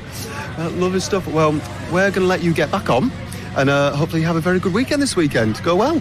Thank you. Good man. Lovely stuff. Lovely to speak to Theo there as well. Lovely. We've got another rider here. They're all coming at us thick and fast. All right, how are you doing this weekend? Good, thanks. How are you? I'm very good, thank you. First person to ask that, thank you. So what's your name and what championships are you racing in? I'm Wilson Dilks and I'm racing in the Extreme 200s. Very nice. It's a great championship, it's Extreme 200s. It provides some of the best racing all weekend. So, how are you finding this track this weekend? It's one of my favourite tracks and I'm going quite well. Good to hear. It does look like an incredible track, obviously built in an old quarry, really quick. You've got some bumps as well, some hills. Fantastic. So, do you know where you are in the championship? I'm currently second, but I've won every race I've done here so far, so... Wow, so you're hoping to get another triple here? Yeah. Good man. And with regards to the bikes, who's your closest competitor this weekend? Harrison Day. Oh, lovely stuff. Is there quite a big rivalry there between yourselves? A little bit. And do you know how far behind in the championship you are? I was leading it by 55, but I don't know now. Well, it still looks like it's going to be a very, very close championship this year. Who's your racing hero? That's a question I do like to ask some riders. Mark Marquez and Danny Webb. Fantastic, good answers. And what's the dream for you? Where do you want to get to? Is it MotoGP or? Hopefully MotoGP, but if I stop at Moto2, that's fine. Fantastic. Well, go well this weekend, and we'll be watching the comms box, and go well this weekend. Thank you. Great stuff. Fantastic. We've got bikers all left, right and centre here. Look, you can see all down the paddock. We've got roads left, right and centre. And we have... I'm trying to have a look around. Free for a quick chat? No? Yes? Keely? Come on. Right. So, the last time that we spoke, you might remember it was at Hooton Park, where somebody fell over the fence behind us, if you remember. On there. Yes, I remember that. I remember that specifically. Lovely. So, how are you doing, Keely, this weekend? Good, thanks. And how do you find this track? I like this track. Is it your favourite this year, or have you got another favourite? I got a different favourite. Oh, go on. Which is your favourite? Ella Park. Oh, it's a good track. It's a very good track. I'll let you off there. Lovely. So, how are you finding the bike this weekend? Good. Is it feeling quick? Is it feeling flowing? Is it feeling fast? Yeah, it's feeling fast. Lovely. And do you know where you were in qualifying? Are you quite high up? In qualifying, I think I was about 13th, I think. That's all right. Lovely stuff. And we can just see some of the things as well. We will we'll let you get back this weekend and hopefully have a good weekend. Nice to talk to you. Lovely stuff. So we've got a couple of riders as well that it seems Ross has found for us as well. So let's pass the mic back to Ross and then go from there. Thank you very much, Alex. We're going to head down a bit more. We can see some of our riders making their way out into the practice session now. We've got Caelan Ratcliffe, Seth James walking past there. I'll leave them be, but we'll head over here. This man sat down who looks like he's enjoying a yoghurt that I want to speak to. Hello, how are we? Good. And what's your name for the viewers at home? Maxwell Keats. And Maxwell, it's a pleasure to have you here with us once again at Rowrah. Let's talk about your season so far. How's things gone? Well, I mean, it's been all right. A couple of rounds haven't been the best, like at Ella Park, but like all of the other rounds been good. Yeah, well, you know, that's racing. It comes, it goes sometimes, but are you feeling confident here at Rowrah? Is this going to be a weekend where things go well? Hopefully. Well, you're sat here watching the track at the moment, trying to gauge your opponents maybe. It's a lovely day. You looking forward to the racing this weekend? Yeah, I'm looking forward to it. Hopefully it's going to be a good race with me and Jack. Well, we'll have to wait and see. And one last question, Maxwell. Where do you think you're going to finish? You're going to win? You're going to be on a podium? Well, hopefully I do win and get a podium. And that's all I'm hoping for, really. That's brilliant stuff. Maxwell Keys, thank you very much. Thank you. Great to speak to Maxwell, our rider who's very consistent and always turning up here. We're just going to poke our nose through here. I can see Emilio Pereira's dad. Is the boy around anywhere for a chat? Oh, he's gone out at the moment. All right, so definitely grab El Toro a little bit later on as I've been handed another child. Hello, how are we? Good, thank you.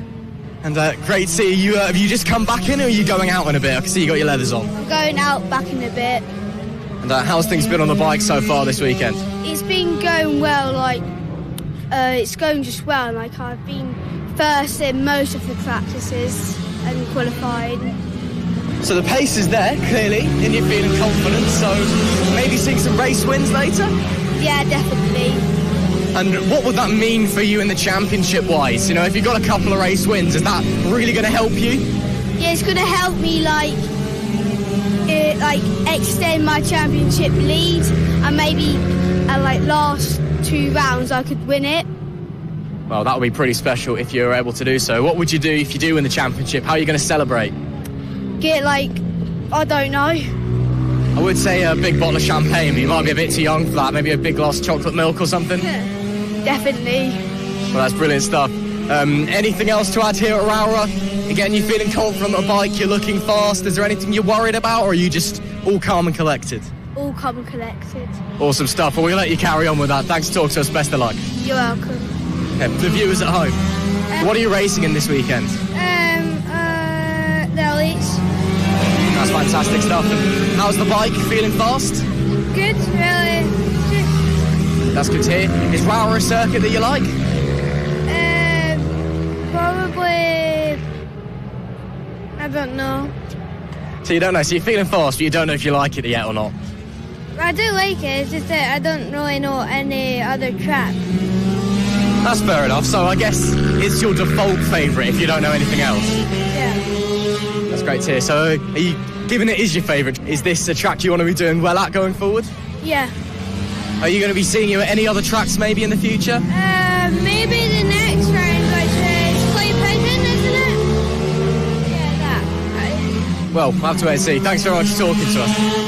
Bye. Great to see a couple more of our riders. We'll just head down over here as well, as obviously you can see plenty of riders in action going out on track at the moment. A few more riders watching the action. Hello, young man, how are we? Good. And what's your name for the viewers at home? Van Morris. Van Morris, great to speak to you. Of course, you've kind of exploded onto the FAB-Racing scene in the last couple of rounds, picking up some race wins here and there. Looking to do some more winning here this weekend? Yeah. And obviously, who's your older sibling? You're part of a FAB-Racing family here.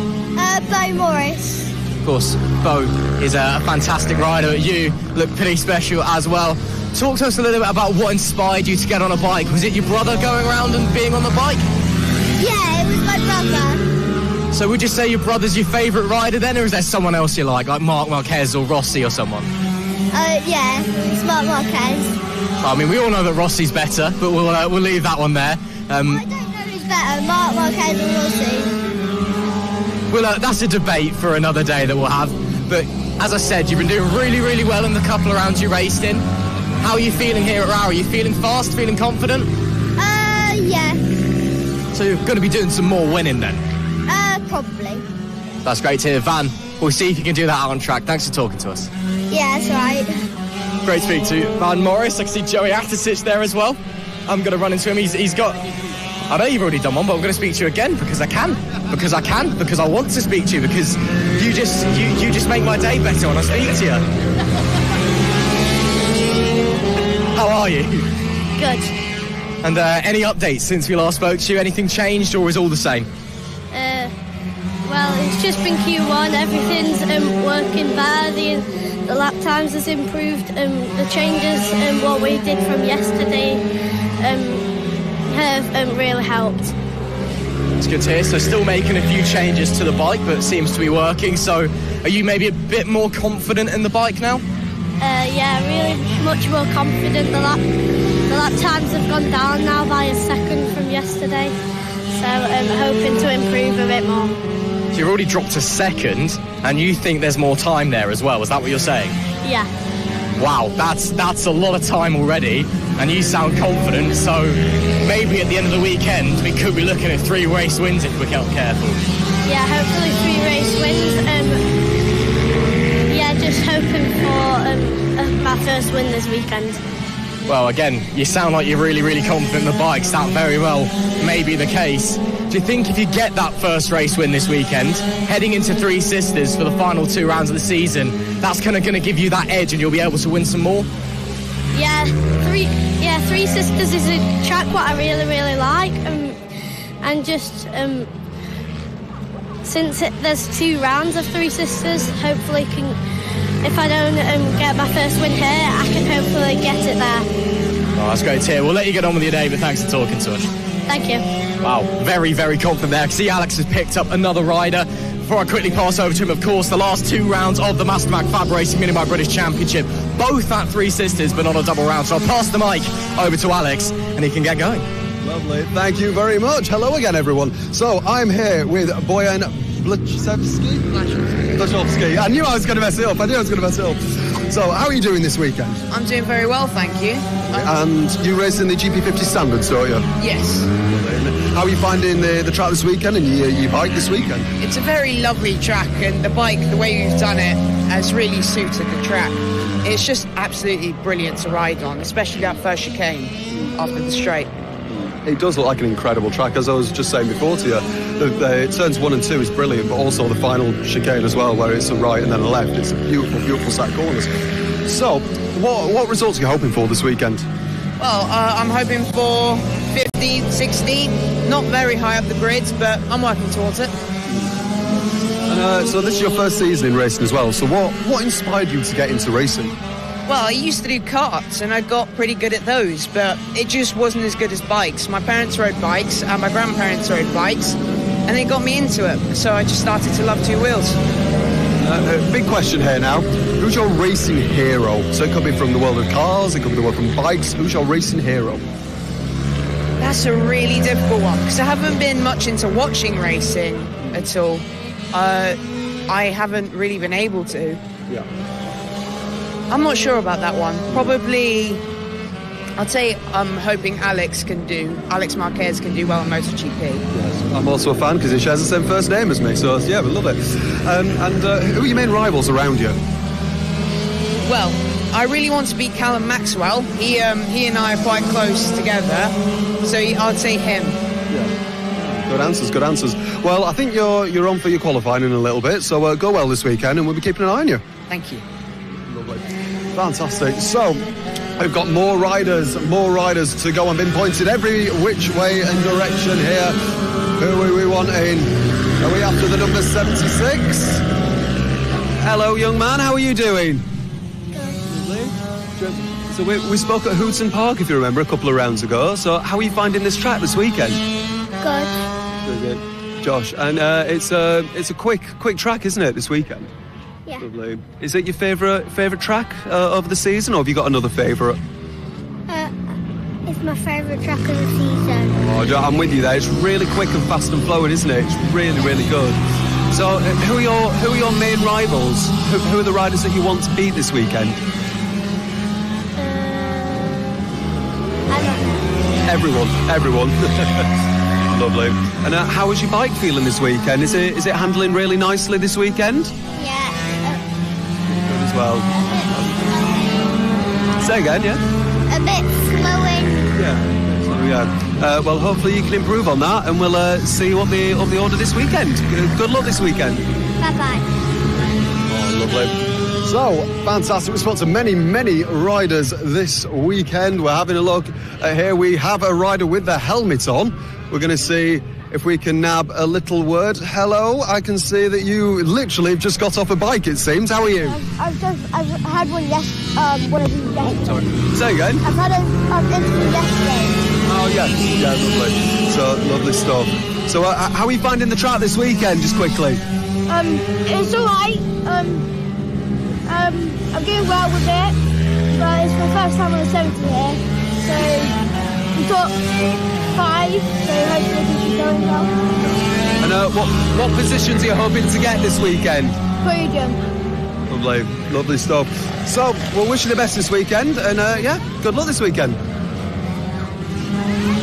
Awesome stuff. We have lots more people. We have the number 71 here, I think. Yeah, the number 71, I think, is just going in the paddock. So we'll see if we can grab a quick word with this young rider on the Metrokit bike, it looks like. As well, the number 71. Lovely. So we'll try. Should we try running? The cameraman's going to hate me for this, but we're going to try and get a little pace on and try and chase a couple of these riders up. We can see a lot of riders here as well. Hello. Oh, hello. How are we doing? I can see you're a little bit busy just getting the bike back in. But there we go. Oh, there we go. Lovely. Are you free for a quick word? Yeah, lovely. So I take it you've just been out on track. Yeah, but we've got a bike problem, so I have to pull in. So. Oh no, I'm sorry to hear that. So, how are you finding this weekend? Obviously, apart from the bike issues. Yeah, it's been fine. I've had no other bike issues, but I've been up there in the timing sheet, first every session except from one. So yeah. Fantastic. And what results are you hoping to get this weekend? Hopefully, all first to try and keep the championship alive. So yeah. Absolutely. And where are you currently in the championship? Second or third by like 2 points. Oh, it's going to be a tight couple of races then. Yeah, so basically I need to finish first in the next couple of races to at least have a chance at first in the championship. Yeah. So. Absolutely, yeah. And a big question here now, obviously I can tell you're sweating, so you might not be able to think properly. Who's your racing hero? Hero, probably either my dad or Mark Marquez. Two very good shouts. Well, hopefully you get all your problems figured out this weekend and we can see you competitively on track. Thank you. Lovely. So we have many. Oh, we have one of the Holden sisters here. Let's try and grab a word. Hello. May we get a quick word? Is that okay? Lovely stuff. So, what's your name and what series are you racing in? My name is Savannah and I'm in the rookie class. That's AC40 rookie class. So how are you finding this track this weekend? It looks like a really quick, fun track. Good. And how does your bike feel this weekend? Is it going quickly? Is it going nicely? Yeah. And what positions are you hoping to get this weekend? Where do you want to finish? Probably like 5th or 6th. Fantastic. And another big question we're asking all riders this today: who's your racing hero? Probably my sister. Oh, very, very wholesome answer. And actually, I think Daisy just pulled in just behind us as well. But we wish you the best this weekend. And go well this weekend. Thank you. Lovely. Fantastic to speak to Savannah Polden there. I think Daisy Polden, literally, as we're interviewing her sister, she rides into the paddock as well. I mean, we can't really hear each other very well over the all the bikes going on, but how are you this weekend? I'm good, thank you. Lovely. And how was your session? I take it you've literally just been out? Yeah, it was pretty good. I managed to get down to my best time this weekend. Fantastic.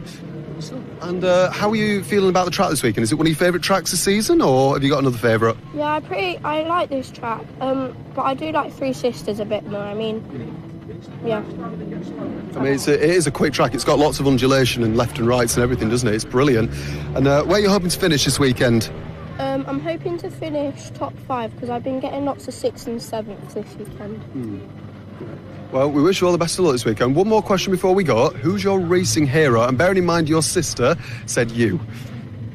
Probably my dad or my auntie. Yeah. Two very good answers. Well, we will let you get back and obviously get all your kit off and everything, because it is warm. It is warm this weekend. But we wish you the best of luck and go well this weekend. Thank you. Fantastic to speak to both of the Polden sisters there. Fantastic. Should we hand off to you? I mean, my voice is getting a bit sore now. May as well give you a little bit of a break, Alex. Starting to run out of time a little bit, unfortunately, but we'll just head up this way anyway. I want to see if we can grab Harrison Day. I saw him and his dad going over some data earlier, so they're either going to be deep in thought or they may also have headed out onto track. We'll see if we can grab him anyway. No, looks like the number 15 has disappeared off onto the circuit, but Harrison Day looking to have another strong weekend here at Rowrah. Let's continue heading down, see if there's anybody down the bottom end of the paddock that we can maybe speak to. You've got a rider here that maybe we could have a quick word with. Hello, how are we? Hello, I'm good. Good to see you. Just saw you look like you had maybe a little bit of a problem in that session, or saw you just coming into the pit lane very briefly. Everything okay with the bike? Yeah, everything's fine with the bike. I think the rear end lighted up a bit, and I thought there was something on the rear tyre or something bothering the rear tyre that made it light up a bit. But yeah, the bike's fine, and to say it's the first session, we've cracked our personal best, which is always good for me. And to say that we've got our personal best is always better than our old lap time, so hopefully we can push that a little bit more and try break into the 52s. Well, that'd be fantastic if you were able to do so, but yeah, it sounds like you're running well, and any issues with the bike appear to be non-existent, which is always a positive as well. So you're clearly feeling confident going into the races a little bit later this weekend. What would you say the aim is for the races? The aim is for a race is probably try and get top 5, maybe even if we can top the podium. I've always got to push that a little bit more to try and get to the podium. I think it's a second and a half to get up there and try and beat the fast boys. But obviously that hopefully progresses further on in the weekend. But we've had a good Friday and a good Saturday, especially with the weather. And last time we came here was flooded, so it's good with the sun and hopefully crack a bit more faster lap times. We'll have to wait and see. We'll let you get on with your day, but thanks for talking to us. Thank you. Good to hear that no issues there on the bike. Just saw Jamie King heading past us, coming back in for recording an onboard lap for us by the looks of things. He's had a GoPro on his helmet. He's been doing that for us the last couple of rounds. Spoke to him yesterday, heading back out, in fact. So we'll give him a wave as he's heading past, and I'm not even going to get anything out of him. Wow, Jamie King. He's upset over something, but too busy with the racing. Let's just head down this way, because I want to see if I can grab Emilio Pereira, and I can see him over there, and the helmet is off, which is a good start, which of course is the universal sign for we're able to speak to him. So let's just head through this awning here and see if we can speak to El Toro, Emilio Pereira, potentially grab a few words. We wanted to speak to you all weekend. Glad we finally grabbed you, Emilio. How's things? Good, how about you? Yeah, I'm doing very well, thank you. Rowrah, track you're pretty consistently quick at, especially over the last year. But of course this year, different machinery, bit bigger bike, bit quicker. How's things looking after a couple of sessions? Well, at the when we came here, I had no gearbox, so Craig Bolden was fixing it. If he didn't, I wouldn't be able to ride, and I qualified 10th in this session, but I'm definitely going to get a top 5. Well, big thank you to Craig Polden then for putting your gearbox back together. That's amazing. Again, shows the community we have here at FAB-Racing, everyone helping everyone out. But again, you're looking to crap top 5. That'd be good. Maybe podium?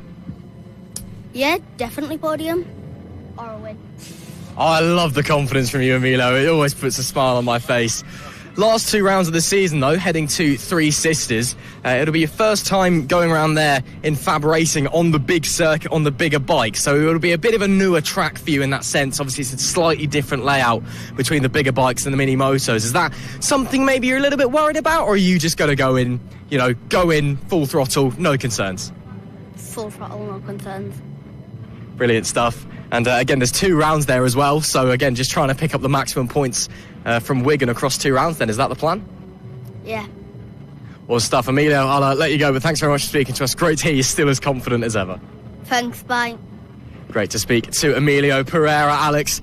Always a confident face here And while we head back, obviously it's your first time here at Rowrah as well, and it's something we're always very keen to gauge the opinion of, because I remember my first time here, and I feel like our reactions are quite similar, because it's just, wow, this place is beautiful. What a great racetrack. Yeah, genuinely, it is a fantastic racetrack. I remember we drove in, thank you, I'll turn that off you.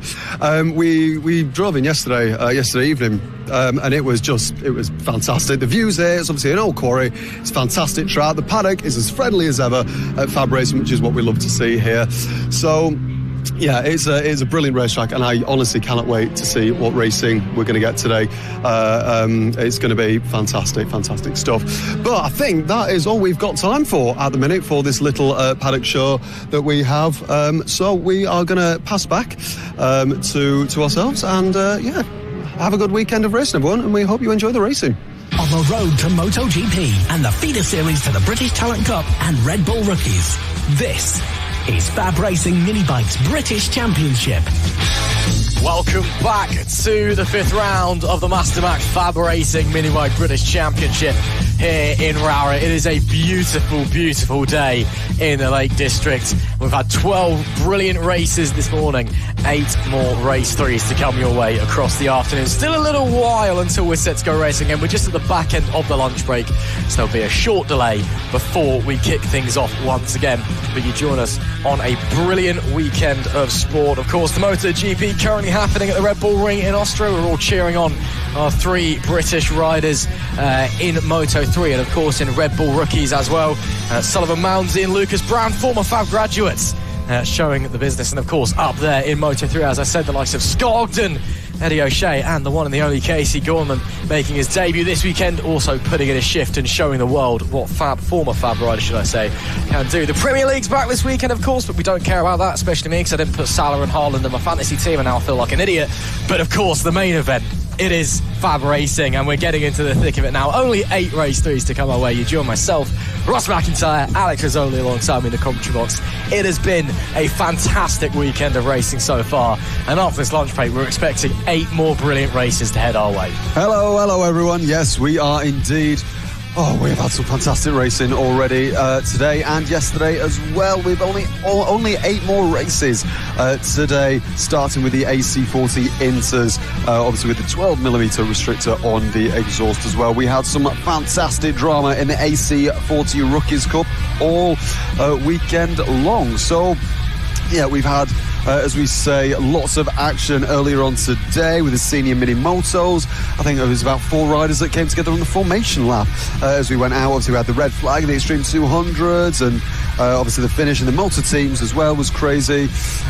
So, you know, if anyone's taken any clips or screen recorded any clips on TikTok or YouTube itself, you know, sharing is caring. Share with us all, and well, share with all your favourite riders as well. Let us know who you're supporting, where you're listening from. Are you listening from Europe? Are you listening from Americas? Or are you listening from Asia? We have a lot of people listening from all over the globe. So, just waiting until the AC40 Inters lineup to come out of the paddock. We can see the P1, 2 and 3 there, which is where all of our riders go after the race, and, well, especially P1, 2 and 3 as well. So the AC40 Inters... this weekend we have a lot of we have a lot of action to say. We only have 7 riders in this championship.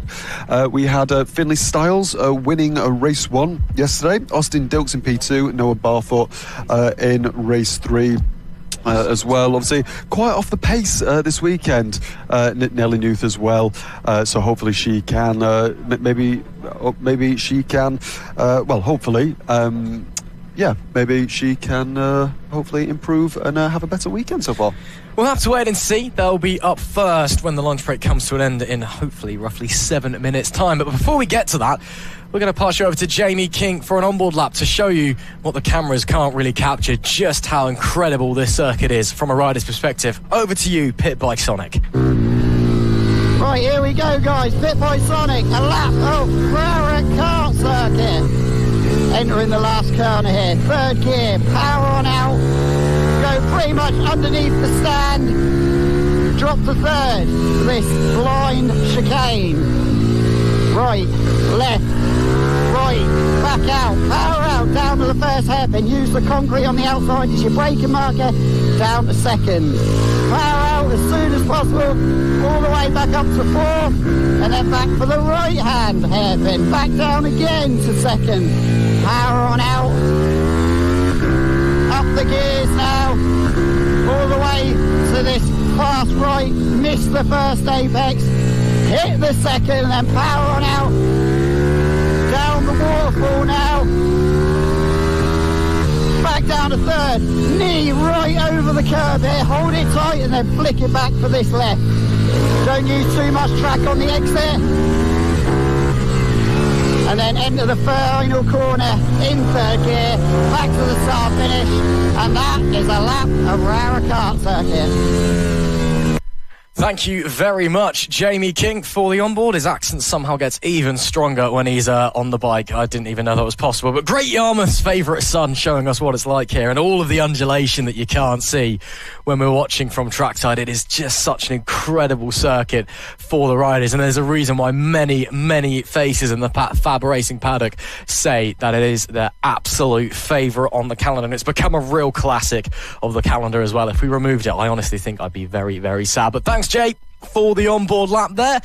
And we are now hopefully 5 minutes away from getting the first race 3 of the afternoon underway, with 8 races coming your way. The AC40 Inters, the 12mm restrictor class. Wind picking up here a little bit, but nice temperature, 23 degrees, a little bit warm, but nothing too strenuous. And again, at least the riders have now had their lunch break, a bit of time to cool off before they get back to the racing.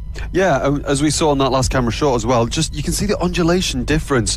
The right-hand side of the track is about good 3, 4, 5 metres above sort of maybe the lower part of the track as well, which we don't usually see at tracks in Fab Racing. Usually they're quite flat, you know, built on old airfields as well. Most of the racetracks in the UK, obviously Silverstone, Thruxton, I think the only two that you'd sort of really get quite a feel of undulation are tracks like Brands Hatch or Donington or Knockhill as well, obviously where touring cars are this weekend. But that is not the best racing this weekend here for Fab Racing. This is where the best racing all weekend. It is long. Forget about any other sports. This is where you want to be. So, still waiting for the lunch break to end. We've only got a couple of minutes, yeah, we have quite a few highlights from this morning. Well, actually, the weekend altogether. But what's been your sort of favourite highlight of this morning? I mean, the Rookies Cup races this morning and yesterday as well have just been absolutely phenomenal, to say the least. And it's a shame that we're not going to get any of them in the afternoon.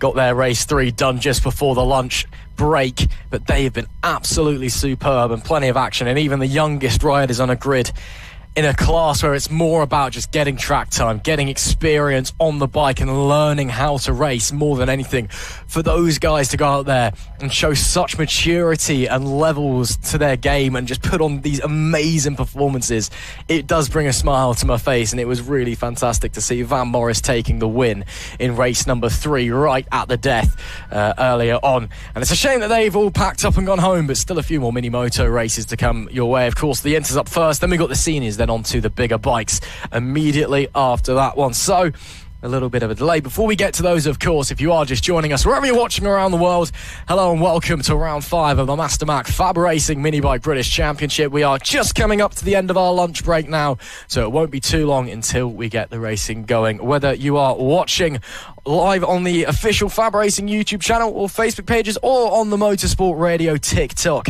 as well, we're live streaming there for the first time. We hope that you are enjoying the show and hope that everything is going well. Of course, Motorsport Radio, well, there's still a few still all of our championships left to wrap up, shall I say. There is one that could be wrapped up in race number 3, depending on a few things, unlike, of course, IndyCar, which has already been won by Alex Flo. Motorsport Radio, the home of IndyCar in the UK. If you want to listen along, we broadcast all of the races live on Motorsport Radio. And as I said, there are some championships which could be wrapped up today. Only one realistically, which is the Moto Team Open. And even in that situation, the Team Acme Racing number 8 bike needs Gary O'Keefe to fail to finish. So we'll have to wait and see. If he finishes the race, then the championship goes to the next round at Three Sisters. Both of our next rounds, of course, at Three Sisters as well. Not a double round like we had here at Rowrah last year. Well, we almost have a 4-day weekend and 6 races for each of the classes. It will be round 6, Friday, September the 12th to Sunday, September the 14th. The first time we go to Wigan, and then round 7 at the start of October, Thursday, October 9th to Saturday, October the 11th. A slight offset in the days there, but that'll be wrapping up the season. And of course, as well, the Mini GP 70s and the 50s, they'll be heading to Lyddon Hill at the end of the year for the Lord of Lyddon special event, which attracts some of the best Mini GP races from across the country. So not long to go now before we get back out. We should be hearing some engines roaring into life very, very shortly, with 8 races left to go today. And Rowrah, it's been kind to us once again, showing us many more brilliant races across this weekend. Let's hope these last 8 are as fantastic as the first 12 this morning. Yeah, we just saw the number 19 there, Finley Styles, getting ready to come out onto the track, but it doesn't look like anyone else. Or maybe he's just very eager to get out onto the track. So if you are fairly new to FAB4 and you don't know what the AC40 classes are, we basically have 4 classes of the 40 bikes. So we start with the AC40 Pros and the LC40 Elites. The difference between those two is the AC40 Pro class has a 14mm restrictor on the exhaust, whereas the LC40 is sort of unrestricted. But the AC40s are the air-cooled bikes, and the LC40s are the liquid-cooled bikes as well. Then we take one step down into the next championship, which is the one that we have next, which is the AC40 Inter Championship, where they have the 12mm exhaust on as well. So maybe about sort of 8.5 horsepower, something around there. The AC40 Pros and LC40 Elites, you're probably looking at about 12 horsepower. And then we have our Rookies Cup, which we have already had. Unfortunately, all 3 races. We'd love a race 4, but unfortunately, there isn't any more this weekend, but they have the 10mm restrictor on the exhaust as well. So the AC40 rookie class is for our youngest riders and for the newest riders. All of the AC40 bikes are single geared as well, so you don't need to worry about gears or anything like that, and they are fantastic fun to watch. So we can just see, I think that's just still one bike only. I think that's Finley Styles there getting ready to go out onto the track. Obviously Finley Styles has already won a race this weekend. He won a race yesterday, and I can hear some bikes firing up in the background. So there is the number 19, I think. Oh no, I think it might be the 128 actually. But what is going to happen in this race, Ross? I mean, obviously we've got Finley Styles starting from pole position, Austin Dilks alongside him. Obviously Nelly New starting at the back as well. Hopefully she's ironed out them gremlins that she's been facing all weekend.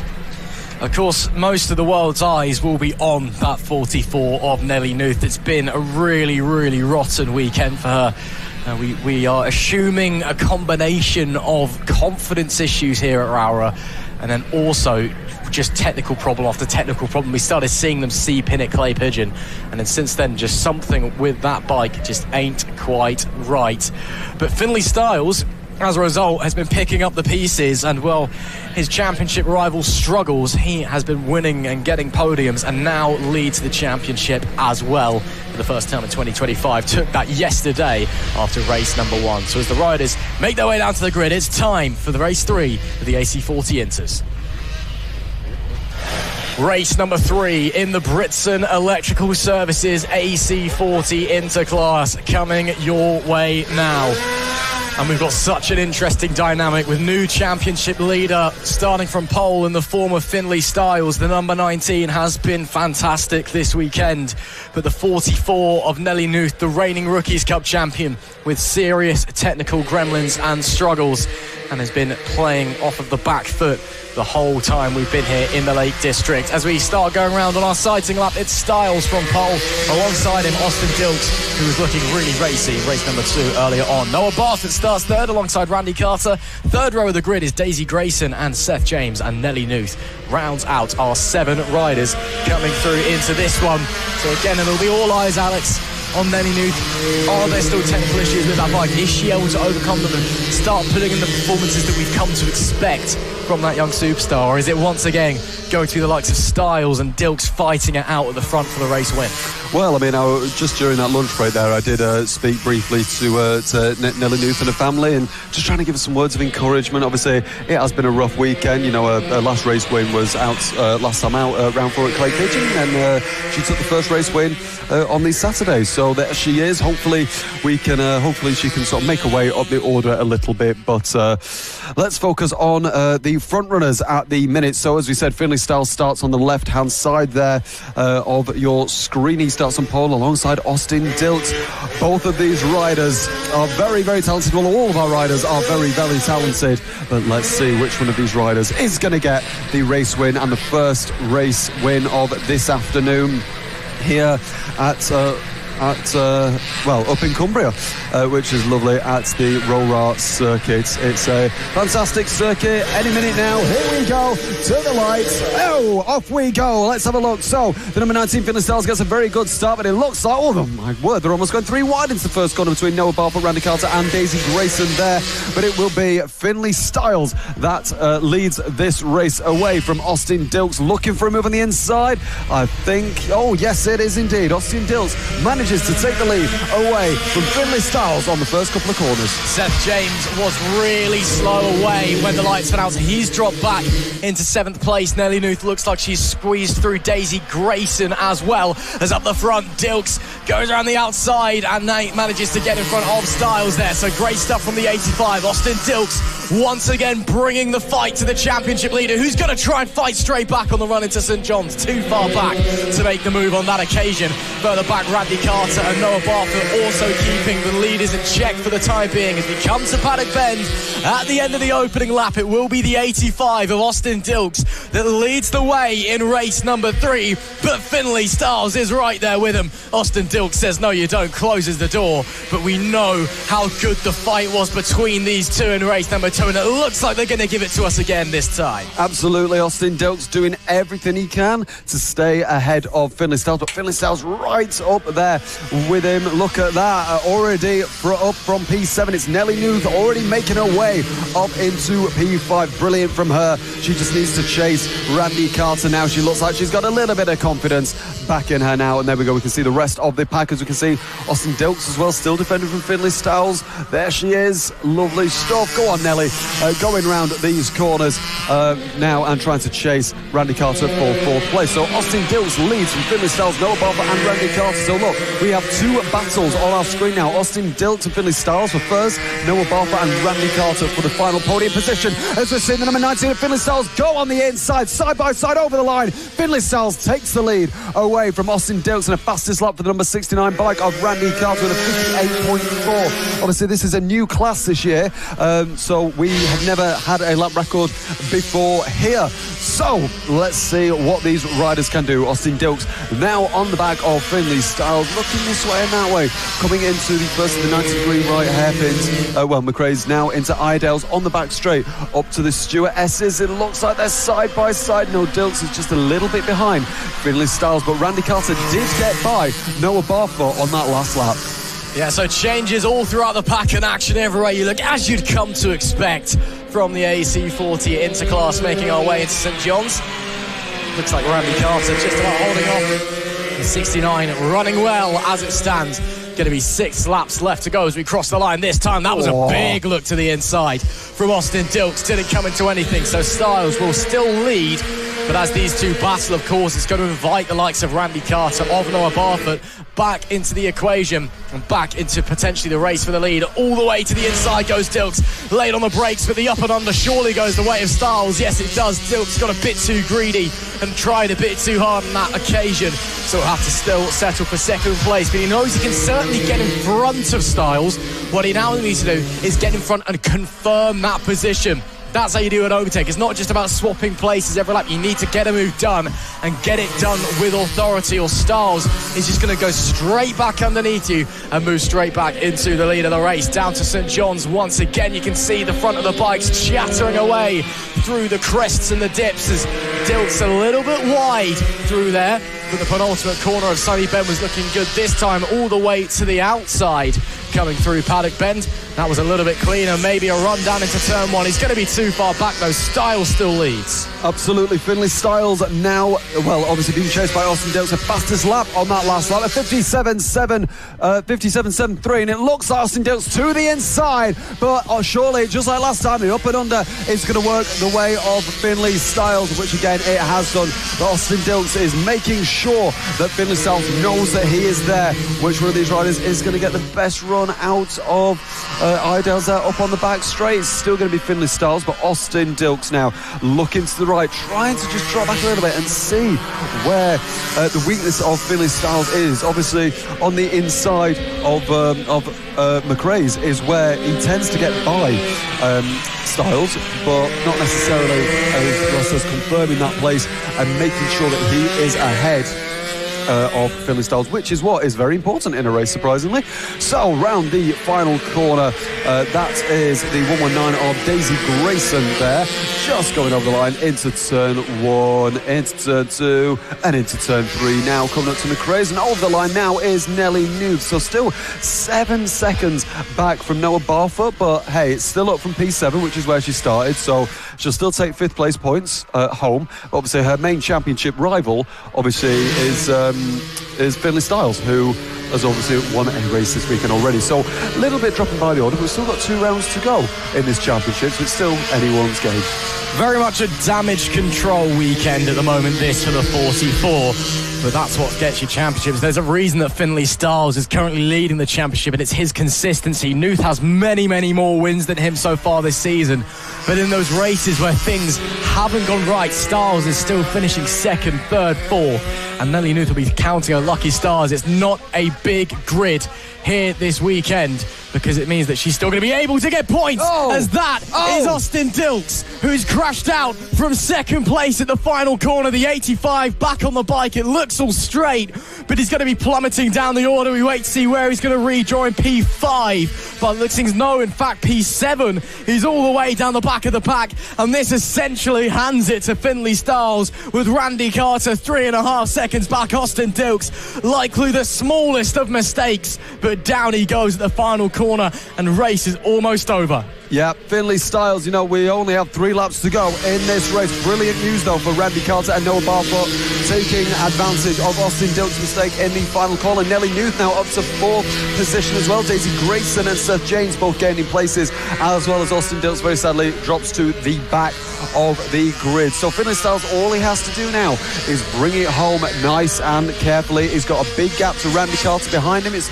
sitting at around 4 or 5 seconds now as we look at these 2 riders here. I think it's Daisy Grayson. No, it's number 19. So Daisy Grayson and Seth James, I think this as well, for P5 in this race, round the final corner and across the line, and we'll see what the gap is between these 2 riders. Daisy Grayson and Seth James, a 10th of a second between these 2 riders there. Obviously Finley Stiles with the fastest lap on the last lap as well, a 57.609 as well, so still proving that he has a lot of pace. So the number 19, which is the white bike of Finley Stiles, just trying to push himself round the track very nicely. This is about 5 here between Daisy Grayson and Seth James. There is our race leader there with the blue helmet and the red suit as well. Finley Stiles coming round on the penultimate lap to start the last lap of this race. I wouldn't say it's been an easy race for him, but certainly a lot easier since Dilks made the mistake a couple of laps ago. So coming around the turns 1, 2 and 3, a little bit of a straightaway until we get into turn 4, the left-hander hairpin of McRae's, a little bit of a straight again, and then on Iredale's as well. And this is going to be a brilliant victory for this young man as well. Obviously Finley Stiles P2 in the championship, still extending his championship gap, 25 points for a win here as he comes round the S's up to St John's to take another win this weekend. It's been a brilliant performance for this young rider through the right-hander of St John's, through the left-hander of Sunny Bend.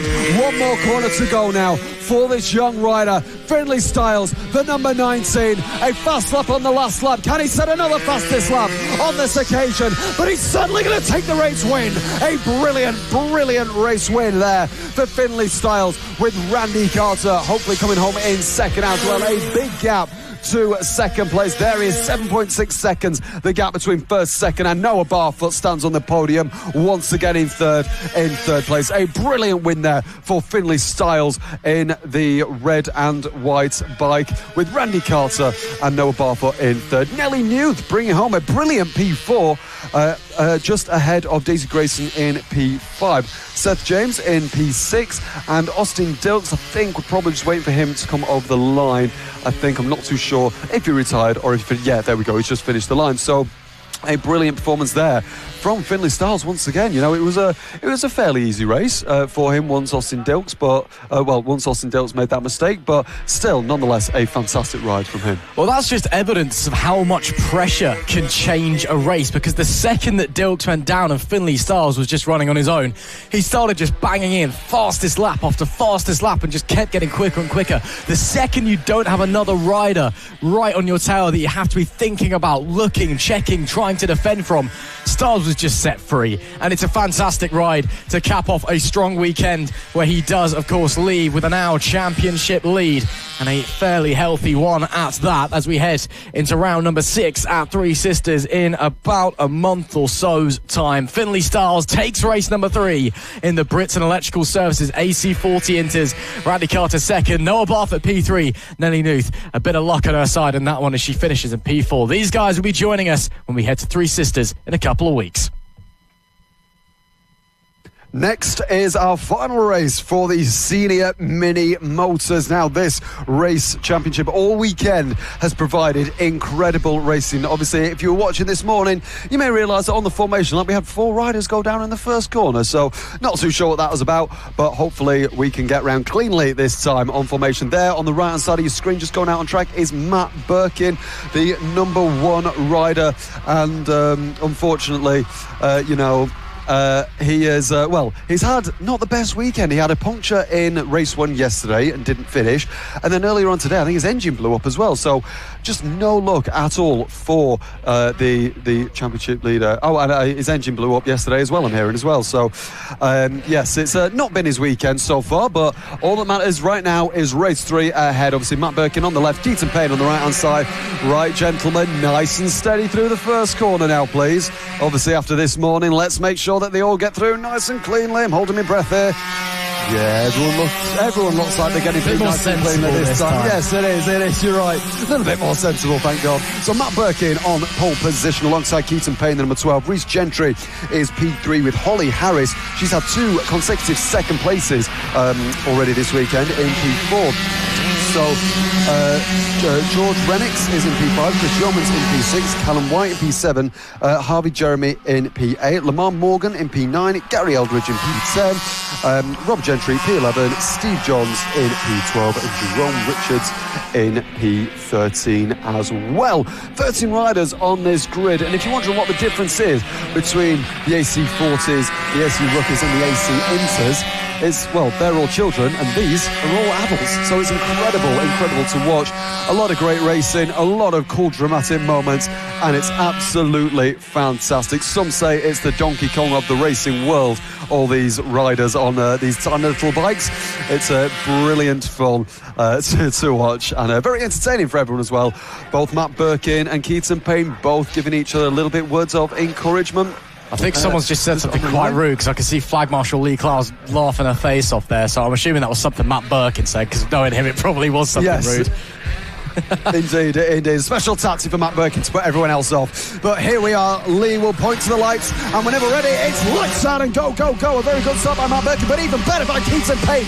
Keaton Payne takes the lead of the race, and Reece Gentry drops back way further, and Holly Harris is already up into 3rd place. A brilliant weekend for her so far. Matt Birkin goes alongside with Keaton Payne, the number 1 and the number 12. Oh, and that's one rider already. Oh, Lamar Morgan again. No luck this weekend weekend at all.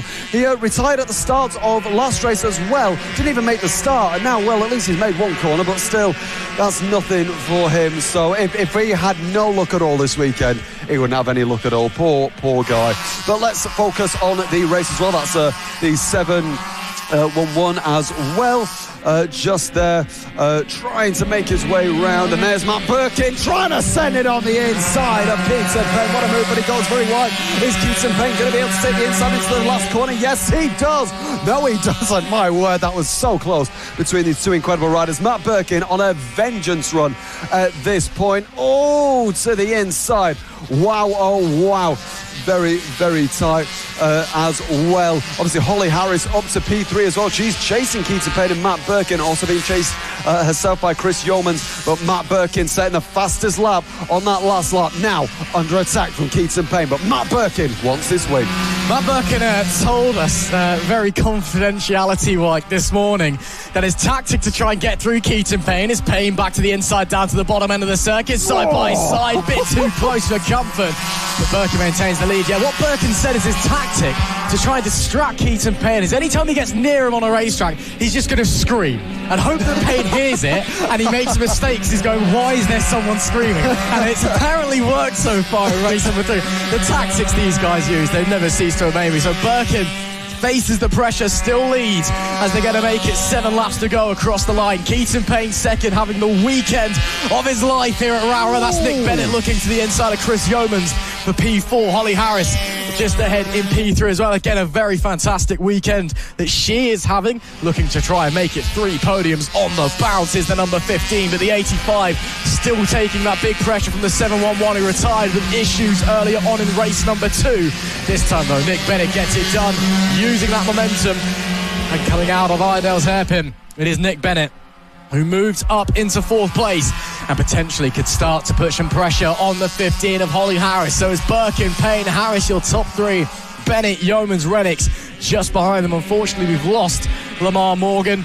Looks like Reece Gentry didn't start the race again. I'm also not seeing Callum White anywhere, so I think he may have already packed up shop and gone home, which is a real shame if he has. But they're going to push on anyway and continue to work their way around this racetrack here. And that is Nick Bennett challenging Holly Harris to the inside. He's going to be a bit too far back, and Harris will close the door. So Holly Harris ready to get the elbows out with 6 laps left to go. Brilliant defending there from Holly Harris. All she needs to do now is just park her bike in the middle of the track. The 711 is going to try and go to the inside, and it's worked. And already the number 711 of Nick Bennett is past Holly Harris. But Matt Birkin so far leading the way from Keaton Payne with the fastest lap. Keaton Payne got on the last lap with 56.574. And unfortunately, well, it's nowhere near the fastest lap. That's it, yes. Nowhere near the lap record so far in this race, but I'm sure if they keep pushing like this, there will be a lap record being broken. So the number 15 now, slowly dropping down the order. Nick Bennett obviously got past on the last lap, and the number 85 as well of Chris Yeomans just behind as well.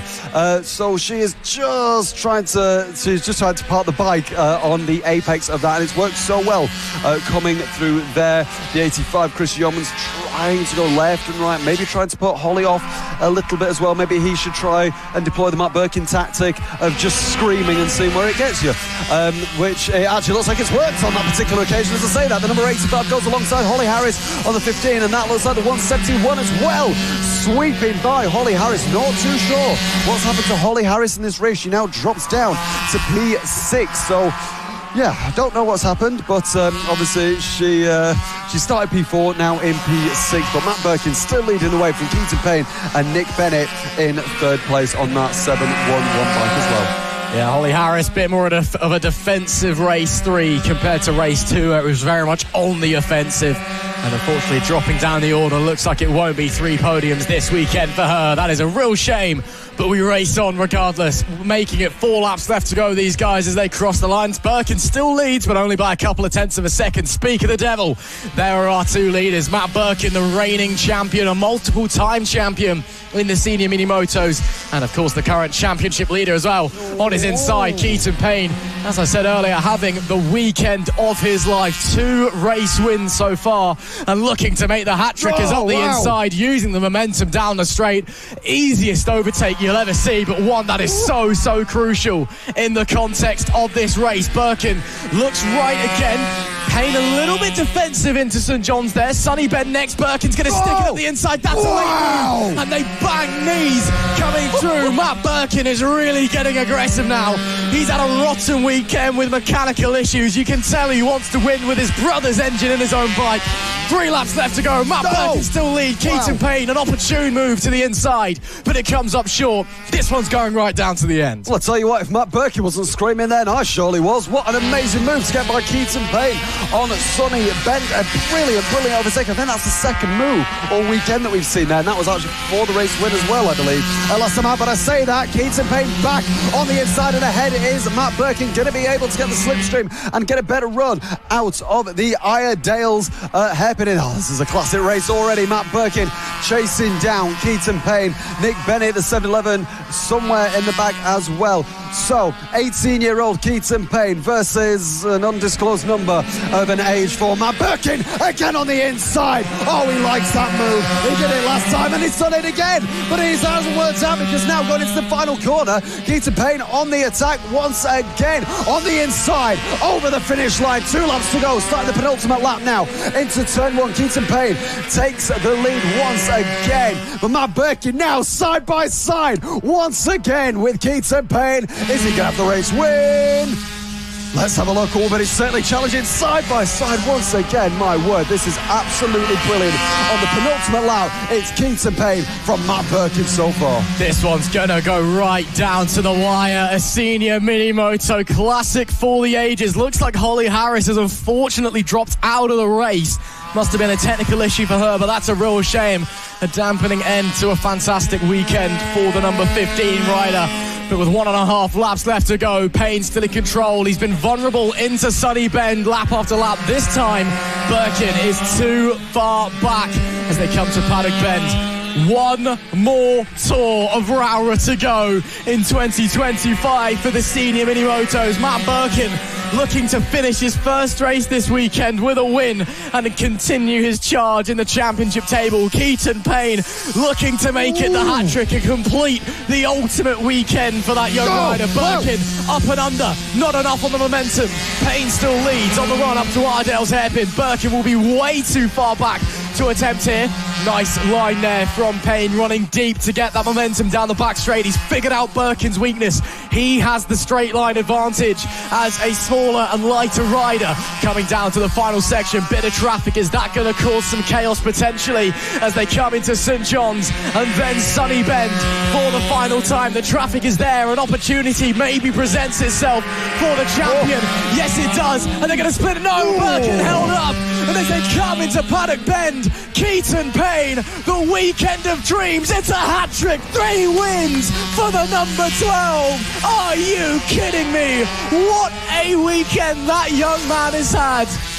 3 race wins. Keaton Payne sweeps it here at the Cumbria Kart Racing Club and does the final one against the very best of the very best and topples Matt Birkin. The king is dead. Long live the king. Keaton Payne takes the victory with Matt Birkin a close second, 4 tenths away.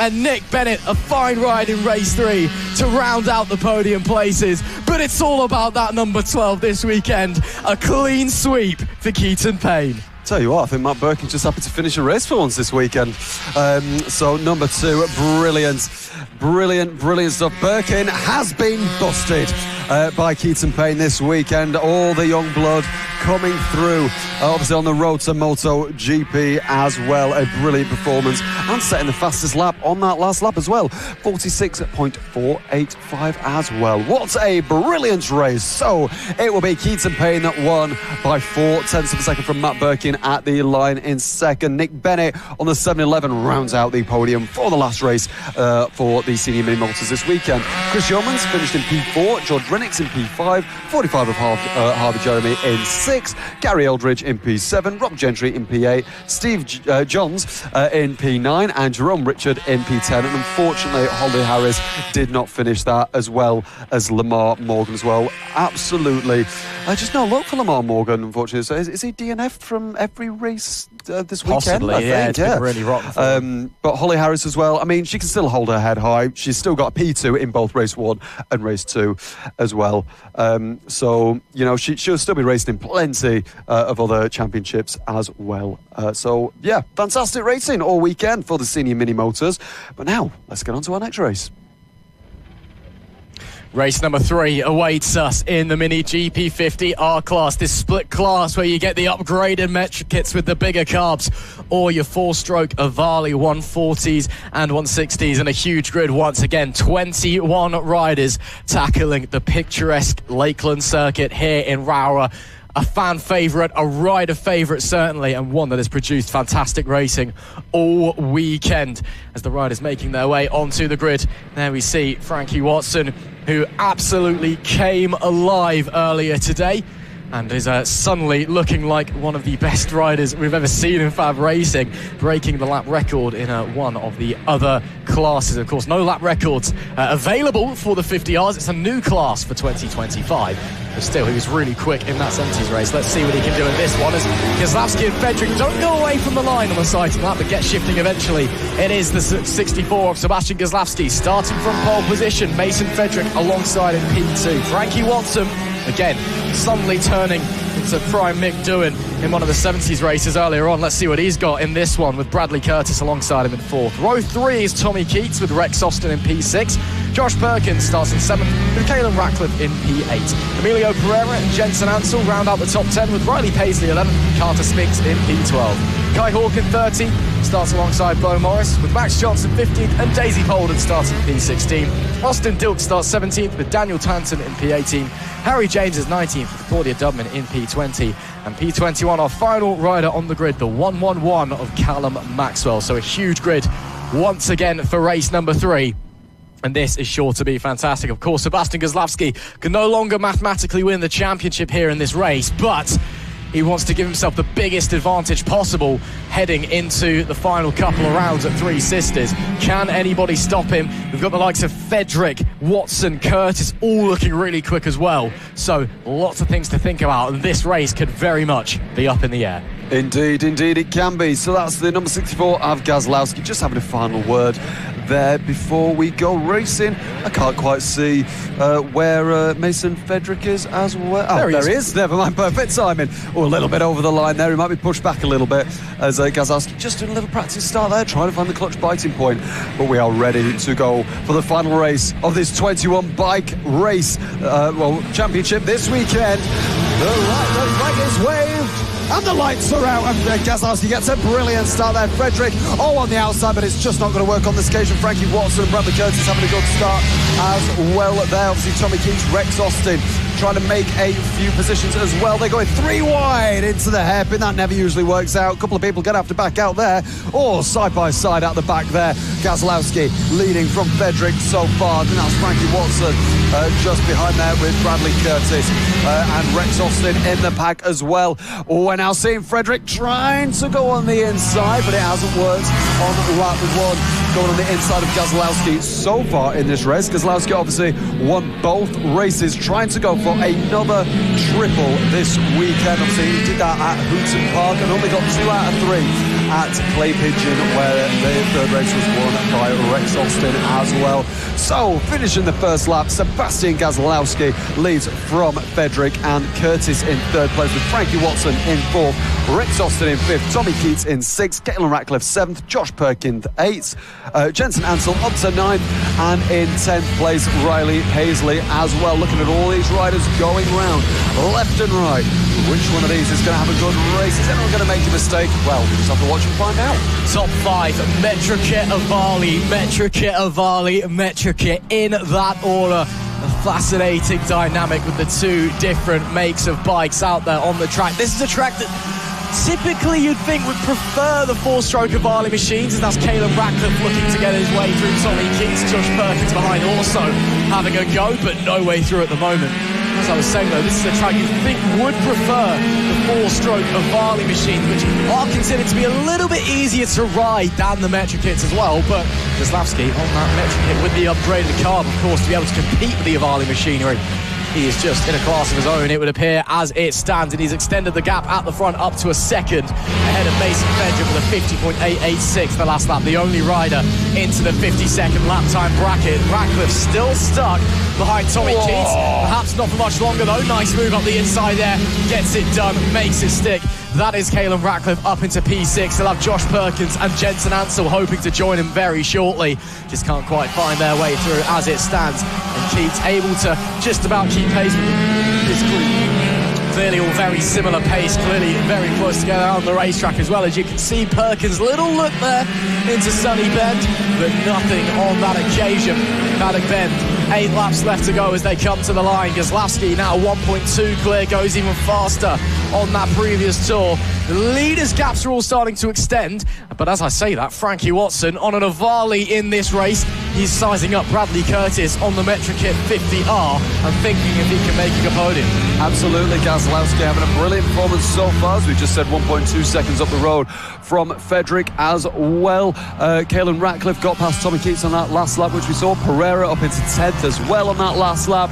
Oh, it's a good race so far. So currently looking at the battle now for this fourth place here. Trying to have a look. That's number 22. That's that Jensen Ansell on the back of Josh Perkins now, trying to find a way through. We did have these 4 riders together, but I think they've sort of split off into 2 different groups of Caelan Ratcliffe and Tommy Keats, and then Josh Perkins and Jensen Ansell as well. Gazlowski setting the fastest lap again on that last lap of a 50.810. The number 71 being chased by the 14 as well. So this is for 3rd place overall. This is Metrokit versus Avali once again. Bradley Curtis staying ahead at the minute, but Frankie Watson on that beautiful purple bike wants that place from Bradley Curtis. So we'll just have to watch, see what the 14 can do. Maybe take a cheeky guard bomb into certain corners, or maybe just stay behind, maybe trying to analyse in his head what Bradley Curtis is going to do, where he's weakest. You can take a little bit more speed in there. Maybe one rider takes a little bit of a wider line into Sunny Bend there as well. But Gazlowski, all we know so far is he is absolutely leading the pack away so far with a 1.3 gap now. But look at this battle here. This is the battle between Tommy Keats, Josh Perkins and Jensen Ansell as well. So the number 8 has dropped back quite a bit. The 30 trying to make a move in the number 8, but it hasn't worked so far. The 22 Jensen Ansell just behind. Look at these 4 bikes, 1, 2, 3, 4, and even 5 and 6 as well going there as well. The number 96 ahead of this battle, that is Caelan Ratcliffe. He goes a little bit wide there. The number 8 now under pressure. Josh Perkins trying to, no, I think it's just a little bit too far back, but if he gets a good exit out of this hairpin here, he might be challenging the number 8 and maybe might be able to get the job done before this next corner, which is Stewardesses. Heading through now, you can see Emilio Pereira and Riley Paisley both starting to close in as this battle rages on. That is a really, really opportune look there from Josh Perkins. It's not a move down into St John's that far back is viable, but he tried to make it work anyway. Looks to the inside, has to stand the bike up, may concede the position to Jensen Ansell as well, but he will have the inside into turn 1. He will just about get away with that one, but Josh Perkins starting to get frustrated, starting to lose patience, and if anything, it's just going to cost him time and positions in the grand scheme of things, as there goes Emilio Pereira, maybe not 1 but 2, certainly gets Jensen Ansell with a late move. That's brilliant from El Toro, and it's pushed Ansell right back as well into the clutches of Riley Paisley perhaps. So Pereira taking no prisoners out on the racetrack. Down into the bottom end of the circuit we go once again. Ratcliffe still leads this train, starting to become a Moto3 race here at Rowrah. Can the 96 hold on once again?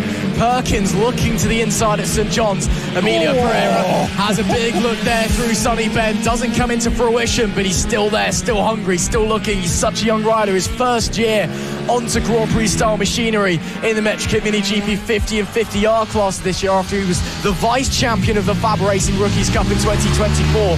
Sebastian Gazlowski's made a mistake somewhere. His last lap was 1.1 off the pace, and he's about to drop behind Mason Fedrick potentially. Pulls off to the inside. Fedrick with the up and under. No, doesn't quite get it. But suddenly the battle for the lead has completely reignited. Absolutely. Oh, a very, very opportunistic look there from Fedrick. It hasn't worked out On this occasion, it will be 3 laps to go at the line. Gazlowski still in the lead. Obviously, his lead dropped back from 1.2 seconds to now just over 0.3 of a second now, but still setting the fastest lap on that last lap of 57.16. So he's still got the pace and still wanting to pull away from Frederick. So now we'll have a look at the lines here. Both taking a similar line through McRae's hairpin there. Now up to Iredale's.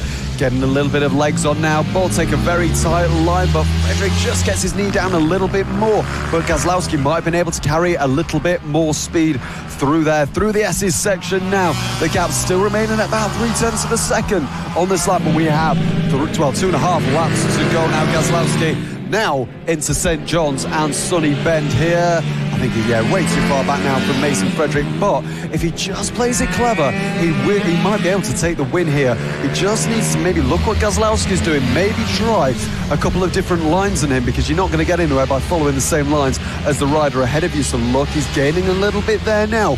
Coming into McRae's hairpin, both of them braking nice and early. You see two different lines. They're both taking a very similar line there. Frederick just trying to gain some pace on the back of Gazlowski.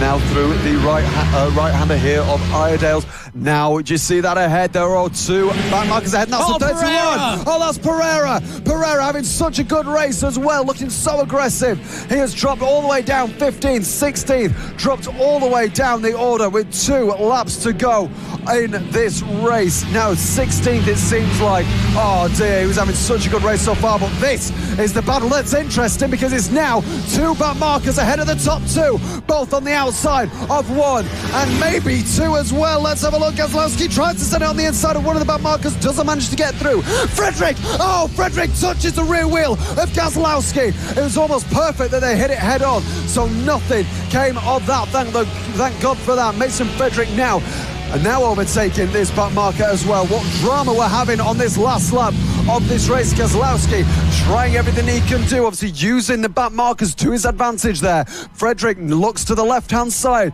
Gazlowski takes the inside line. Both of them very, very equal. There's maybe 2 overtaking opportunities left. We have another back marker ahead. We've seen so many times this weekend that the back markers can change the race trajectory.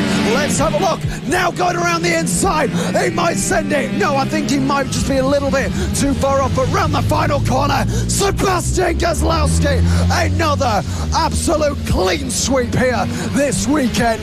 Brilliant performances from him, brilliant performances from Frederick, and it looks like Curtis is going to take the final podium position as well. What racing between these young riders. Gazlowski got away with that one big time. It's one of the biggest mistakes you can make as a race leader, is getting something wrong and inviting second place onto your tail, because then they're with you. Obviously, it knocks your confidence and you've got that pressure back on you. But Frederick was lapping 2-3 tenths off of Gazlowski until he got right on the tail of him, and then he could see what was doing, and then it was identical lap times, and Gazlowski was lucky he wasn't overtaken. It is Super Seb that once again sweeps the weekend, but it was a bit too close for comfort. Frederick only 4 tenths away at the line after traffic got involved, as Bradley Curtis rounded out the podium. Frankie Watson wasn't quite able to get up to him as he finishes in 4th place. Rex Austin, the 991, he manages to fly home in P5 with Jensen Ansell P6, Tommy Keats 7, Caelan Ratcliffe looks like he went backwards late on, finished in P8, with Riley Paisley P9 and Beau Morris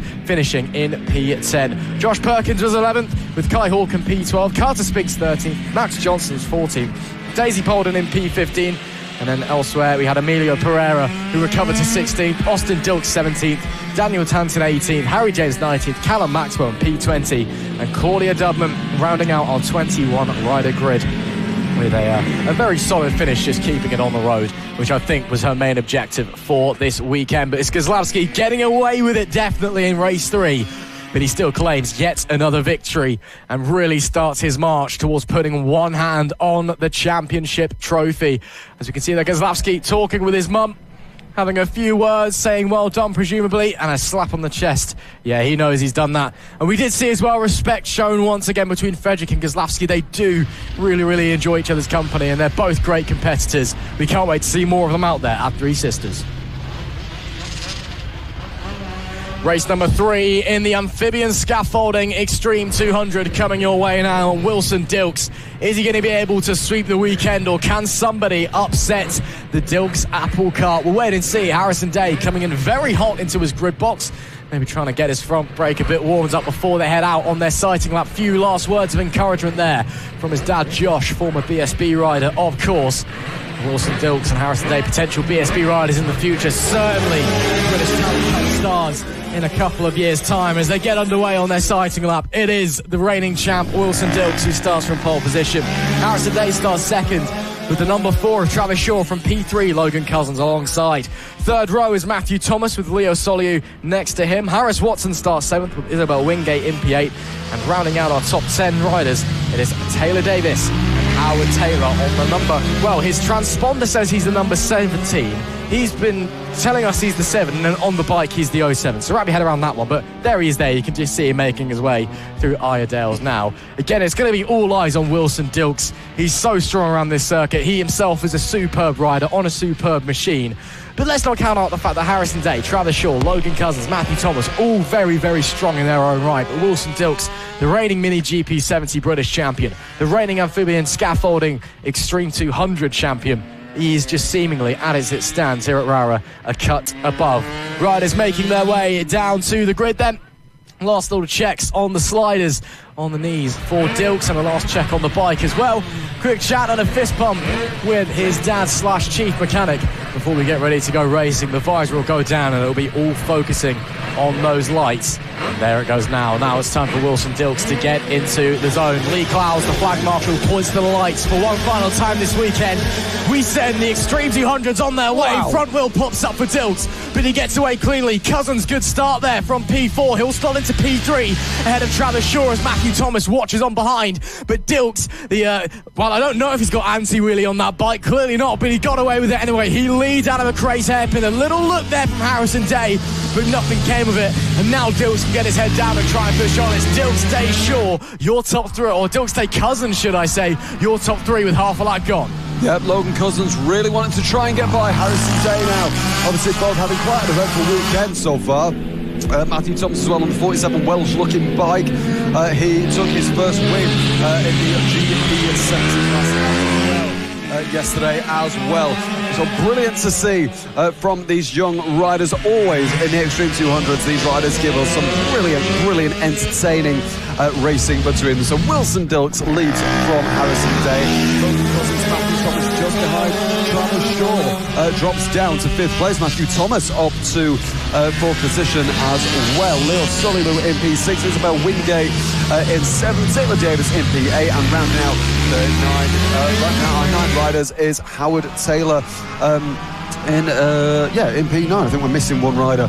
Not too sure who that is. Harris Watson we're missing. Apparently might have a gearbox issue, I believe. Right, got you, thank you. So Harrison Day under attack from Logan Cousins on these 9 riders in this race. Harrison Day wanting to get a win this weekend. He hasn't managed to get a win so far in the Extreme 200s this weekend, but so does Logan Cousins. Side by side over the line. He's got the inside line, but Harrison Day just has the outside and more speed going into turn 1, 2 and 3. Now all the way, look at that, using all the tarmac. Harrison Day on entry to the McRae's hairpin. Now a little bit of a straightaway into the Iredales hairpin as well. Logan Cousins getting a very quick run out of there on the back of the bright pink bike of Harrison Day. Logan Cousins in that multicoloured blue and fluoro yellow bike as well, coming through the S's now. Little bit of a straight into St. John's as well. Look at that, number 47, Matthew Thomas, right on the back of Cousins and Day as also. Both of these bikers are squabbling together on the inside. Tries to go Cousins, it doesn't work on this occasion, but whilst these two are having a great little squabble, Matthew Thomas is gaining quite a bit of position, quite a bit of time on these two riders. So Wilson Dilks leads. Look at this, the number 47 Matthew Thomas right on the back of the 7 of Logan Cousins now. He's going to have to watch behind him. I don't think he's realised just how close Matthew Thomas is. He's trying to focus on Harrison Day, but I tell you what, he might have had a bit of maybe a quiet race in race 2 for Thomas. He's certainly on the pace in this race. Yeah, really pushing onwards, but you've got to remember, Day and Cousins scrapping is costing them time, which is allowing Dilks to pull away and allowing Thomas to catch up to the back of them as well. So those two fighting, just costing them time and time, corner after corner, losing out to the riders around them. So now Thomas can get himself involved in this fight for the podium places. 9 laps now, like 8 laps left to run as they come across the start-finish line. And it is still Harrison Day holding on to that second place, but Cousins and Thomas right in the tow. Cousins once again looking to the inside. That's the second lap he's tried it, second lap in a row. It hasn't worked as they push their way up to Iredale's once again. Thomas watching along patiently, really pivots the bike on the throttle. That was really aggressive out of the corner. Watching along patiently, the 47, just waiting to see what his opponents are going to do, if they're going to continue to scrap or maybe someone makes a mistake and he can force his way through. As a result, through St John's and then into Sunny Bend. Look at the lean angle that Matthew Thomas is getting. He's feeling so confident this weekend and he's looking really, really good out on the track as well. Let's see if he can slide his way onto the podium with 7 to go as they come across the line. Wilson Dilks now 1.5 ahead. It was actually a fastest lap last lap from Harrison Day, a 48.787. That was 0.3 quicker than Dilks. Still a little way off of the lap record though, a 48.149 set by, funnily enough, Wilson Dilks last year. 28th of July when we turned up to Rowrah for our double round weekend. So 7.5 or 6.5 laps left to go, should I say. It's Dilks that leads. Day, Cousins, Thomas all locked in battle for P2, 3 and 4. And maybe, just maybe, that group starting to catch the race leader. There we see Isabel Wingate. She's fighting with the 36 of Leo Soliu. Two very different styles of machinery out there, but Soliu currently has the advantage. In fact, it's Taylor Davies, not Soliu. He's just got in front of her for P7. Yeah, if you want to talk about how close these riders are, Harrison Day and Logan Cousins a couple of laps ago, one did a 49.009, the other did a 49.003, so literally within about 5 or 6 thousandths of a second separated their lap time a few laps ago. But Harrison Day now with the fastest lap of the race, 48.787. So as we said, a little bit away from the track record, but look at this now, the number 7 Logan Cousins trying to go on the inside of Harrison Day. It hasn't worked on this occasion. Thomas now dropping back a couple of tenths to this battle, but look at this, they are so close together. Both of these riders going down earlier this weekend as well, but now they both just want to, well, try and finish ahead of one another. Look at how close they are, front wheel to rear wheel, coming into the final corner. Only, I think, just a tenth of a second between these two riders. Coming through turn 1, 2, 3 now. Number 15, look at how much tarmac he uses on the entry into the McRae's hairpin. Now going up to the Iredale's hairpin as well. The number 47, I say he's dropped back, is now right on the back of Logan Cousins. Maybe Harrison Day is using that as a tactic potentially.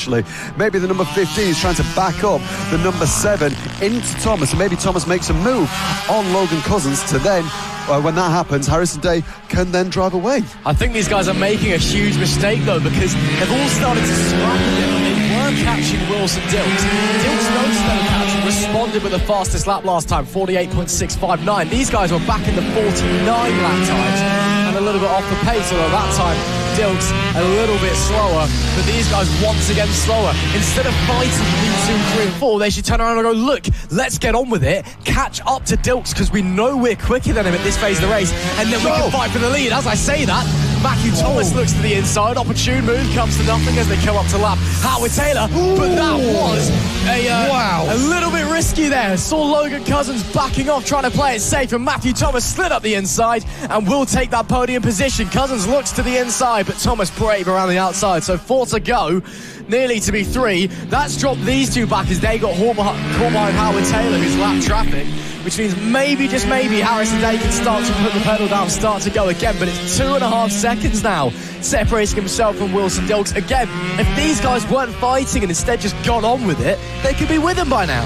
Yeah, indeed, but as so often it's a race, you sort of focus who's around you, unfortunately. But Day absolutely taking advantage of this Matthew Thomas and Logan Cousins battle here, trying to now gain a little bit of time, but he's still being able he's trying to pull away from the 47 and the 7, but the gap is now 3 seconds between Wilson Dilks, Harrison Day, Matthew Thomas and Logan Cousins. So this battle now has obviously, as Ross said, has cost them potentially a chance at a race win now, because, well, unless they can do a second lap on the leader, I'm not sure, and I think it might be Dilks' day. Unfortunately, not for Harrison. It won't be Harrison's days. That's terrible. I'm not even going to attempt to make a joke there. So Dilks currently leading by 2.5 seconds. So Harrison Day is making up time on the race leader, Matthew Thomas and Logan Cousins. Oh, on the outside goes Logan Cousins at the back of shot. I'm not too sure who managed to get through there, whether it was Matthew Thomas that kept that position or whether it was Logan Cousins. There we go. On the inside, Logan Cousins managed to take that position and stay ahead of the 47s. Good news for Wilson Dilks, and it's good news for Harrison Day. Yeah, great stuff as these guys continue to fight. It's going to be a battle now for the final podium place. Dilks and Day in clean air, too far ahead to be caught by those running in P3 and P4. Dilks, though, rounds paddock bend for the penultimate time to make it 1 to go. Bit of traffic in front of him to contend with, but again, I doubt that's going to be too much of an issue for the reigning Extreme 200 champ, for the reigning Mini GP 70 British champion.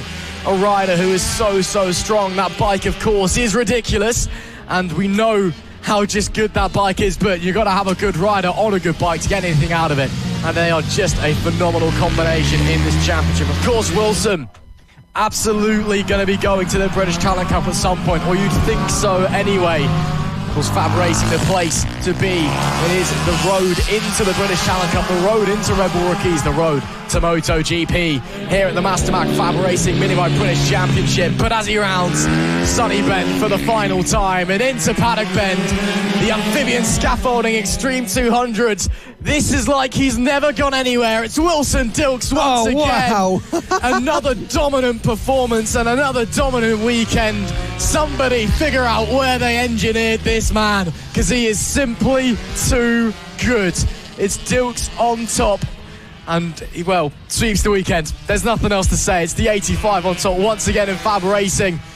Harrison Day brought it home in second, Cousins in P3, and Thomas only a tenth behind in P4. Actually, it looks like Cousins caught right up to Harrison Day. There was only a tenth between them at the line, so Cousins must have had an absolute monster final lap. Looks like Day may have got caught up by some traffic as well, but it is Wilson Dilks once again on top with Harrison Day second, Logan Cousins in P3. Matthew Thomas will have to settle for fourth place, with Travis Shaw fifth, Leo Soligo 6th, Taylor Davis 7th, Isabel Wingate in P8, and Howard Taylor in P9.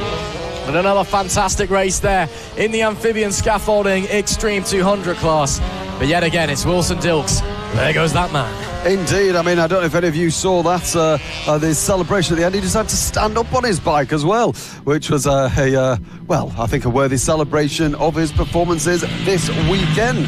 So that is race 3 done from Extreme 200s. Our next race will be the Moto Team Championship, as well as we can look all over the paddock and look at the riders coming into the pit lane to celebrate just what a race that was. So a brilliant race for Wilson Dilks and Harrison Day and Logan Cousins as well. Unfortunate for Matthew Thomas, just missing out on a podium there by just under a second, as we have seen. Just a fantastic performance from all three of them this weekend.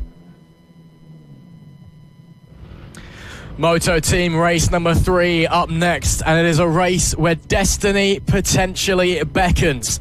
If Gary O'Keefe fails to finish and Team Atman Racing finish this race, they will be crowned as the Moto Team Open Class Champions of 2025. As they get going on their sighting lap, yes, they may already have one hand on the trophy. It seems nigh on impossible for the championship to go any other way, but I'm sure they'd love to wrap it up here. If not, they go into Three Sisters with a massive advantage. It's the 1-3-3, though, of Sam Clowes that starts on the pole position, Team Atman Racing in P2. Ian Jackson, P3, the leader of our standard class bikes in qualifying, alongside Linton Dimiola. Row 3 is Harrison O'Keefe with Phil Joyce in P6. Ben O'Keefe is 7th with Gary O'Keefe in P8. And Madison Martley, the AAA, our 9th and final rider on the grid. So it'll be all eyes then on that number 8 bike. Marco Pandolfo back behind the handlebars this weekend after a trip to Sicily. Last time out at Clay Pigeon meant it was Matt Lindley doing the work. Of course, Moto Team, it doesn't matter who's on the bike, it's all about the bike itself. But Team Acme Racing, I'm sure they would love to crown themselves Open champions here today, although it is a tall order. Again, these things pretty reliable for the most part. They're road-going bikes, essentially with a race fairing slapped on it and a set of slicks, and you're good to go. But it is possible. If Gary O'Keefe does not finish this race and that number 8 bike does, they are the champions. We'll have to wait and see what this race has in store for us. But Sam Clowes on his return to FAB-Racing after a long time away. Took the race 1 win yesterday. A crash at the start of race number 2 earlier on, bending the gear lever, but it was still a comeback right to second in class. Let's see what he can do from pole position. The rider's patiently waiting, hunkered down, until he points to the lights and sends them on their way. We are underway for the final race of the weekend in Moto Team. Great launch there from Marco Pandolfo on the number 8. He will take the race lead. Clowes just behind him in second. Looks like Ian Jackson holding on to that standard class race lead. He's P3 overall, just heading through McRae's hairpin now before they start to make their way, climbing back up the hill to Iredale's. It is the 8, followed closely behind by the 133 in the standard class. That was a big look from Linton Dimiola on the 41, trying to get to the standard class lead. Sam Clowes putting big pressure now on that number 8. We haven't really seen these two race properly this weekend. Maybe today's the day that we finally get that, as it looks like Linton Dimiola's gone through. Wow, look at that. Sam Clowes nearly shoved off the road by Marco Pandolfo. Down into St John's. He'll have to sit back, rest, recuperate, recover. But at the end of lap number 1, it is the number 8 Team Acme Racing bike that leads the way. Sam Clowes hot in chase in the open class. Linton Dimiola leads in standard, just ahead of Ian Jackson and Harrison O'Keefe. Yeah, 2 championships, 2 races going on right now. These 2 in shot are the Moto Team Open race, and there's only 3 riders in, and the other one is Gary O'Keefe. Obviously, if he fails to finish and Marco Pandolfo gets the win, it means that he will be champion. So only 3 bikes in the Moto Team Open, currently P1, P2 and P8, whereas the rest of them are Moto Team standard. So Linton Dimiola on that sort of naked Suzuki bike, you can see there just at the right of shot. They're going through your shot now. He is currently leading this race for the Multi-Team Standard race. Obviously, the South African rider. Lovely stuff to see that. Really nice new Suzuki here this weekend at 27 even, of Ian Jackson there, and Harrison O'Keefe just behind. So these 2 for the standard class. It looks like one of the O'Keefe brothers to the inside of Ian Jackson, side by side through the last corner. And it's a great move by Harrison O'Keefe. Moves himself up to second in class. Brilliant move there. Ian Jackson now down to 3rd. Ben O'Keefe just behind. Phil Joyce behind that. And Madison Marlew rounds out the standard class here this weekend. So Sam Clowes on that last lap, setting the fastest lap. Oh, Marco's gone down! Oh, it's Marco Pandolfo! Pandolfo is down! Pandolfo is out of this race! Oh no! He's gutted. He's pushing his bike over to the side of the track. Well, that is the championship potentially. Definitely not getting crowned this weekend then, as he needed to win this race and rely on Gary O'Keefe not to finish. It's very, very rare we see any sort of mistake or retirement from the number 8 of Pandolfo of Team Acme Racing. How unfortunate for that blue and white bike. That means Sam Clowes will more than likely take another race win. He got the race 1 win, and he's currently just he's taking his bike for a walk now, unfortunately. I think the chain snapped, you know. The chain snapped? I think that's what's happened there. He gave a little hands up to Sam Clowes there, as in what's gone on there. So there's been a coming together between the 8 and the 133, or I think what may have happened is that the chain has snapped. Again, we heard it briefly before the camera panned down. You just heard suddenly just this huge rev of engines, which tells me, yeah, the chain's gone, and suddenly you just put the power down, there's nothing there, you're just revving a motor. But that is such a shame. Team Acme Racing, they're not going to claim the championship here at Rowrah. It will go to Three Sisters, of course. It seems nigh on impossible that it's going to be going any other way outside of that number 8 squad in the open class. But that is a shame when they could have picked it up here today. We'll have to see and ask them what happened. But that is a lonely walk to the infield and back to the paddock for Marco Pandolfo. And that bike has been so reliable and so solid all all season long, and Marco himself a very consistent rider, never makes any mistakes. But something going wrong there. Meanwhile, down in the standard class, that's now P2 overall of Linton Di Meola that leads the way. Behind him, Harrison O'Keefe. Harrison, of course, the son of Ben O'Keefe. His dad just behind Ian Jackson, who himself is just behind Harrison. So a four-way fight for all of the podium positions here at standard. This could get a little bit interesting as the race goes on. I think the race has already been very interesting up to this point. It's in Moto Team, a brilliant championship filled with two different classes. But that means that Sam Clowes more than likely will win this race overall. Obviously, Gary O'Keefe will inherit second place in class. He's running P7 overall. But the gap between Sam Clowes and Linton Di Meola, obviously two different classes, is around 10 seconds at this point. So all Sam Clowes has to do is keep it on the road and keep it on the track. So this is the number 65. I think what Ross said about, there we go, look, he's put Marco Pandolfo just looking upon the racing going on, and obviously, as we say, pretty sure his chain had snapped with potential contact with Sam Clowes there. But this is the battle that we are interested in. Linton Di Meola leads this battle from Harrison O'Keefe and Ian Jackson in fourth place with, I think it's Ben O'Keefe as well at the back of that. Yes, it is as well. So the top four in Moto Team Standard running positions 2 to 5 overall. All of them not really close enough to make a move on another just yet. Obviously, Linton Di Meola, the South African, on that beautiful new Suzuki bike. Look at that, beautiful blue and yellow bike as well. There's the 64 of Ben O'Keefe trying to chase down Ian Jackson. And the other one of the O'Keefes in P2 overall, the number 65. I say that, the number 65 is getting very close now to the back of Linton Di Meola. Is he going to be able to make a move into turn 1? No, now turn 2. Now turn 3. If he gets a good exit here, he might be able to go wide or tight into the hairpin and see what will happen here. Linton Di Meola keeps the lead for now. Is he going to be able to do a switchback? No, he's not. Linton Di Meola having a great run of defensive riding.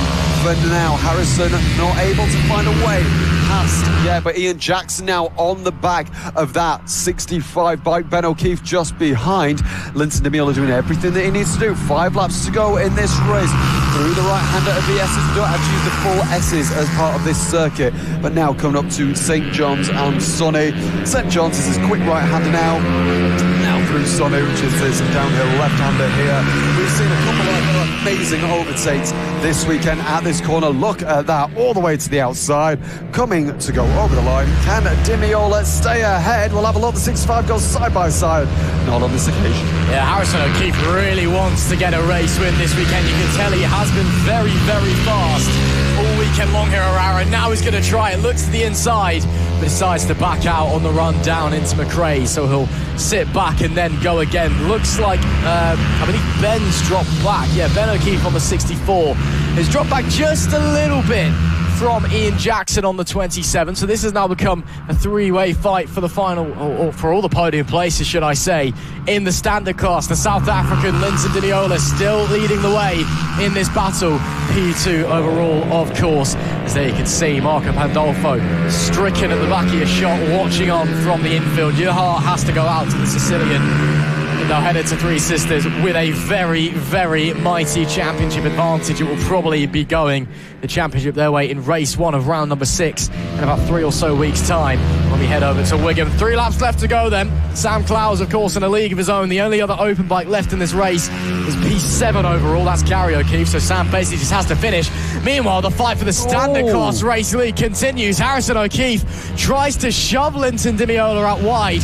But Di Meola with that bike that's based off of the naked factory model Suzuki, which is why you can see all the internals still holding on to that lead. But we've got a really fierce battle going on here with 3 or so laps left to go. Di Meola is starting to think about having to go defensive into a few corners. Absolutely. This is the battle for the lead in the multi-team standard class. The 65 all over the back wheel of Di Meola. Is he going to be able to make a move? He's got a little bit of time line there, but Di Meola just manages to bring the power up just when he needs it. But now this could be interesting. It looks like O'Keefe has taken a tighter line out of the final corner, but no, to no avail right now. So Sam Clowes currently in the multi-team over 16 seconds ahead of this multi-team standard battle for the lead. 2 tenths between these. Well, actually, let's be honest, it's only about 4-5 tenths between the top 3. The podium covered by half a second right now. Incredible to watch. So Harrison O'Keefe looking for this way, that way. Dimiola just gets a very good entry and exit there. O'Keefe doesn't have an answer right now, but Ian Jackson just waiting to bounce. If there's a little bit of contact between these two, Ian Jackson is right there to climb up the podium positions. Coming through the left-hander now up to St. John's. Oh, that's over the line. That's Sam Clowes to start the final lap of this race. He's had a very quiet race, actually, hasn't he? Apart from whatever happened with Pandolfo and Team Acme Racing there. Look at that. He's just still watching on there. That must be quite painful for the championship leader right now. Something the broken. 133 has broken on the 63. So that's one. That's Gary O'Keefe. The chains off of Gary O'Keefe. So, oh my words, if Marco Pandolfo didn't, if his chain didn't go off, that would have meant he'd be champion right now. Wow. My word. So, wow, 2 races. I know. Boom, boom, boom. Dramatic music intensifies right here. So the chain has come off both the 63 and I believe Pandolfo's as well. But this is the last lap of this race. Clowes having a brilliant performance. 16 seconds up the road from the multi-team standard class. It's a brilliant win. Another win for him this weekend. It's going to make it 2 out of 3. He wins 2 out of 3 races. The number 133, Sam Clowes, wins the final race of the Moto Team Championship here at Rowrah. Very nice sportsmanship there from Pandolfo, giving everyone a round of applause. Probably doesn't actually realise, oh, look at that, even if they did have a bit of contact, they still wave to each other at the end of the race there. So yeah, not too sure what happened. It's very rare to see chains come off like that at all, especially 2 in 1 race. Yeah, I mean, it was a suspected chain with Team Acme number 8 bike. I believe it's snapped off somewhere. It's either that or something. There's a clutch or gearbox issue and you've got a box full of neutrals. But yeah, that was a proper chain moment there for Gary O'Keefe. Really, really bizarre, as the 2 competitors going to be having a word with each other. And yeah, I just can't. It might be the bike's a bit dark, but I can't quite see the chain on the rear. And yeah, going to get a helping hand back to the pit lane there. But it is Sam Clowes who wins it, bins it, then wins it again here at Rowrah. 2 out of 3 on his return to the Mastermac FAB-Racing Minibike British Championship. And the riders all giving a helping hand. Moto Team, of course, one of the extra really, really close championships that we see. And it is a proper family affair. Yes, everyone wants to race hard, but everyone wants to have a good time as well. So it's Sam Clowes that wins the open class race and is the only finisher in the open class as well, with Gary O'Keefe and Team Acme Racing. Yeah, it is the chain. Look, I was right. Yes. Yeah. The chain is completely off the bike. So both Gary O'Keefe and the number 8 Team Acme Racing having the same issue, chains coming off, which you don't often see with these 125cc machines. So Sam Clowes is the winner and only finisher. He's going to need another lift. Yeah, he's going to need another push up the hill. He's going to have to get some support from the standard class race winner, Linton Dimiola, Harrison O'Keefe in P2, Ian Jackson rounding out the podium places. The open class championship will go to the next round at Three Sisters in a couple of weeks' time. But chain drama for both Team Acme and Gary O'Keefe, and it's Sam Clowes reaping the rewards. Time for the final race of the weekend in the Mini GP 50 class, brought to you by King's Two Wheel Centre. 16 riders set to leave it all out on the track. And can anyone stop that man is the question on everybody's mind. Sebastian Goslavsky, he has been imperious this weekend. He has been imperious all season long. And although the championship can no longer be mathematically wrapped up here this weekend, he's certainly giving himself a huge advantage going into the Three Sisters rounds at the back end of the season. Rex Austin alongside has been his nearest challenger, but just not quite close enough this season as we're waiting to get going on our sighting lap. Just a brief delay as the flag marshal, I think, just wants to check something. There's a couple of marshals just checking out some bikes on the grid. Is that problems maybe for the number 8 of Tommy Keats?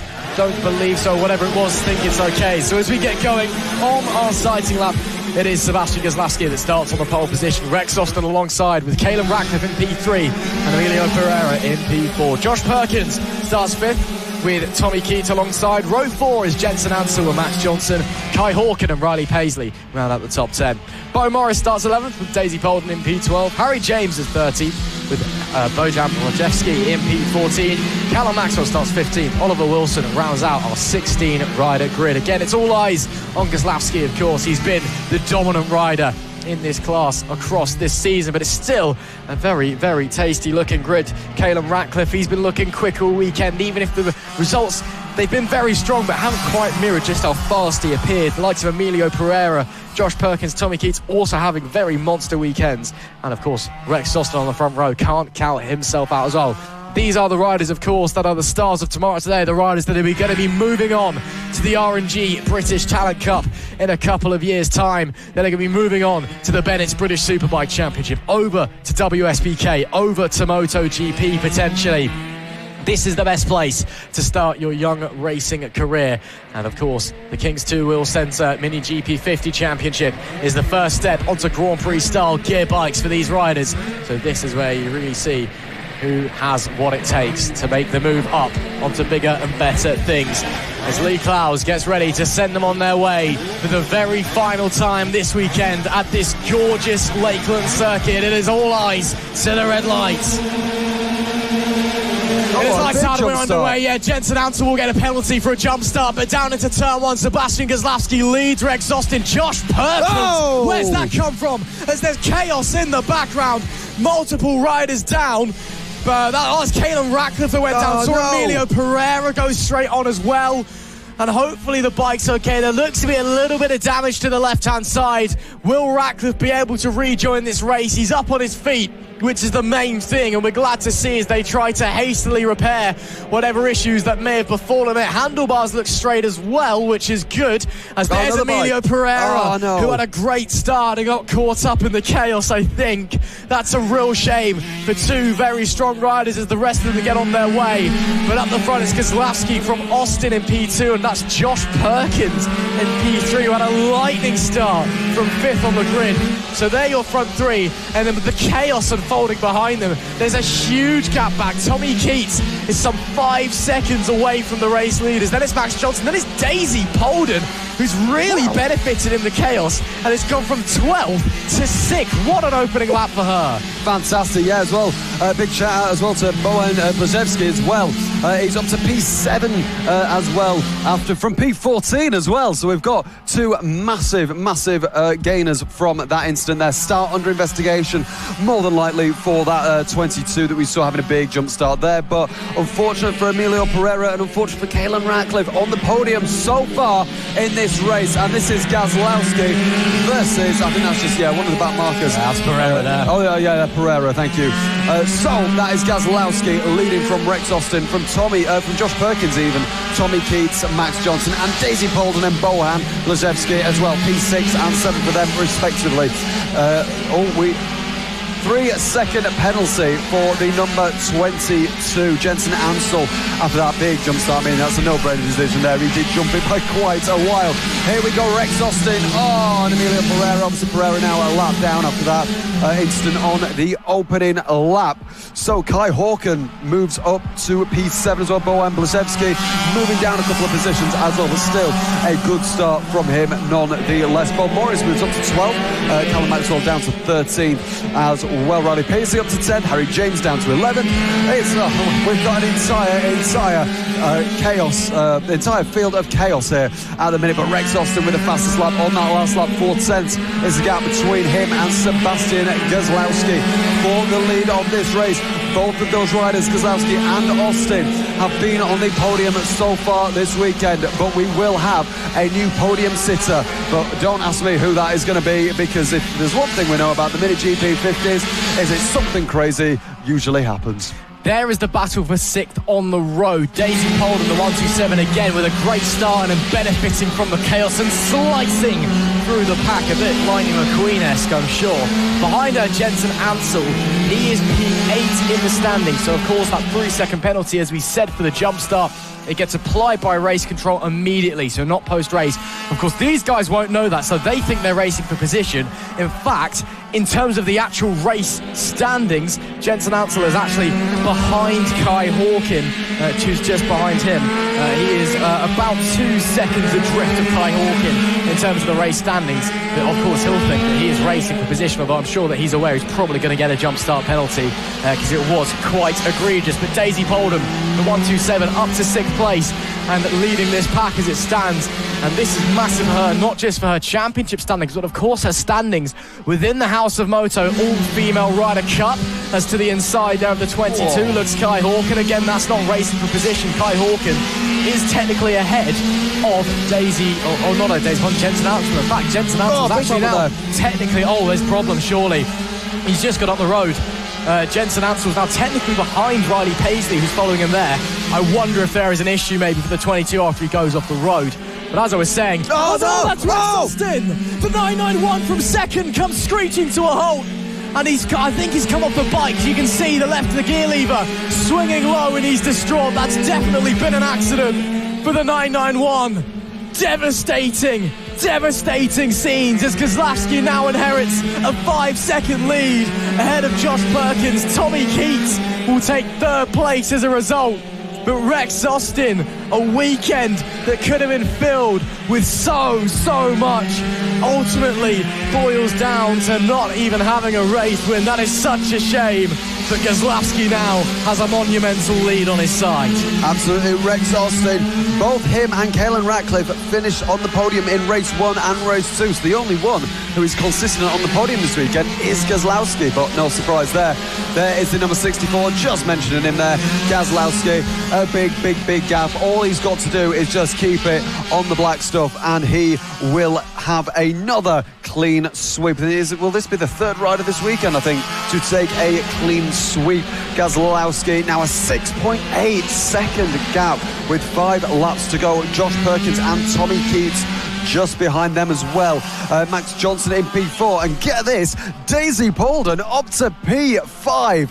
Fantastic for Daisy Polden as well, the 127 bike as well, the 31 and the 30 going wheel to wheel here as well. That's Emilio Pereira, I think, been lapped by Josh Perkins as well. So the numbers might be very close in terms of actual numbers, but in terms of actual on track, unfortunately, obviously Pereira down in 14th, Perkins in 2nd place. And that is the number 8 of Tommy Keats, currently on the podium so far, about 4 seconds back to Josh Perkins as they come around the final corner. The big paddock bend just in front of us here, race control and the commentary booth as well.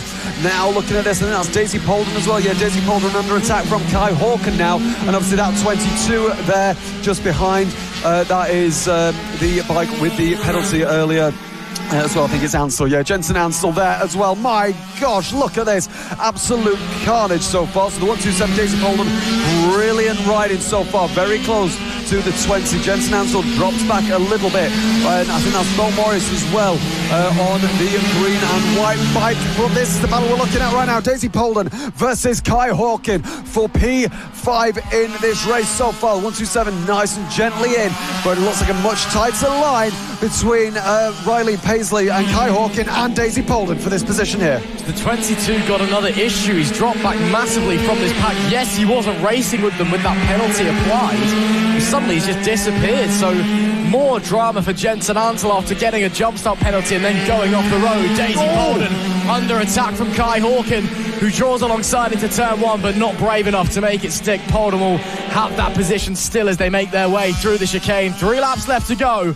And in this fight for 5th place is Daisy Polden, just ahead of Riley Paisley now, who's made a real big late lunge up the inside of McRae's and snuck through Kai Hawkin. Nice move from the number 17, who obviously after this one on track with mixed memories when we head to Three Sisters, breaking his leg there last year, but now running P6 before we head back in 2025. Just shows how well his recovery has gone across the year. and now he can maybe try and take away P5 from the 127 of Daisy Polden as they make their way through Sunny Bend and into Paddock Bend and start their penultimate lap in a short moment's time. Goslavsky has a lead of 11 seconds. Perkins is 4.5 ahead of Tommy Keats in P3, and Keats himself 7.5 ahead of Max Johnson, who is only 2 up the road from Daisy Polden. So a little bit closer in that situation. As there we see some action just in front there. As we're waiting to see where we're coming through. There we go. And Polden's made a mistake. Polden's been shoved out wide and made a big mistake. Paisley and Hawken both sliding through. Riley Paisley will take P5. Kai Hawken in just behind P6. What a shame for the 127 of Daisy Polden, who is having such a great race. And with 1 lap to go, does she have the time to recover? Or have those riders in front confirmed their P5 and 6? Absolutely, final lap now, absolute heartbreak for Daisy Polden. I say that she's still in the top 10, so it'd still be a very good result for her, nonetheless. But that's Riley Paisley ahead now of the number 20, obviously the 22, with that 3-second penalty as well. But this is the rider who has performed absolutely sublimely this weekend. He's going to make it a 3 out of 3, the third rider to do it this weekend even. A brilliant super set weekend. We're used to saying that. It's 3 out of 3. It's Sebastian Goslavsky that takes the third win of the day in the Mini GP 50 standard class. He will be absolutely thrilled with that performance, filled with drama, filled with brilliant overtakes. And that's someone down. That's someone down. Maybe, I think. No, it's somebody else. We're waiting to see. It's one of the back markers. It's that's Pereira. That's the 31. Pereira again. Oh my word! That's a big one, smoking out of the bike as well. So I think he's low-sided into the corner and just met the barrier, but met it hard. Great to see he's up on his feet. But a chaotic ending to a chaotic race as Emilio Pereira's race goes from bad to worse. It is Goslavsky that completes the hat-trick once again by 12.5 seconds from Josh Perkins in P2 and Tommy Keats in P3. Max Johnson was 4th with Riley Paisley P5. Kai Hawken was 6th, Daisy Polden dropping to 7th late on, but a great race from her, running in P5 for most of it. Jensen Ansell has to settle for P8 with Bo Morris 9th and Caelan Ratcliffe rounding out the top 10. Harry James was 11th with Bojan Blajewski in P12. Callum Maxwell was 13th. Emilio Pereira might not even be classified. He's going to keep dropping down the order. So it's Oliver Wilson who finishes 14th. Pereira will be classified 15th, but he drops it at the final corner, of course. And then Rex Austin, our sole DNF. What a chaotic race there in the Mini GP 50s, brought to you by King's Two Wheel Centre. They'll be back again at Three Sisters.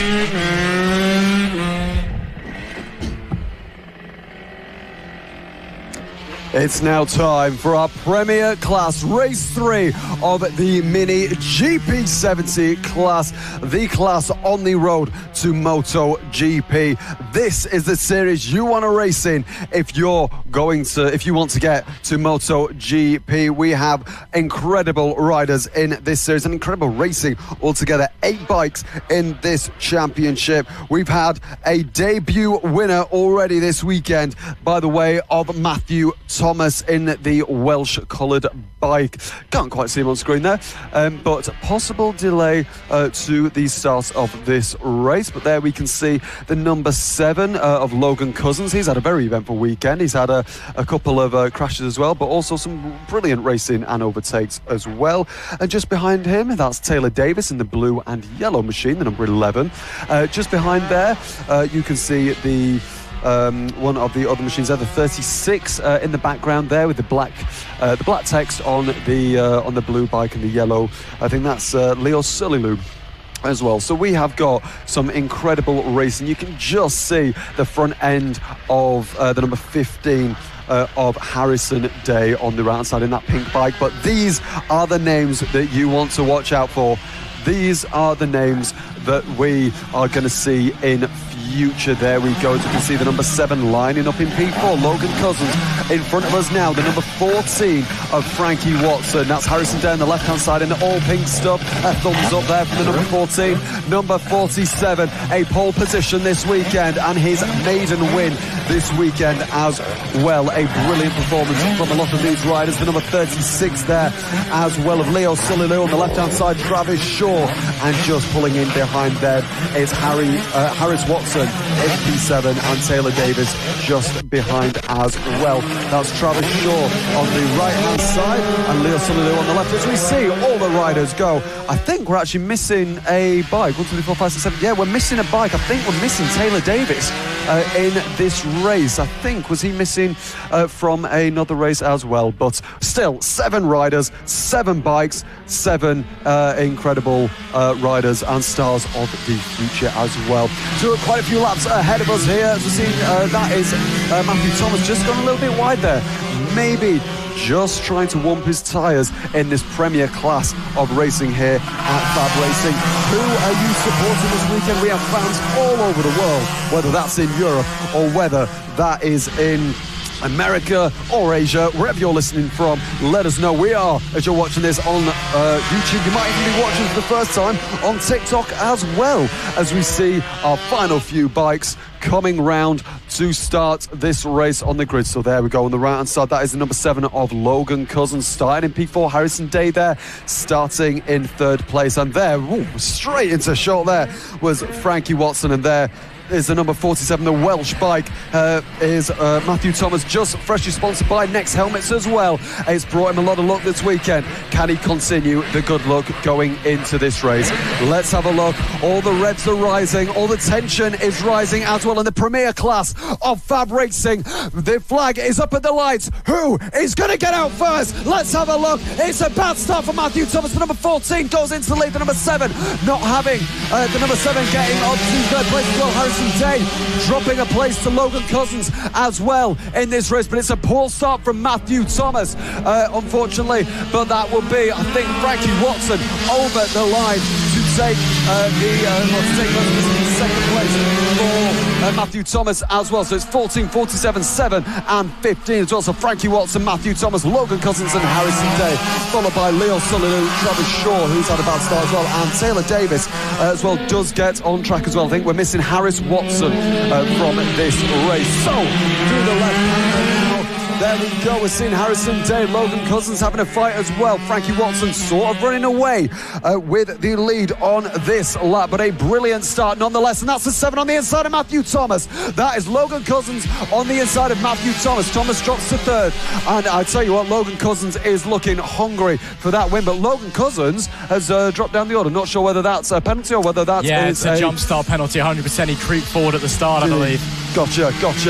So that, unfortunately, is a 3-second penalty for him, which is, there we go, race control, Logan Cousins. So he might be second on the road, but he's not second in this race so far. So the running order at present is Frankie Watson, Matthew Thomas in 2nd, and Harrison Day onto the podium in 3rd place. Frankie Watson continuing to disappear off into the distance up the front, then again breaking lap record after lap record in race number 2 earlier on today, who clearly woke up this morning like a man possessed and continuing to push onward. So it is Frankie Watson that leads. Harrison Day 3rd on the road, he's in 2nd place. Logan Cousins with a 3-second jump start penalty, although he did just set the fastest lap of the race last time, a 49.021. So this is the fight for 2nd then, although 3rd on the road.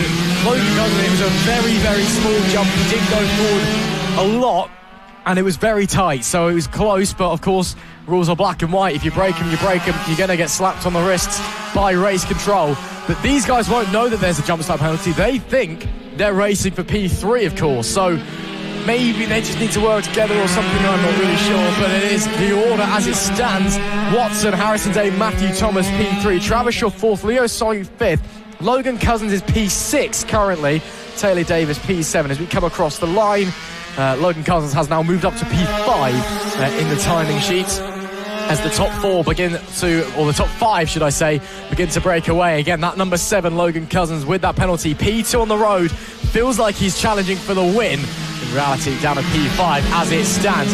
Frankie Watson not breaking away just yet like he did in race number 2, but still 9 laps left to go. Plenty of time for him to gain more confidence in the bike, for the tyres to come to him, for the bike to come to him, and then really get back on the power again. Yeah, 9 laps to go in the Prestige class here, the Prestige Series here at FAB-Racing on the road to MotoGP. Watch out for these names. These are the stars of the future that you are watching right now. As we said, Frankie Watson leads this race from Harrison Day. Matthew Thomas in third, Travis Shaw in fourth as well. Actually, no, Logan Cousins has actually managed to get up to P4 overall in this race. So if he keeps going at this pace and he takes what is on the road, the lead, he might be able to get on the podium even with that jump start penalty. So we're now looking at the number 47 trying to chase the bright pink bike of Harrison Day there. About 4/10 of a second between these two riders. Harrison Day looking like he's trying to chase, obviously, Logan Cousins, but as we've said, Logan Cousins with the penalty, so he's not actually second on the road. But there's Matthew Thomas trying to gain a little bit on the number 15. Logan Cousins on the road trying to attack Frankie Watson for the lead of this race. But it don't matter what he does unless he manages to pull out an absolute blinder of a race. I don't think he'll be on the podium, but we shall see. So, going over the line on that last lap, Frankie Watson, Harrison Day, Matthew Thomas. Again, Logan Cousins still in P4 right now. Travis Shaw having a bit of an off race usually. Travis Shaw is usually right up there in the order, but he's just dropping back a little bit behind the number 47 of Matthew Thomas in this race. But look at this now. Matthew Thomas getting very close to Harrison Day. So whether Matthew Thomas has had a good couple of corners or whether Harrison Day hasn't had the best couple of corners, we don't know. But it's still, a big moment there from Matthew Thomas as their big wiggle coming out of the Stewart S's. That will not help him in his chase on Harrison Day.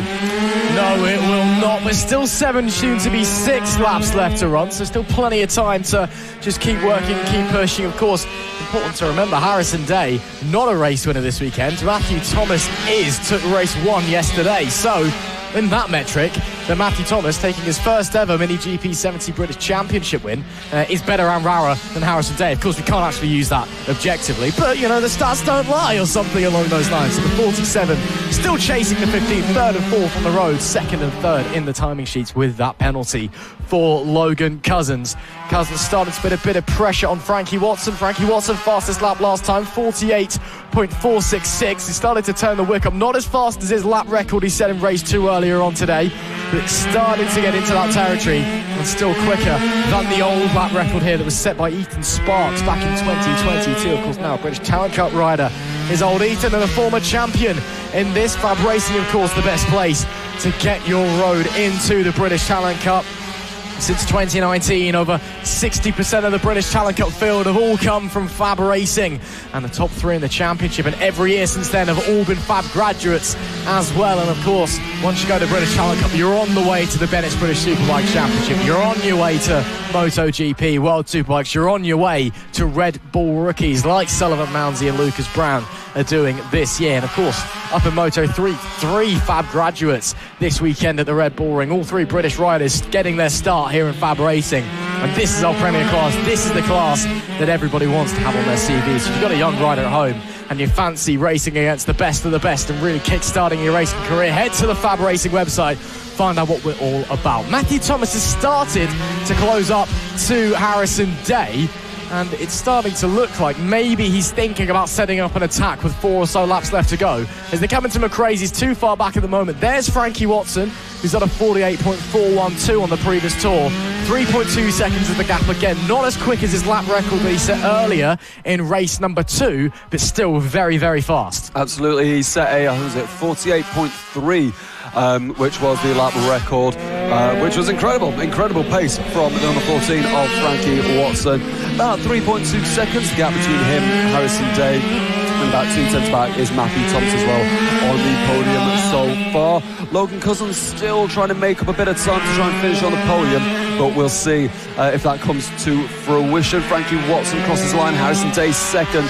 Logan Cousins appears to be in 3rd right now as well. So yeah, Logan Cousins has taken the podium position away from Matthew Thomas, it seems. So Logan Cousins on the podium right now, trying to chase Frankie Watson on the road. If you're just joining us, the number 7 bike, this rider that we're watching now, does have a 3-second penalty for a minute jump start. But again, rules are black and white, you've got to follow him. But his pace is incredible because he's still now on the podium.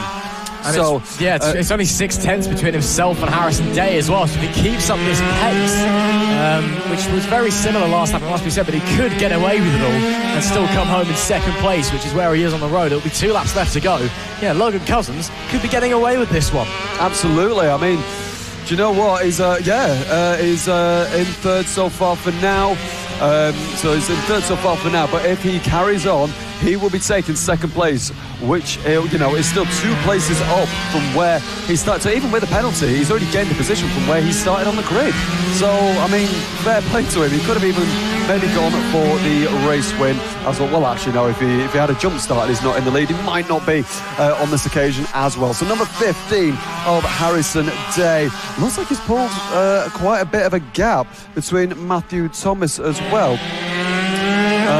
So, I mean, Matthew Thomas right now, obviously, in 4th position, 2 tenths back to Logan Cousins, or, maybe 7 tenths back to Harrison Day as well. Harrison Day in second place, Logan Cousins in third right now. That's the number 11 of Taylor Davis, just about to be lapped by our race leader, the number 14, Frankie Watson, on this last lap of this race. A brilliant performance from Frankie Watson from second place. He will go on to win.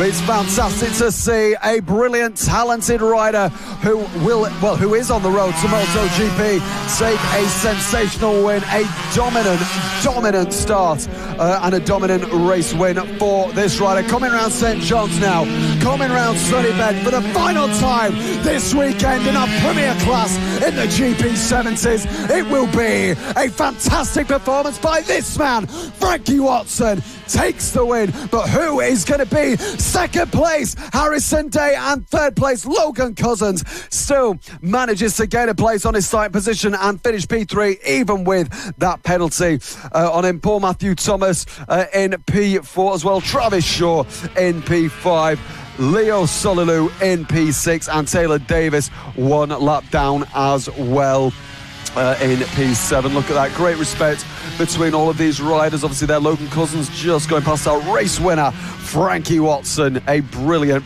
performance there, all of them just maybe having a little stop here, maybe having a little sort of pretend race starts again. We can see someone very comfortable in the background there lying on the grass. Can't blame him, it is a warm day out there. Lovely stuff. So Frankie Watson wins race 3 and the final race of the Premier Class this weekend. Sunday dominance from the 14, Frankie Watson. A solid race 1 yesterday, but race 2 and 3 he made his own and heads into the final 2 rounds of the season with a lot of momentum behind him. Yes, maybe not leading the championship, so to speak. Yes, he's very much chasing in that regard, but he gives himself a strong haul of points. Will leave here as the overall round winner and head into the final 2 rounds. I believe he'll be third place now in the championship going forward with Taylor Tomlinson a no-show especially. He might have even leapfrogged Travis Shaw and be in second place vice champion position. But that is it for the Premier Class, the Mini GP70 British Championship. What a weekend it has been, especially for Frankie Watson, who woke up this morning and decided that vengeance was the answer and just became the greatest rider we've ever seen, apparently. Of course, they'll return when the Fab Circus heads to Three Sisters in a couple of weeks' time. Final race of the weekend, race number 3 in the Pit Bike 140s. And a very small grid. It looks like only 5 now joining us for this one. I'm not seeing Adam Thornborough or Matt Lindley out there by the looks of things. So it'll be Harrison Quincy from pole, Jamie King from second, Keaton Payne third, Matthew McLean fourth, and then Robert Leveridge should be starting from P7, but I saw him pulling into the P5 spot there. So a 5-bike affair awaits us. Again, maybe not the most exciting pit bike action, but one that is very important for championship context. Again, Jamie King, he just wants to pick up as many consistent points as he can at this track. Harrison Quincy is the faster rider, came into this round as the new championship leader. King just wants to stay within arm's reach of him, so when they get to Three Sisters for the next 2 rounds, he can really bring the fight there and then, as Pit Bike Sonic looks to pick up his 5th Pit Bike 140 title. Indeed. Harrison Quincy is on pole position. Had a fantastic weekend this weekend so far. Obviously, Jamie King, Pit Bike Sonic as well there. You can see him in the blue outfit. He's going to want to try and collect some gold coins to go even faster in this final race this weekend. Not just the final race for the Pit Bikes, but the final race this weekend. There he is, Pit Bike Sonic, with Harrison Quincy on the left-hand side in the orange. It's the orange versus the blue. It's Tails versus Sonic. Let's see who is going to win the final race of the day. Race 3 of the Pit Bike 140s. It's going to be lights on and lights out and go. A very good start by the 76 Pit Bike Sonic, but it's not good enough to get into the lead around the first corner. Harrison Quincy leads from Jamie King, Keaton Payne, Matthew McLean and Robert Leverage in P5. Pit Bike Sonic trying to find a way around Harrison Quincy so far, but there's one thing we know about Harrison Quincy. He's an incredibly quick rider. Jamie King just behind, the red bike, the blue outfit, the Sonic name. Is he going to be able to take a win away from Harrison Quincy this afternoon for the final time up here in Cumbria in the beautiful track in the Lake District? Let's have a look. He is gaining a little bit on Harrison Quincy. Jamie King pulling into the right hand side now around St. John's through the left-hander of Sunny Bend as they come to finish their first lap this week, of race 3 this week, and he is gaining ever closer, coming over the line now. Harrison Quincy leads by 0.3 of a second back. Keaton Payne in P3, Matthew McLean in P4 and Robert Leverage in P5. Pit Bike Sonic keeping pace with Harrison Quincy early doors and very much staying with him. That's different from what we've seen in race 1 and race 2 yesterday and earlier on today, where Quincy was pretty much out of the gates, already starting to pull a gap on the 76. So interesting that in this one, either King's found a bit of pace or Quincy just not quite turning the wick up yet. Of course, got to remember fatigue could potentially be something that's coming into it for these riders. It's been a longer weekend here in Rowrah. Temps above 20 degrees. Yes, not as warm as it has been over the last couple of weeks, but still very warm. Sun beaming down as well, and lots of racing. Jamie King, he's done 3 race weekends on the trot, including an endurance event last weekend, and he's looking to do even more racing before we get to Three Sisters. He mentioned he's getting back on a bigger bike for the first time in some 16 odd years.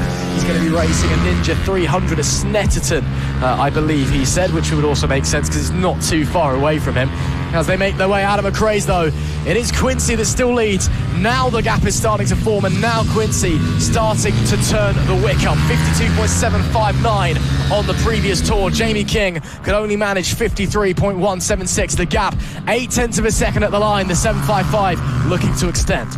Absolutely, 0.8 of a second the gap between second and first. Harrison Quincy with the fastest lap time on that last lap at 52.759 compared to 53.176 of Jamie King. So 0.4 of a second difference on that last lap. There he is, the number 755, Harrison Quincy. This young guy, a fantastic talent in pit bike racing, beating Jamie King this weekend as well. I would say as the overall point scorer this weekend and the highest point scorer this weekend, a brilliant performance so far from Quincy.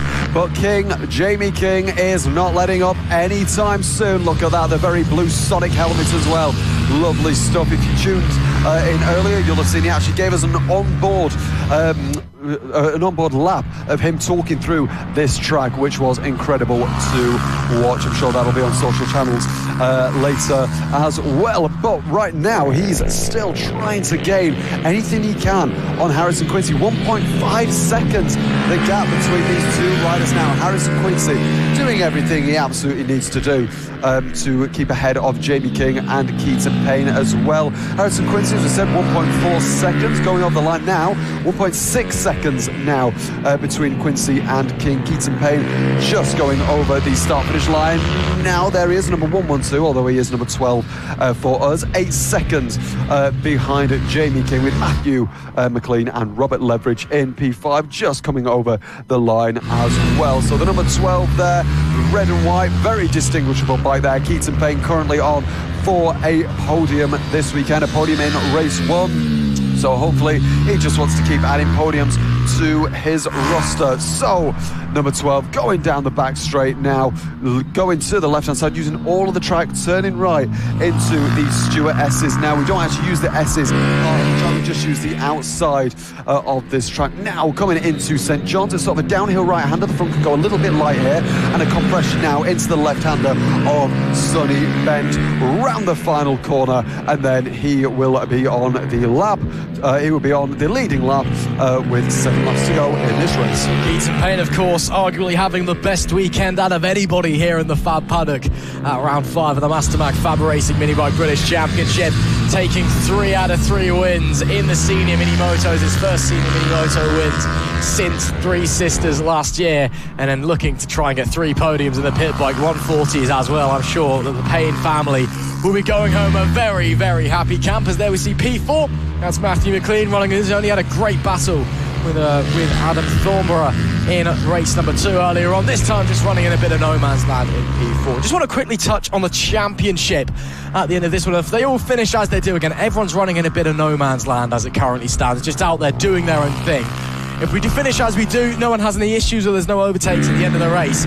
Quincy gains 15 points on Jamie King in the championship. Jamie King also leapfrogs his way up to second ahead of Chris Wells, who's not here this weekend, of course. He's off doing a road trip on the Isle of Man. So Jamie King assumes that vice championship spot, and the championship gap goes up to 24 points, so 1 point less than a race win. So still very, very tight with 6 races, 2 rounds left to go in the championship after this weekend.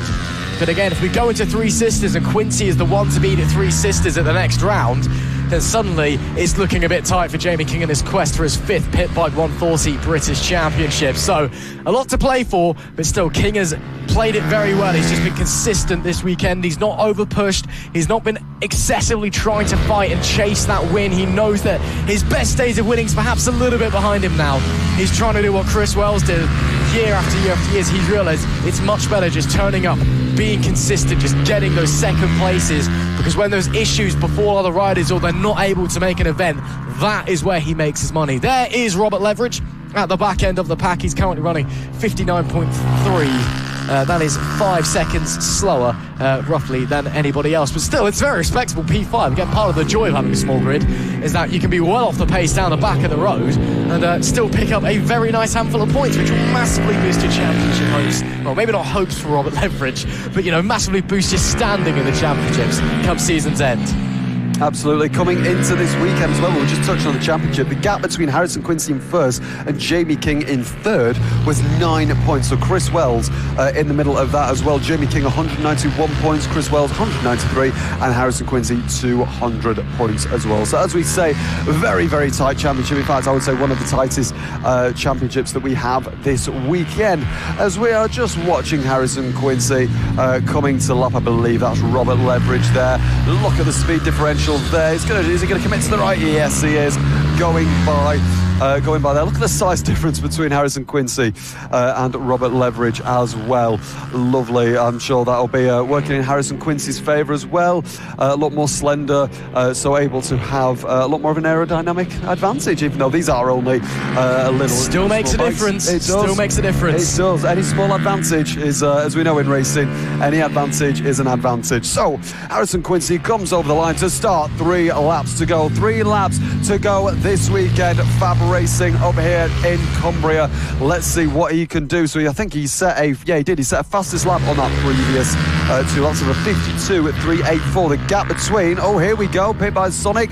Jamie King getting by Robert Leverage as well. These two are very good mates as well, so it's lovely to see the camaraderie there as well. Jamie King 5.3 seconds behind Harrison Quincy now, and Keaton Payne 17 seconds on the back of Jamie King, 23 seconds back from the lead as well. This is just almost like a test session for Harrison Quincy, really. Just going left, going right. You can probably think about what he's going to have for his dinner tonight, to be perfectly honest. So going through left now, through Sunny Bend, round the paddock bend on the right-hander, and he will start the penultimate lap of this race and of the weekend. If you're watching and you want to come and have a go, check out the FAB-Racing website we have got plenty of series for you to get involved yourself or your kids as well. So head over to the FAB-Racing website and you can get involved or even come along to Three Sisters. The next 2 rounds is a 7-round championship. We're on round 5 at the minute. Round 6 and 7 are both at Three Sisters. There's 1 round in September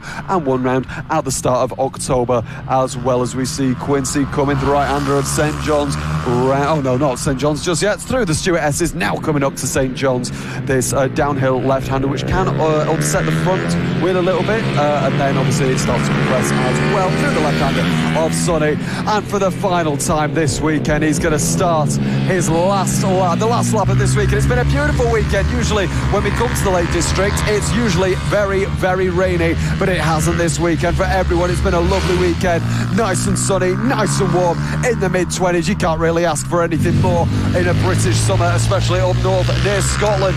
Quincy now making his way for the final time through the McRae's hairpin, now through the Iredale's hairpin, a left-hander hairpin, then a right-hander hairpin on the back straight up to the Stuart S's. He can probably take it nice and easy. In fact, he can probably stop at the side of the road and have a cup of tea before he's finished this race. 8.3 seconds on the back of Jamie King as well through the left-hander of the S's. Now for the final time, St John's now to the left in Sunny Bend. 1 corner to go now in this race, and it's going to be the championship leader having a fantastic race weekend once again. It's going to be Harrison Quincy that wins the final race of this weekend and the final race of the Pit Bike 140 Championship this weekend. Round 5 here. We're going to see Pit Bike Sonic collecting a few coins over the line. Jamie King finishes P2, and a couple of seconds behind him will be Keaton Payne in 3rd place, with Matthew McLean coming home in P4 and Robert Leveridge in P5. What a fantastic race and what a fantastic weekend of racing as well, Ross. It absolutely has been. Just want to quickly note, Quincy on his best lap in that race actually got within a couple of tenths of the lap record set by Chris Wells last year, and that 52.187 is something that I think is going to stand for a long time, because it was a monster lap. Wells was on something else that weekend, so the fact that Quincy's within 2 tenths of it is an outstanding effort over a single lap. Yes, this race was essentially a test session for our 5 riders involved, but it's important we get it done. It's important data, and again, important points for every 5 of them, including Jamie King. Not damage control by any means, just getting those consistent points for all those second places.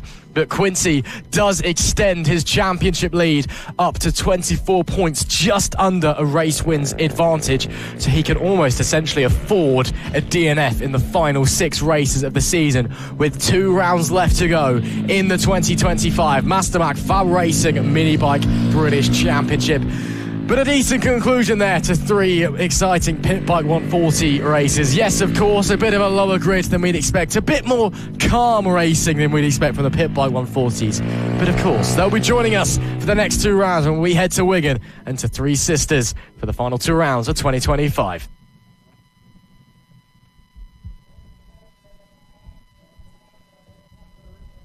On the road to MotoGP and the feeder series to the British Talent Cup and Red Bull Rookies, this is FAB-Racing Minibikes British Championship.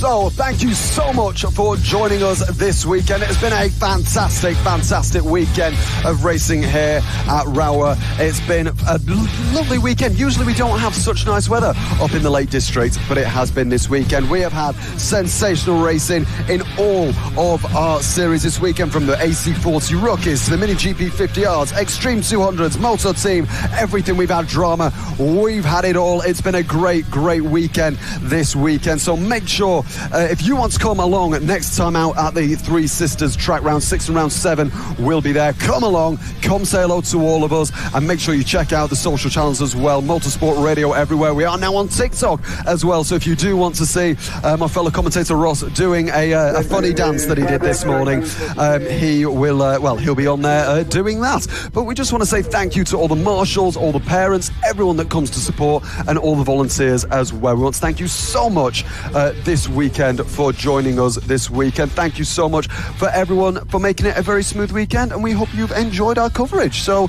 this weekend, from me, Alex Rizzoli, and Ross McIntyre alongside me, we want to thank you very much for watching. Absolutely. Thank you, Alex, for joining us once again. I know a bit of a last-minute call to get you into the commentary box. Great to have you along for the ride. Yep, that's right. We are done and dusted here at Rowrah. What a shame that we're already heading away. It seems like only a couple of minutes ago that we arrived on Friday, and this fantastic circuit already leaving us once again. I suppose we'll have to leave it till 2026 to come back, but that's right, a couple of weeks away. The weekend starting Friday 12th to the Sunday the 14th of September. That is round number 6. Our next round when we head to Three Sisters, of course, round 7 at the start of October, also at Three Sisters, so only one circuit left here in 2025 for the Master Mac FAB-Racing Minibike British Championships.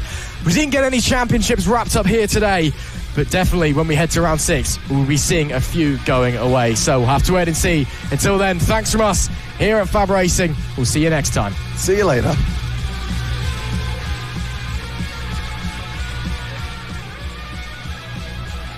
On the road to MotoGP and the feeder series to the British Talent Cup and Red Bull Rookies. This is FAB-Racing Minibikes British Championship.